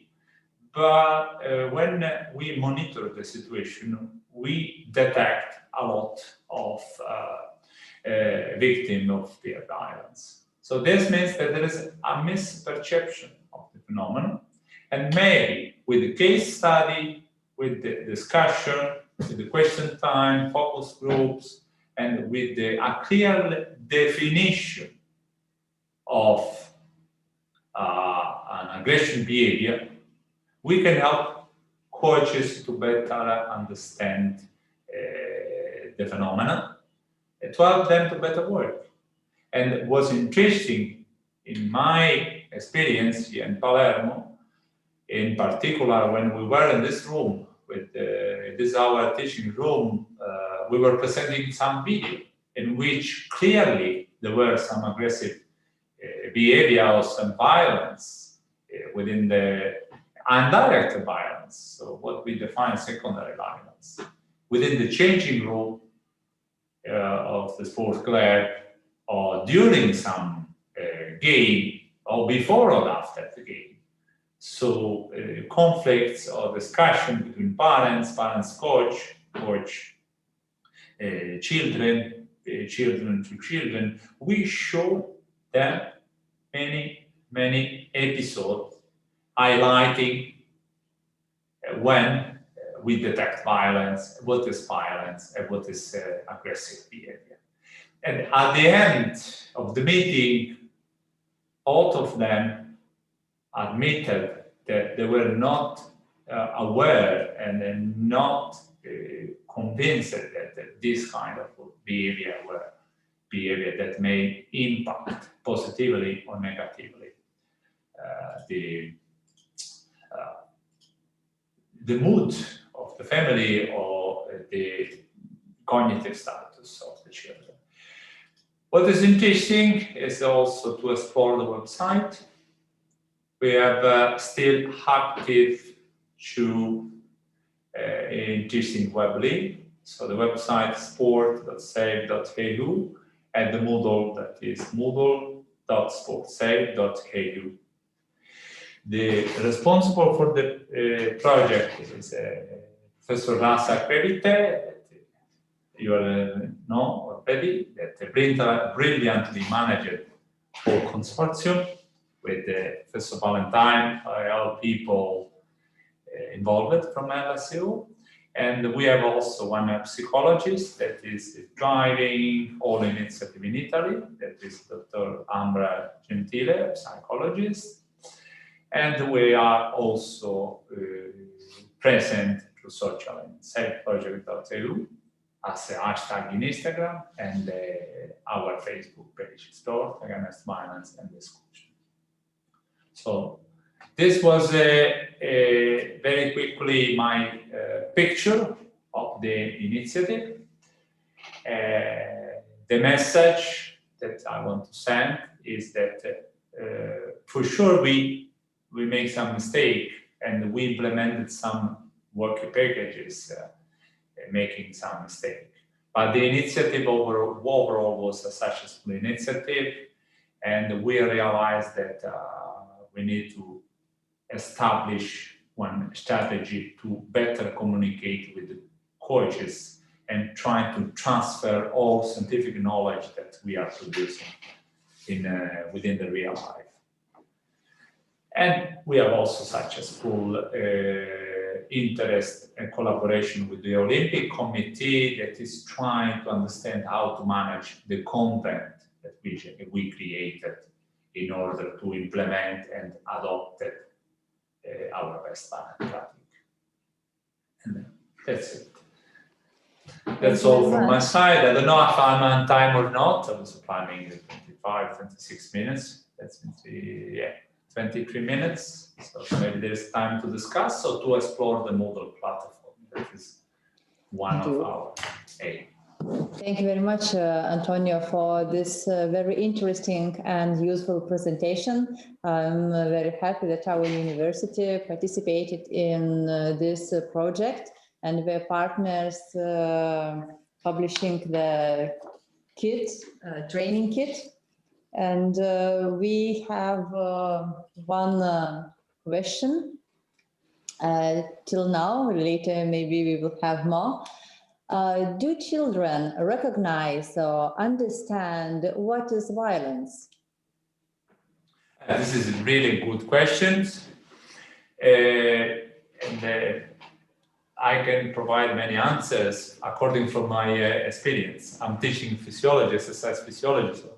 So yes. I'm not a psychologist, but I managed the project and I saw a lot of interesting episodes.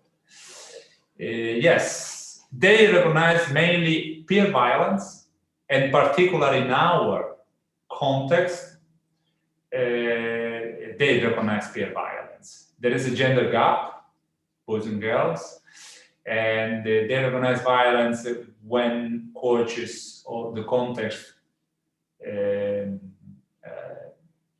discriminate them during the competition, or who is eligible to do this and not. So there is a personalization of the violence concept. What we discover here, for example, if we compare this with our environment with the Lithuania, with Austria, with Spain, is that in Sicily there is this kind of respect to adult person or the coaches that allow the coaches to provide aggressive behavior or direct and indirect violence, but children does not perceive violence. There are clearly violence episodes that in martial arts and team sport, children perceive as normal behavior, and they adopt, consolidate the behavior, and they pass this behavior as peer behavior. So I don't know if in terms of psychology of the phenomenon, so we must ask, or who provide the question can write one email to Dr. Ambra Gentile, our psychologist, or the psychologist of the team. They theorize a lot of things, but what I can say from my side is that children recognize peer violence, but coaches are making a lot of mistakes that are clearly aggressive behavioral violence that are not recognized, not even from the family. So they achieved some kind of immunity as a coach. In particular, coaches that when they won some gold medal or they were been in television, so they developed some sport curriculums. They achieved some successful achievements during the competition, so on. They get this kind of immunity that they can do whatever they want with the athletes. So this is the perception.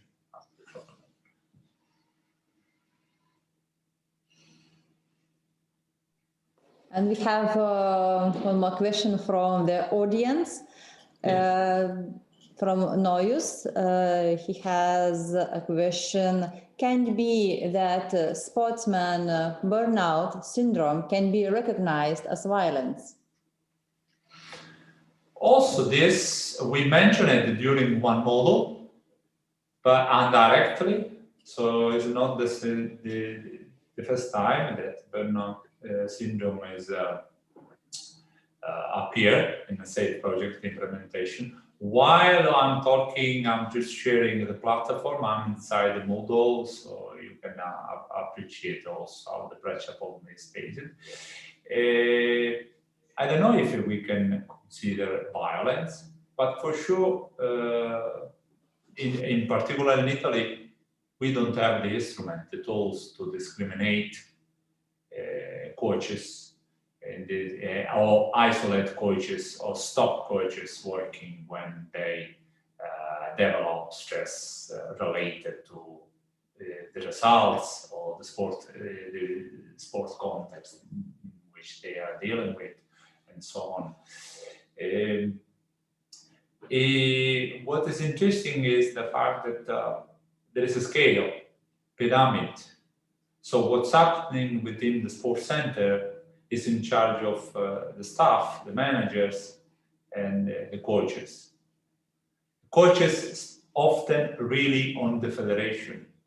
A federation often really to the regional federation coordination that really on the Olympic Committee. So it's a structured model that clearly implement activity following roles and common practice.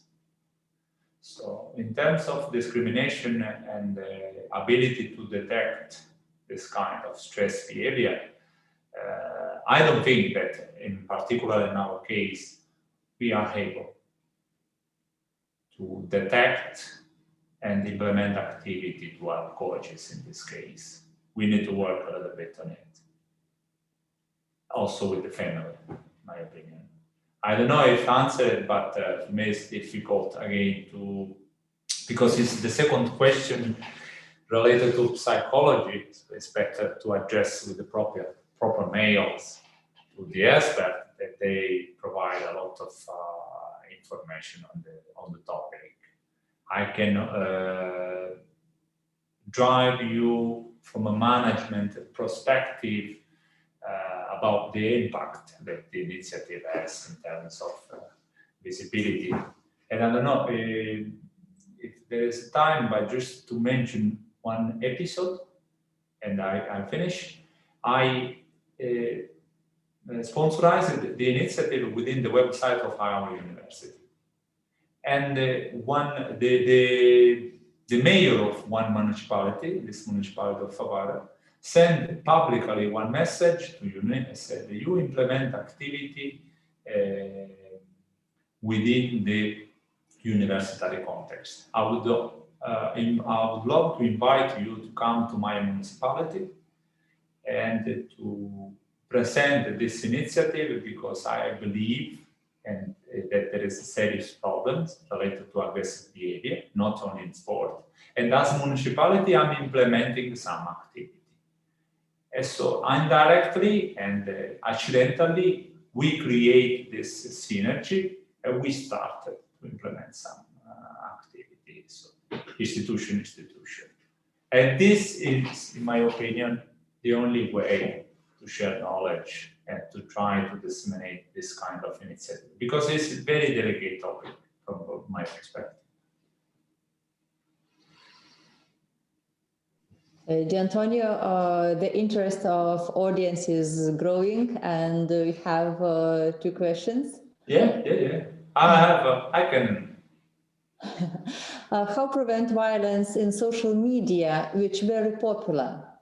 I think about this must discuss promoters, TV and all from sports. All video about fight and sport, very popular.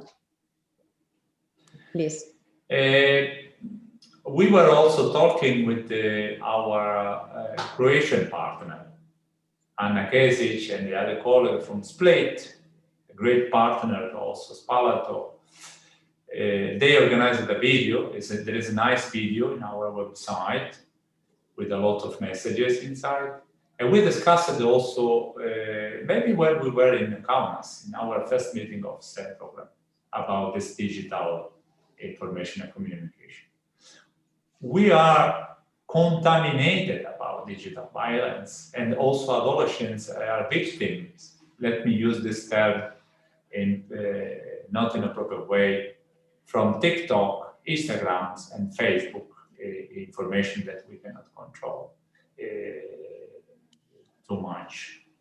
There are some signals that we can detect in our activity, but what is important is to address all of this concern to the federation and coaches, because there is a gap, huge gap between the sport activity implemented, the normal life that children are living, and the connection between children and the rest of the world. Because children are getting a lot of information through social and through the smartphone, and then they interact and they deal with the coaches. We must work in some non-conventional education programs able to help all federations and the coach and trainers to better deal with technology and to use that technology to share good messages.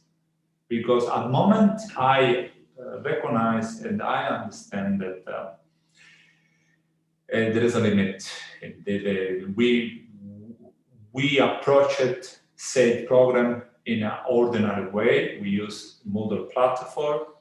We discuss it within our meeting, how to use technology to implement activity. But the problem is that in terms of technology, it's quite difficult to control and to monitor the phenomenon. At the moment, what is winning is the gaming approach, the gaming strategy. People are addicted by technology. Stanford University is mentioning more often the fact that this technology, the iPhone, is an additional part of the body of the people. No one can live without this. So we need to approach the communication in an innovative way and to understand that we must share knowledge using the same strategy that TikTok and Instagram are using to make our new generation, I generation, addicted. Let's make people addicted by sport, healthy sport, using the same communication strategy. So it's an interesting question, and it is a very hot topic. So it could be a new topic for a new project. Yeah. Friends of mine, Irena and Russia, sorry, I call them friendly, but we work many years together, and we have a lot of ideas, and we have drafted already too many things. And there is something similar that we want to And this question, our next question is very similar about new ideas and projects, because we got information from our colleagues that this project had very huge success, and it was recognized that the problem exists. It's a fact. Do you think it would be useful to develop new project within this topic, just with a different target group of the research? For example, different sports, age groups, and so on. Please. It should be interesting, but I thought many things while you were asking me the question. Why? Why? Because for us, just thinking to the fact to start from zero again is very stressful, because we approach sport against violence, and in particular sport context, violence and aggressive behavior, that this is a society issue. It's not only related to sport. And we worked a lot at the beginning to build up the fundamentals of this initiative. So just the way, just the idea to think, to start from zero to approach another context is quite stressful, but it's a good idea. What we were thinking, I cannot go to the details, but we want to use all feedback that we have. We discussed it with a lot of coaches, and the coaches share with us a lot of violent episodes. Too many. I don't want to mention, for the respect of the context, the episodes, but we have a lot of case studies. And we started to share the case studies. If we are lucky to get more money on this field, what we want to do is to develop and reinforce the curriculum kit, and to improve our Moodle platform, and to make the platform sustainable already. Because as you can see, the platform is ready. You can download the learning material in English or in many languages. See, easily you can get the slides, and you start to approach the slides about our model. I'm just opening live slides. You can find the experts inside, and everything you need is inside. And so from one side, we want to improve this teaching material. From another side, we want to create story. The idea is to invent with some new technology that is close to TikTok or Doodly.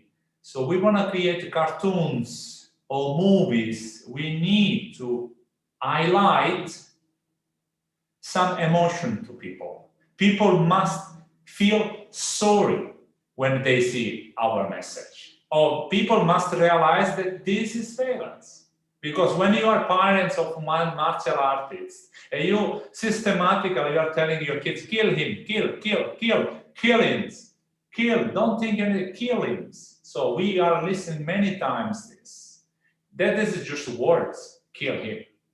But there are many other ways to make emotional the sport. You don't need to use these words, because people are absorbing this language and their sport in normal life, for example. So if we are able to get some money to create episodes, cartoons, in which with colors, knowledge, and the sport-related context, we will create something that doesn't exist. And for example, we will mention one emotion, the empathy. We want to share the empathy like emotion, using safe project knowledge, our experience, and a series of movies or cartoons or initiative or video games, apps. So I don't know if I was clear in sharing our intention. We have the knowledge, like in obesity. I will just be very brief. In obesity, we know a lot of things. We have thousands of papers knowledge, but compared to 10 years ago, we are more obese. So we have problems on sustainability and transferability of the knowledge. So in SAVE project, we have more than 10 scientists that are writing still papers on theoretical models. We, in particular, Palermo University and LSU, we are thinking of some strategy to develop the right product to spread the message at a wider level. Thank you very much, dear Antonio. As we can see only one thing, there is no limit for excellence here. And together, university, you as a really very important team member will work on the future projects, and who knows, we hope we will see excellent tools, and it will help to prevent violence and exclusion in sport and through sport. It will help us. So thank you once again. Yeah? Okay, just one last comment. Do not undervalue. I know that you know already, a lot of you, many of you are from the field. Do not evaluate the important role that have a federation and institution. We are lacking the respect from the institution and the federation and the organization. The globalization and the social media are making things horizontal. But in sport in particular, there are hierarchical systems. So we don't need to try to change the system from the bottom to the top. Yes. It's better to have a classical approach and respect federation and institution. So it's really time for a new project. Yes. Thank you once again. See you next time. Ciao. Ciao. And now we have 11 minutes coffee break, and we will start at 4 o'clock. It will be the last presentation for today. See you 10 minutes later. 11.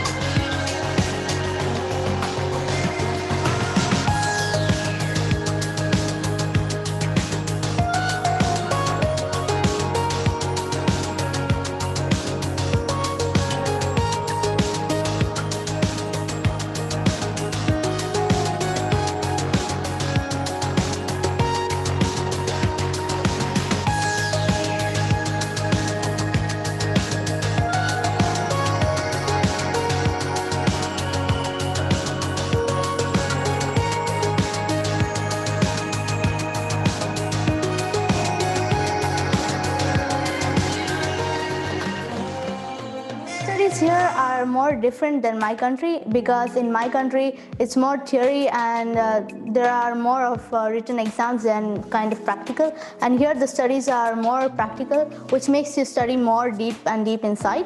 And the studies are more interesting because it's a sports university, and along with studies we also have sports to do. So that makes the studies here more enjoyable, interesting. I decided to go for sport studies after I finished army in my country, so I really was very passionate about sports.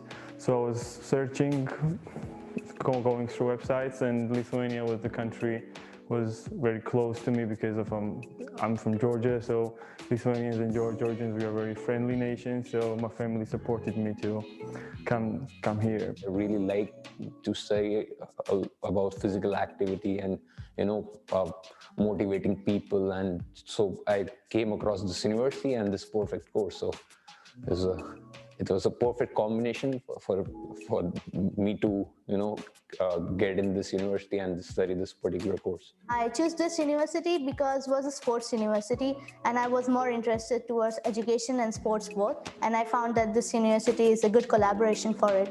Between the professors and students, it's a very small gap, so it's very easy to directly approach professors. You can email them anytime, they're very helpful. Because I also had 1 year exchange in Holland, where it's really a big distance, big gap between teachers and students. So it's more like you have to be extremely polite and careful how you contact them, and very specific times of the day and so on and so on. But here we have very friendly, and the gap is very small between professors and students, which makes all the experience really more chilled and nicer, in my opinion. I like enjoying sports in the university. For example, I swim with my coach, Birute Statkavishin, and she helped me for swimming. Like before I came here, I didn't know anything about swimming, and now I can swim. So that's like a plus point for me that I enjoy sports here.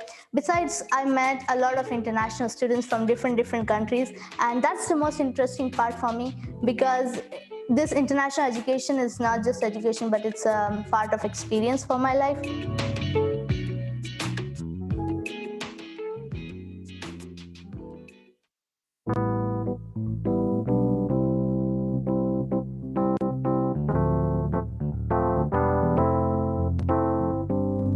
I know it's gonna work it anyway, and we will just wake up in a bed of sunrise, and we will talking about explains, and we will just forget a world of sadness. I wanna feeling like this, I wanna feeling like that, I wanna feel it, and I wanna feeling, I wanna feeling like this, I wanna feeling like that, I wanna feel it.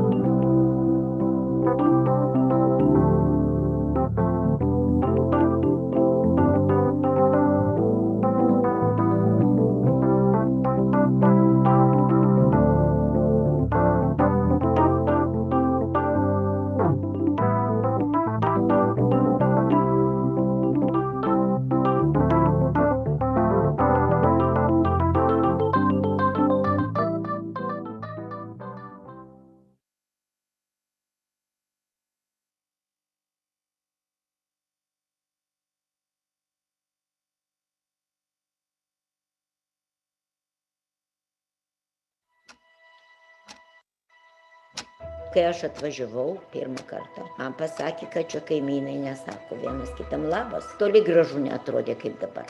Kai aš dar augau, aš pastebėjau, kad Kaunas yra tikrai labai kaunietiškas miestas, beveik visi kalba lietuviškai ir panašiai. Man tiesiog trūko tos užsienietiškos šiek tiek kultūros čia. Ilgai jaučiausi tiesiog kultūros vartotoja, lygtais stebėjau viską iš šalies ir aš niekada neįsivaizdavau, kaip aš galėčiau tiesiog atsirasti ten ir kažkokį indėlį savo įdėti. Vis matydavau, kuoda žodžiu palapinę, pažinau, patiko, taip įsitraukė.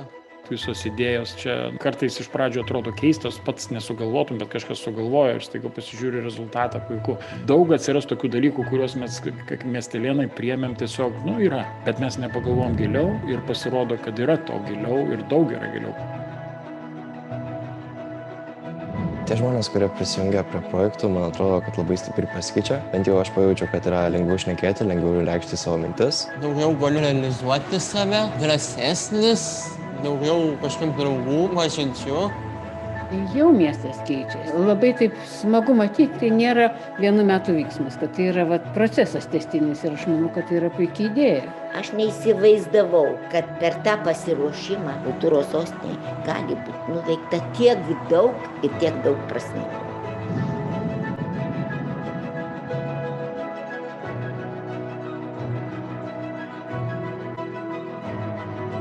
Kauno pulsas yra žmonės.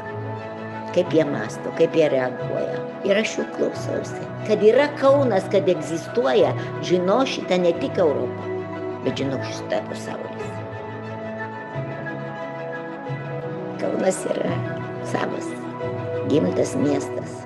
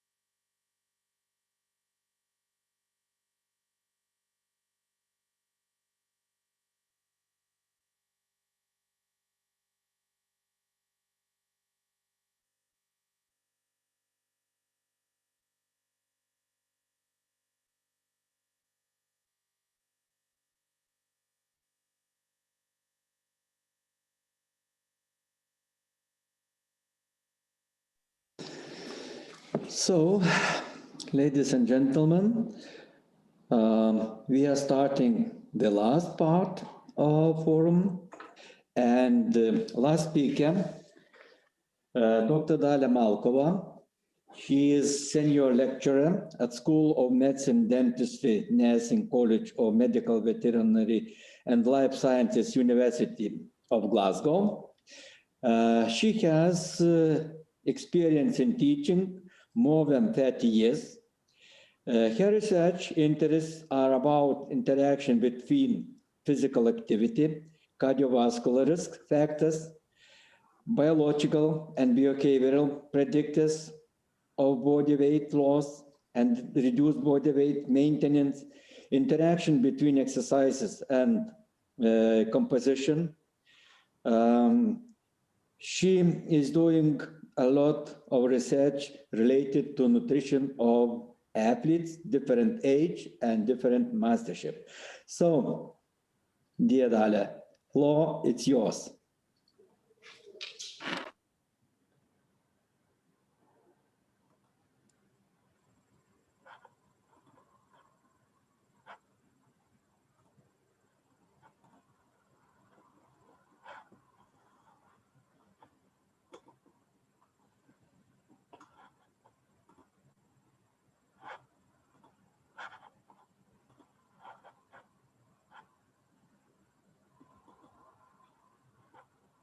Hi, hello everyone. I'm just trying to, because now I have chosen screen, and now I will try to find my presentation.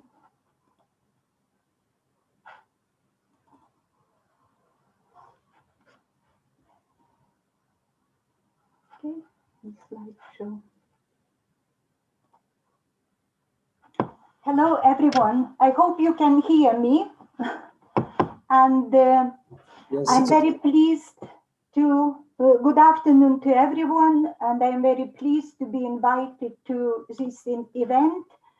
And thank you very much for organizers. And in a way, I am back home. Recently, I am in Scotland, and my affiliation is Glasgow University.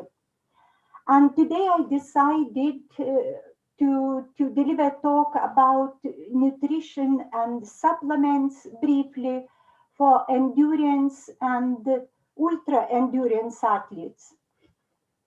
And in a way, it is synopsis what I will be talking about. It would be about latest evidence on nutrition and supplement recommendation for endurance, and possibly more likely on ultra endurance athletes.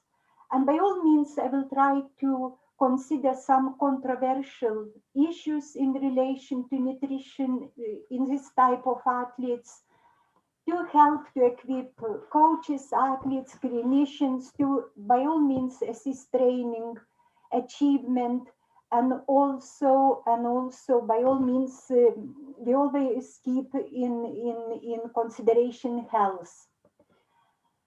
Anyway, why nutrition is important for endurance and ultra endurance events. First of all, it is very popular type of sport, and it is roughly estimated that possibly 3.5 million participants are serious athletes in endurance events. And by all means, we have new types of endurance type and ultra endurance type events, established.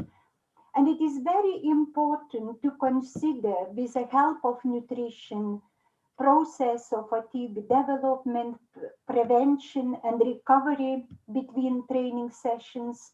And by all means, these ultra endurance athletes also have issues of suboptimal nutrition, and in many cases, even energy deficit issues. Now, historically, exercise performance in endurance, ultra endurance athletes is related to carbohydrate availability. Basically, availability and the speed of use and prevention of muscle glycogen attenuation and performance. Sports nutrition as by itself is a very new type of science, if you wish.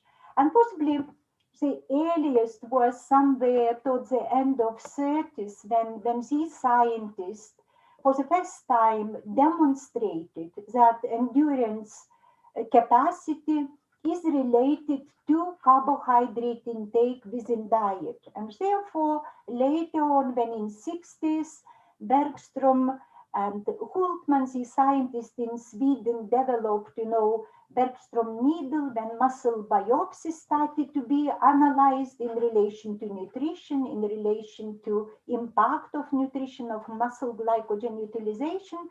Therefore, it was a link. High carbohydrate diet is beneficial because it enhances muscle glycogen. It allows to train better and achieve better.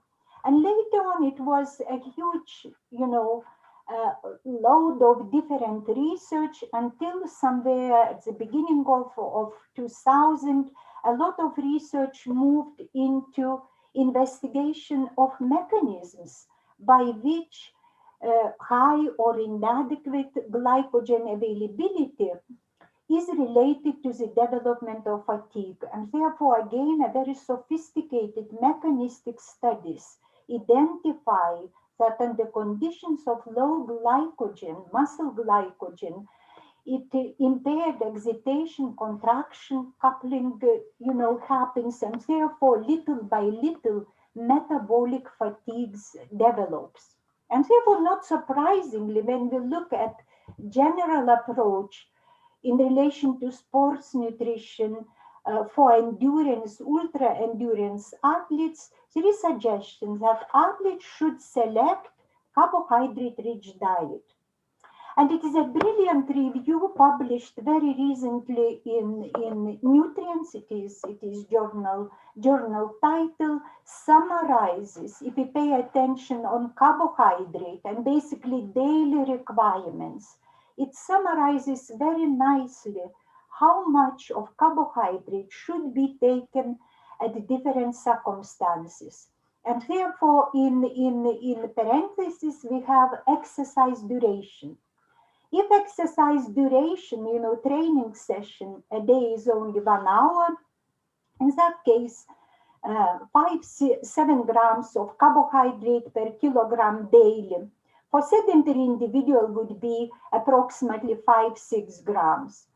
Then, however, exercise duration, training and participation in competition is longer than 4 hours of endurance training. Carbohydrate intake recommendations based on existing research evidence are much higher, 8-12 grams per kilogram of body weight, and it will become 700-800 grams a day of carbohydrates. Therefore, high carbohydrate intake is most relevant on day-by-day basis based on nutrition. And by all means, we have, other circumstances where carbohydrate nutrition is important during exercise. It is confirmed ergogenic aid. It helps performance. I will talk it later. And that window between 2 training or competitive days for recovery. But I will leave now that section basically, and I wanted to demonstrate from quite a simple study that indeed exercising or training with, I would say, averagely recommended daily carbohydrate intake of 8.5 grams per day per kilogram of body weight is more beneficial than being on lower carbohydrate diet. That intake would be relevant only for sedentary individual. Anyway, in this particular study, it was crossover study. Therefore, on one occasion, athletes trained by being on high carbohydrate diet, and on another occasion on lower carbohydrate diet. And measurements were conducted over 11 days. And on day 6, day 7, 9, and 10, study participants were asked to conduct a 60-kilometer run, and speed during run was measured. Those in that trial were participants trained by being on low carbohydrate diet. Speed during 60 kilometers run little by little deteriorated, and on day 9 of training and 10 was lower in comparison to trial during which participants consumed 8.5 grams per kilogram of body weight of carbohydrates. Therefore, it is just illustrations that it is safer to train by being on high carbohydrate diets. And therefore, they concluded that increasing dietary carbohydrate content from 5 to 8 grams per kilogram of body weight is beneficial, allows maintenance, better performance. And that story is, by all means, we can imagine what is happening. In previous study, muscle biopsies were not taken, but what happens at the level of muscle glycogen during several days of training? In here we have only 6 days, and Sherman and Wimmer, they are fathers of sports nutrition research. Basically, at rest, prior training session, muscle glycogen is high. It is optimal value of 150 millimoles per kilogram of wet weight. After training session, muscle glycogen drops down, and during rest, resynthesis, regeneration of muscle glycogen, nutrition plays a very important role. Again, another training session, again, regain of muscle glycogen. However, the nutrition is suboptimal, not enough carbohydrates. Muscle glycogen may be reduced under desirable value, and later on, resting with a very good carbohydrate provided nutrition would be needed to regenerate muscle glycogen and possibly, hopefully, even to achieve supercompensation. Therefore, we have muscle glycogen. It is very interesting, very recent, not very recent, 2011, research identifies that muscle glycogen reduces not only in muscle tissue, skeletal muscle tissue, during 120 minutes of typical endurance type exercise. It was demonstrated. We have significant reduction of muscle glycogen, liver glycogen. It is obvious because these are used as energy substrates. But in this particular study, using nuclear magnetic resonance approach, researchers demonstrated that glycogen reduces even in brain, in several locations of brain. And we have at 120 minutes glycogen reduction in cortex and in hippocampus. And therefore, it might be very important energy substrate for other tissues as well. Now, I'm moving a bit into controversial approach. Is glycogen indeed very important for endurance athletes and therefore very high carbohydrate diets, and in particular for ultra endurance athletes? It is obvious. Several research and practical approaches show that if we have an event, for example, of 4.5 hours of cycling at this endurance type, exercise, then glycogen is totally depleted. Reservoir of muscle glycogen is not huge, possibly maximum 1 kilogram per whole muscle tissue. Elite athletes, they still can exercise, they can still compete for additional 2.5 hours.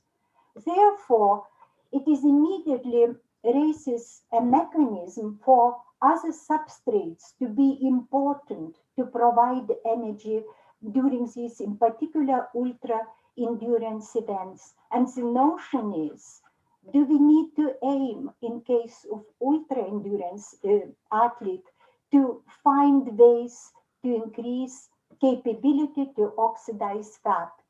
And therefore that popularity on research on high-fat diets and endurance, performance and capacity were very popular, and later on research stopped. And now again we have interest in fat as a fuel of endurance exercise.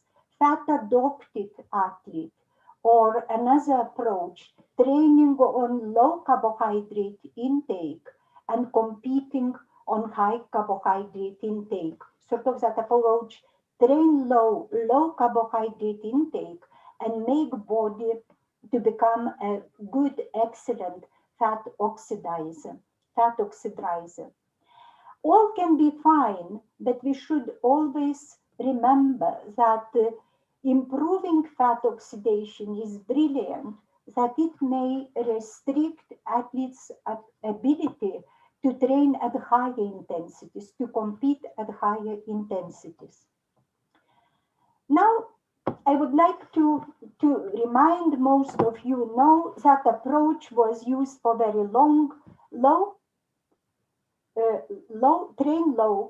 carbohydrate intake, and just few days prior important competition, enhanced carbohydrate intake, therefore increase both fat oxidation pathways and also just taking a huge amount of carbohydrate, enhance muscle glycogen, to some degree liver glycogen, and obtain benefits.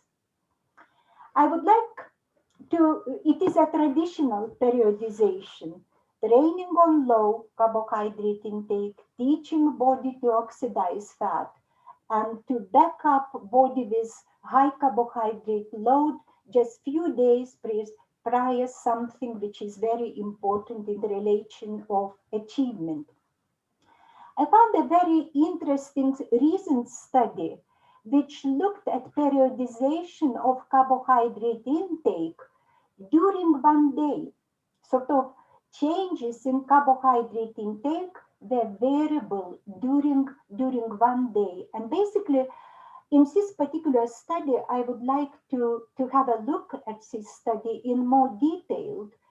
Study participants, they were triathletes, and I was trying in all my presentation to select studies on top grade athletes. It is very few studies in the relation of sports nutrition are conducted on very well trained individuals, because usually, you know, it is more recreational type, no top grade. Anyway, these athletes were divided into two groups, and one group was named sleep low.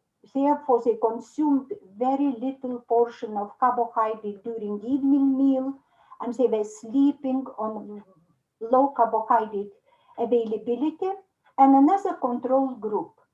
Now, if you look in more detail at sleep low group, what was happening? First of all, it was 3-week training intervention, and these participants, they train high interval sessions in the evening.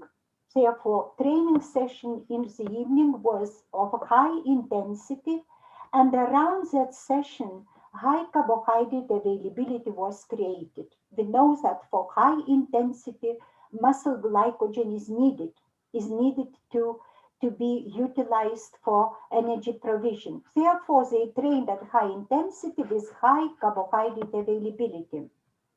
And later overnight, it was sleeping low. Therefore, dinner meal was very low in carbohydrates. In the morning, they trained on low carbohydrate availability. They woke up, and in the morning, they conducted typical endurance exercise. Therefore, carbohydrate periodization was achieved differently in the evening and in the morning. Control group trained for 3 weeks, and therefore it is a schematic presentation of that study. Prior participants were divided into a group which trained on high carbohydrate availability and sleep low which was high carbohydrate intake in the evening prior high intensity session, and morning session, endurance session with low availability. It was, habitual training for 3 weeks. And therefore, now we will have a look at results. What happened? Therefore, what happened during, by all means, this study look at performance, body composition measurements were conducted, and also blood tests collected. First of all, if we look at 10-kilometer running performance, it is a laboratory-based study. What happened? We have, pre-intervention, 3-week training intervention in slow sleep group and low sleep group, and in control group. What have happened that 10-kilometer running performance, it was hardly changed in the control group. It is individual values. It is one participant before and after time to run 10 kilometers. And it is individual values for sleep low group. In sleep low group, 10-kilometer running performance was basically time to conduct 10 kilometers was reduced by 2 and 9%, and that reduction was significant. Therefore, these researchers, they also measured other parameters. They looked at efficiency during submaximal cycling, and also demonstrated that it was improved significantly only in sleep low group. The same applied to supramaximal cycling to exhaustion. Again, improvement was significant only in sleep low group. And in addition, as it was expected, fat mass significantly was reduced in sleep low group. Therefore, conclusion from that particular study in the relation to periodization of carbohydrate intake during days, each day of the training, was that short-term periodization of dietary carbohydrate availability around selected training sessions promoted significant improvements in several parameters of performance. Therefore, it raises a possibility of consideration different carbohydrate intake in relation of intensity of training sessions. I am leaving that periodization approach, and now I'm moving to a realistic situation. What happens in ultra endurance athletes? Because that notion that training on high fat diet, ketogenic diet, it means very low carbohydrate availability is provided from diet, started to be again attracted to ultra endurance athletes. And in this study by Volek et al., it is a very interesting study. What they have done in this particular study, they recruited male ultra endurance runners, and they looked at habitual consumption of carbohydrate or all nutrients, carbohydrate, fat, and protein. And therefore, participants from that study were divided in high carbohydrate, on being on high carbohydrate diet, and 10 of participants, they identified by recording dietary intakes that they were taking on habitual basis, they needed to be on the diet for at least 6 months, low carbohydrate consumers. Basically, they were on ketogenic diet. And by all means, they were, serious athletes. Therefore, we have 2 groups, and we can have a look how diets of these 2 groups were different. Low carbohydrate diet, indeed, if you look at carbohydrate intake, it is daily intake in grams. It is not expressed in grams per kilogram of body weight. Very low. It is very low. Therefore, definitely they were on ketogenic diet, totally relying on oxidation of fat and making ketone bodies from fatty acids. Other elements of diet were also slightly different because, by all means, being on low carbohydrate diet, immediately fiber intake becomes lower. But in case of protein intake, differences were very, very low. On the other hand, as expected, the diet was very high in fat in a group of ultra-endurance athletes with low carbohydrate intake. Basically, they were on low carbohydrate, high fat diet. And now, researchers, it is the same study, they wanted to investigate what happens during typical submaximal run in relation of fat and carbohydrate oxidation. And also, they wanted to investigate what happened to these athletes in relation to muscle glycogen. Therefore, it can be expected that being on very, very low carbohydrate diet, muscle glycogen can be on day-by-day basis, even prior exercise, very low, yes, in comparison to being at very high carbohydrate diet. Before I explain study design, I would like to show results from that very first biopsy.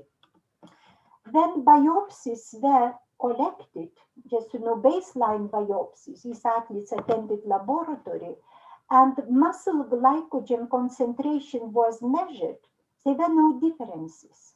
And muscle glycogen in both those being on ketogenic, low carbohydrate, high fat diet, and those being on normal carbohydrate intake, muscle glycogen in both groups was on desirable value. 150 millimoles per kilogram of fat weight is a good concentration. Anyway, now moving back, sort of muscle glycogen, at least in those athletes, was not compromised by being on day-by-day basis, at least for 6 months, on low carbohydrate diet. Now what happened in the laboratory? After muscle biopsy baseline, it was done on a separate day. They needed to recover for muscle biopsy with no baseline. Participants were asked, both on high carbohydrate though, to run on treadmill at typical 65% of VO2 max, and basically bloods were collected, and most importantly, indirect calorimetry was applied to measure fat and carbohydrate oxidation. And prior run for 3 hours on treadmill, they consumed shakes, and low carbohydrate diet group, very low carbohydrate, only 5% of energy in that shake, and high carbohydrate, normal composition, macronutrient composition of carbohydrate, fat, and protein. And now we will have a look at results. Okay, basically, it was obvious and huge differences in oxidation of fat and oxidation of carbohydrate during 3-hour run. Group which was on low carbohydrate, high fat, ketogenic diet as we name, as we can see, had a it is resting, by all means, low rate of fat oxidation, much higher rate of fat oxidation in comparison to a group of athletes who were consuming normal high carbohydrate diet as it would be expected. In the relation of carbohydrates, by all means, it was different. Those on low carbohydrate diet, ketogenic diet, they had by all means, lower carbohydrate oxidation and higher fat oxidation. Therefore, indeed, it is reflection. If athlete is on ketogenic diet, it becomes very good fat oxidizer, very good fat oxidizer. And in this particular study, it is individual data. Before muscle glycogen, utilization of muscle glycogen during 3 hours of exercise, it is individual data, was very similar in all athletes from low carbohydrate ketogenic diet and in athletes of high carbohydrate diet. And by all means, it is post-exercise, post 3-hour muscle glycogen reduces, and in 2 hours, and it was reduced to the similar level, that star means difference from baseline, and recovered. Therefore, I will summarize my findings. Therefore, ketogenic diet increased rate of fat oxidation, twofold, no differences in muscle glycogen concentration, no differences in muscle glycogen utilization, and also muscle glycogen recovery was the same between ketogenic diet and high carbohydrate diet participants. From this study, it was concluded keto adaptation in elite endurance athletes is associated with robust capacity to increase fat oxidation during exercise while maintaining normal skeletal muscle concentration. By all means, further studies are needed to look how these diets affect performance. It is only very, very preliminary, very promising results that being continuously on ketogenic diet may be beneficial. Now I'm leaving these high-fat diets either in process of periodization or consumed continuously. What are other strategies to attenuate muscle glycogen depletion during training and competition? How to achieve, how to sustain muscle glycogen at required level for as long as possible? We all know that training by yourself, endurance training, promotes fat oxidation. And from that point of view, saves muscle glycogen utilization during exercise, in particular at the expense of intramuscular triglycerides. We know that endurance athletes have huge concentrations of intramuscular triglycerides. It is a consequence of training. Carbohydrate intake during training and competition. It is confirmed ergogenic aid. Therefore, by taking carbohydrates during training, both glycogen reduction is reduced and plasma blood glucose can be maintained. Therefore, it contributes enormously to achievement, to training, and to also performance during competition.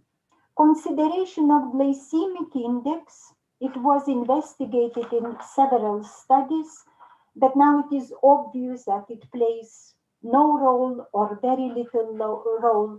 And by all means, supplements increasing fat oxidation. And if I have time, I will cover briefly caffeine mixed with green tea. Anyway, carbohydrate intake during training and competition in endurance and ultra-endurance athletes is of most importance. And what is summarized in here, it is consequence of very well-designed, very sophisticated research. And in a way, we now have different scenarios at the amount of carbohydrate to be taken per hour to improve training, ability to train, and to improve ability to perform. And recently, it was a lot of research to be conducted on multiple carbohydrate sources, which are based on glucose and fructose, and it allows to deliver more carbohydrate and achieve higher exogenous carbohydrate oxidation to prevent muscle glycogen. Therefore, if I go to table I have already presented during exercise, again, it depends to a great degree on duration of exercise. For longer exercises, if tolerable, more grams per hour are recommended. I would like to stress more. Intake of carbohydrate during exercise is confirmed ergogenic aid. It works, okay? It is very important when it comes to carbohydrate intake to practice. Athletes should routinely practice because it can lead to gastrointestinal discomfort and by all means, carbohydrate intake depends on sport, say when it comes to football or other games. Carbohydrates are taken during half times. There is no carbohydrate intake possibility in swimming. When it comes to triathletes, say the best possibly a chance to take carbohydrates would be when on bike. Therefore, practice and is very, very important. And even, researchers suggest that it's important to practice when athlete is exercising at race and game intensity. In hot environments, carbohydrate intake should be reduced. I have no time to cover underlying reasons. Glycemic index, it is a study done in Glasgow University by our PhD student Sarina Hamzak. We wanted to test hypothesis if considering low glycemic index foods while consuming high carbohydrate diets allows better fat oxidation rather than considering high glycemic foods. Okay, a typical exercise control normal diet, it is carbohydrate oxidation. Moving on high carbohydrate diets, carbohydrate utilization during exercise enhances, but the problem is fat oxidation reduces.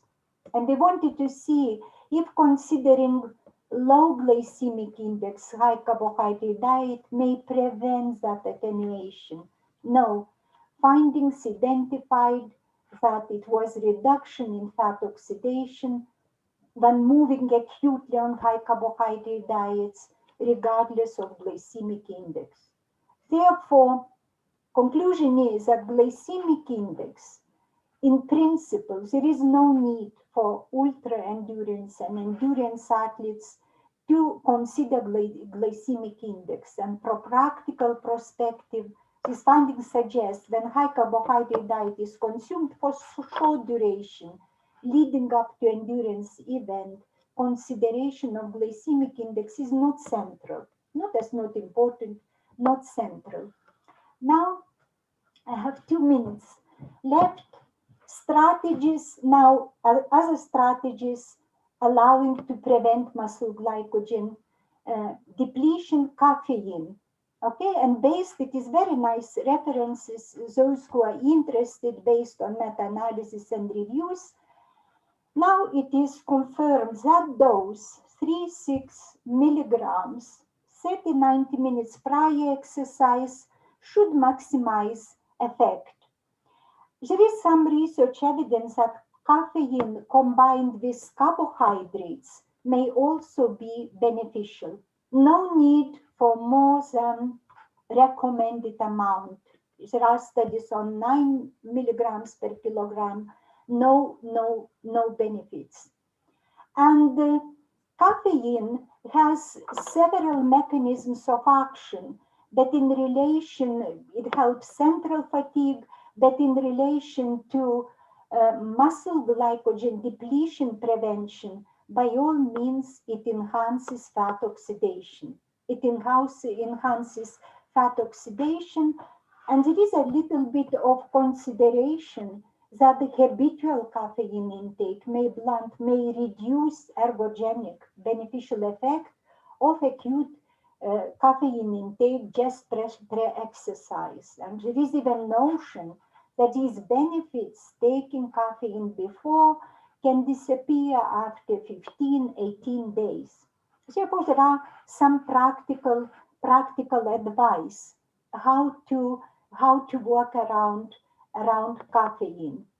And therefore, due to time restraints, I have 1 minute left.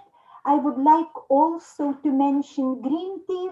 It is another supplement which has different issues in relation to sport. It can promote fat oxidation, not so obviously in comparison to caffeine, and because research is mainly done on not on athletic populations, and that green tea can be very useful during recovery when we need to eliminate muscle damage.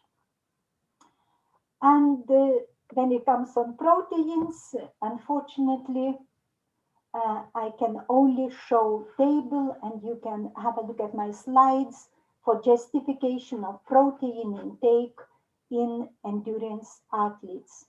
And the main notion from current research is that proteins should be taken during day in small portions, in 3-4 portions, to achieve the best fractional muscle synthesis, prevent catabolic degradation of muscles. Thank you. Any questions? So thank you, Dalia. It was very interesting. Nutrition is very, very important in sport. And now you have some questions. Can you see it in chat section, or do I have to? I have 13. I don't know if it is related to me. Mantas Liekis, who was our MSc student. Whether keto diet can slow neurological efficiency in comparison with high carbohydrate diet. Neurological efficiency, I'm not sure. I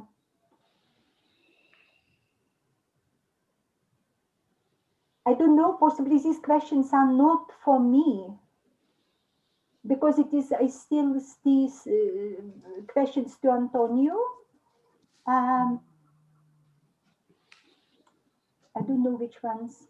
It is, I have a question to me. Is there any evidence about effects on muscle strength and power?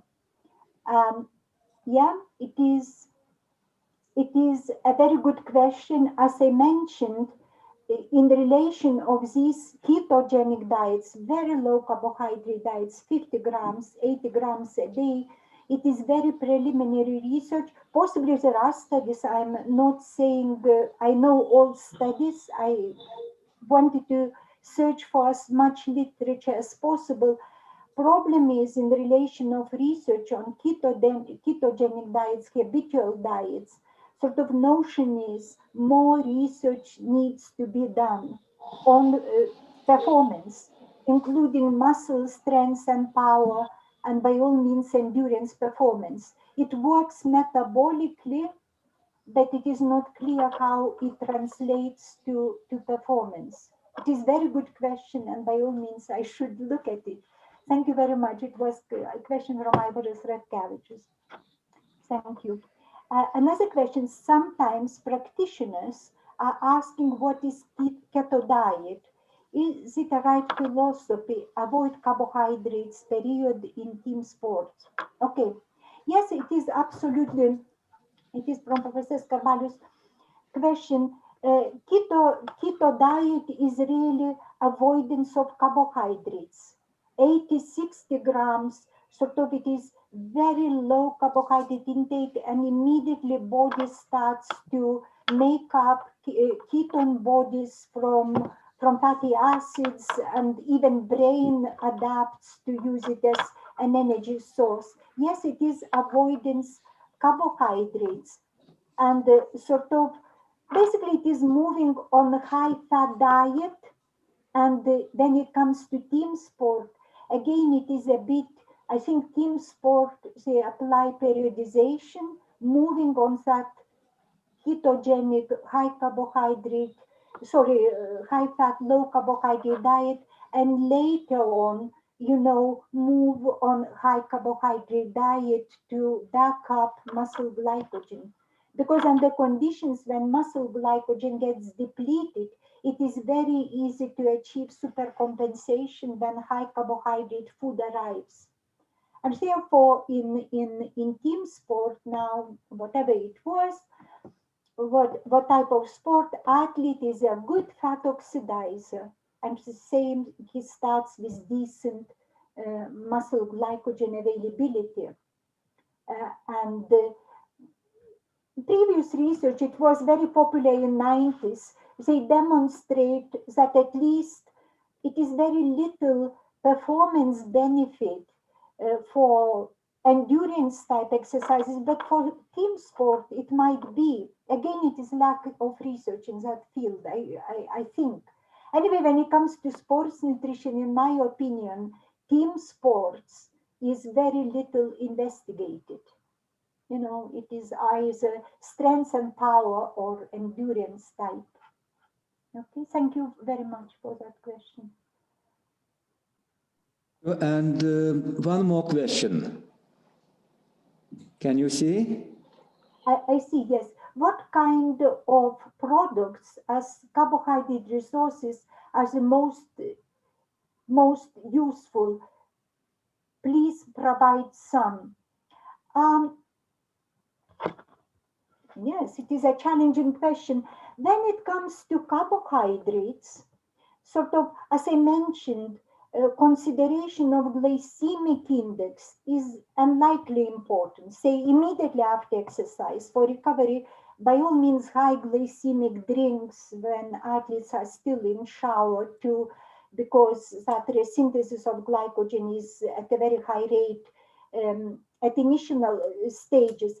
But when it comes to carbohydrates in principle are very easily available to human body, and in a way it should be possibly for ultra endurance and endurance athletes. Sometimes carbohydrates are recommended which has lower fiber content because it can lead to gastrointestinal, problems during races. But in principle, carbohydrates, by all means, we know traditionally pasta, rice, potatoes, starch-based carbohydrates are the best. And when we talk during carbohydrate consumption during exercise, it is basically glucose, fructose-based drinks. But habitually, diet should be based on starch type, complex type carbohydrates rather than simple sugars. The simple sugars, I would say, only very good during immediately after recovery to provide glucose at a very high rate. But in principle, it would be polysaccharide and complex carbohydrate made diet, and be careful in case of athletes with fiber. Okay, I think I don't, somebody says good evening, which is nice. I am very sorry, I'm not able to answer that question. Whether ketogenic diets can slow neurological efficiency in comparison with high carbohydrate diets. I'm very sorry, I don't understand that question very, very well. And I think I don't have any more questions. It is very late afternoon. And most likely everyone is very happy. Oh, thank you. Thank you very much, Dalia. It was very, very interesting. Thank you for inviting me. So it was the last presentation, and we finished our presentation. We tried to sum up what we have done today. Maybe Vaida, do you like to say some words? Yeah, thank you very much for all participants and lecturers for really very interesting presentations. We got a lot of useful information. Very shortly, I can say that if we train and educate our athletes since childhood to make own decisions following by high personal and organizational values, And we will have motivated persons which respect rules and hopefully wouldn't suffer from COVID. And next year we'll participate in Tokyo. We'll win medals and represent country, club, university at the highest level. I would like to say many, many thanks for speakers.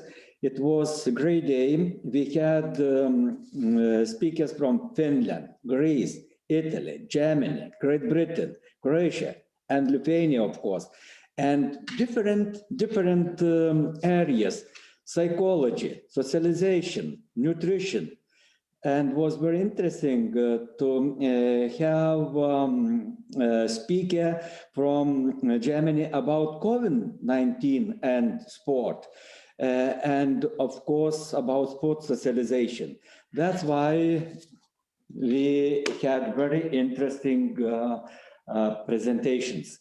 And I would like to say a lot of thanks for colleagues who were involved in organizing this forum, persons from IT department, from sports coaching department, especially Associated Professor Aurelius Zoza. He is organizing many years, but since last year, this international conference was moved a forum. And please don't forget that tomorrow we will have conference as well all the day. So thank you very much. And we are finishing. And of course, our rector would like to say some words. So thank you, dear colleagues. Yes, but don't run away. I want to thank you very much because I think it was really very tiring, very long day, but very interesting one. And I want to thank a lot our moderators, dear Professor Skarbalius and dear Vaida, for moderating and for being with us this all day long. So this is small souvenirs to remember this forum and diplomas, certificates or something like that. The most important. Thank you. Thank you so much. Thank you. And thank you. And don't forget that yes, tomorrow we're also having a very interesting and nice day and waiting for you to meet again. Thank you very much. Thank you. See you. Bye. See you tomorrow.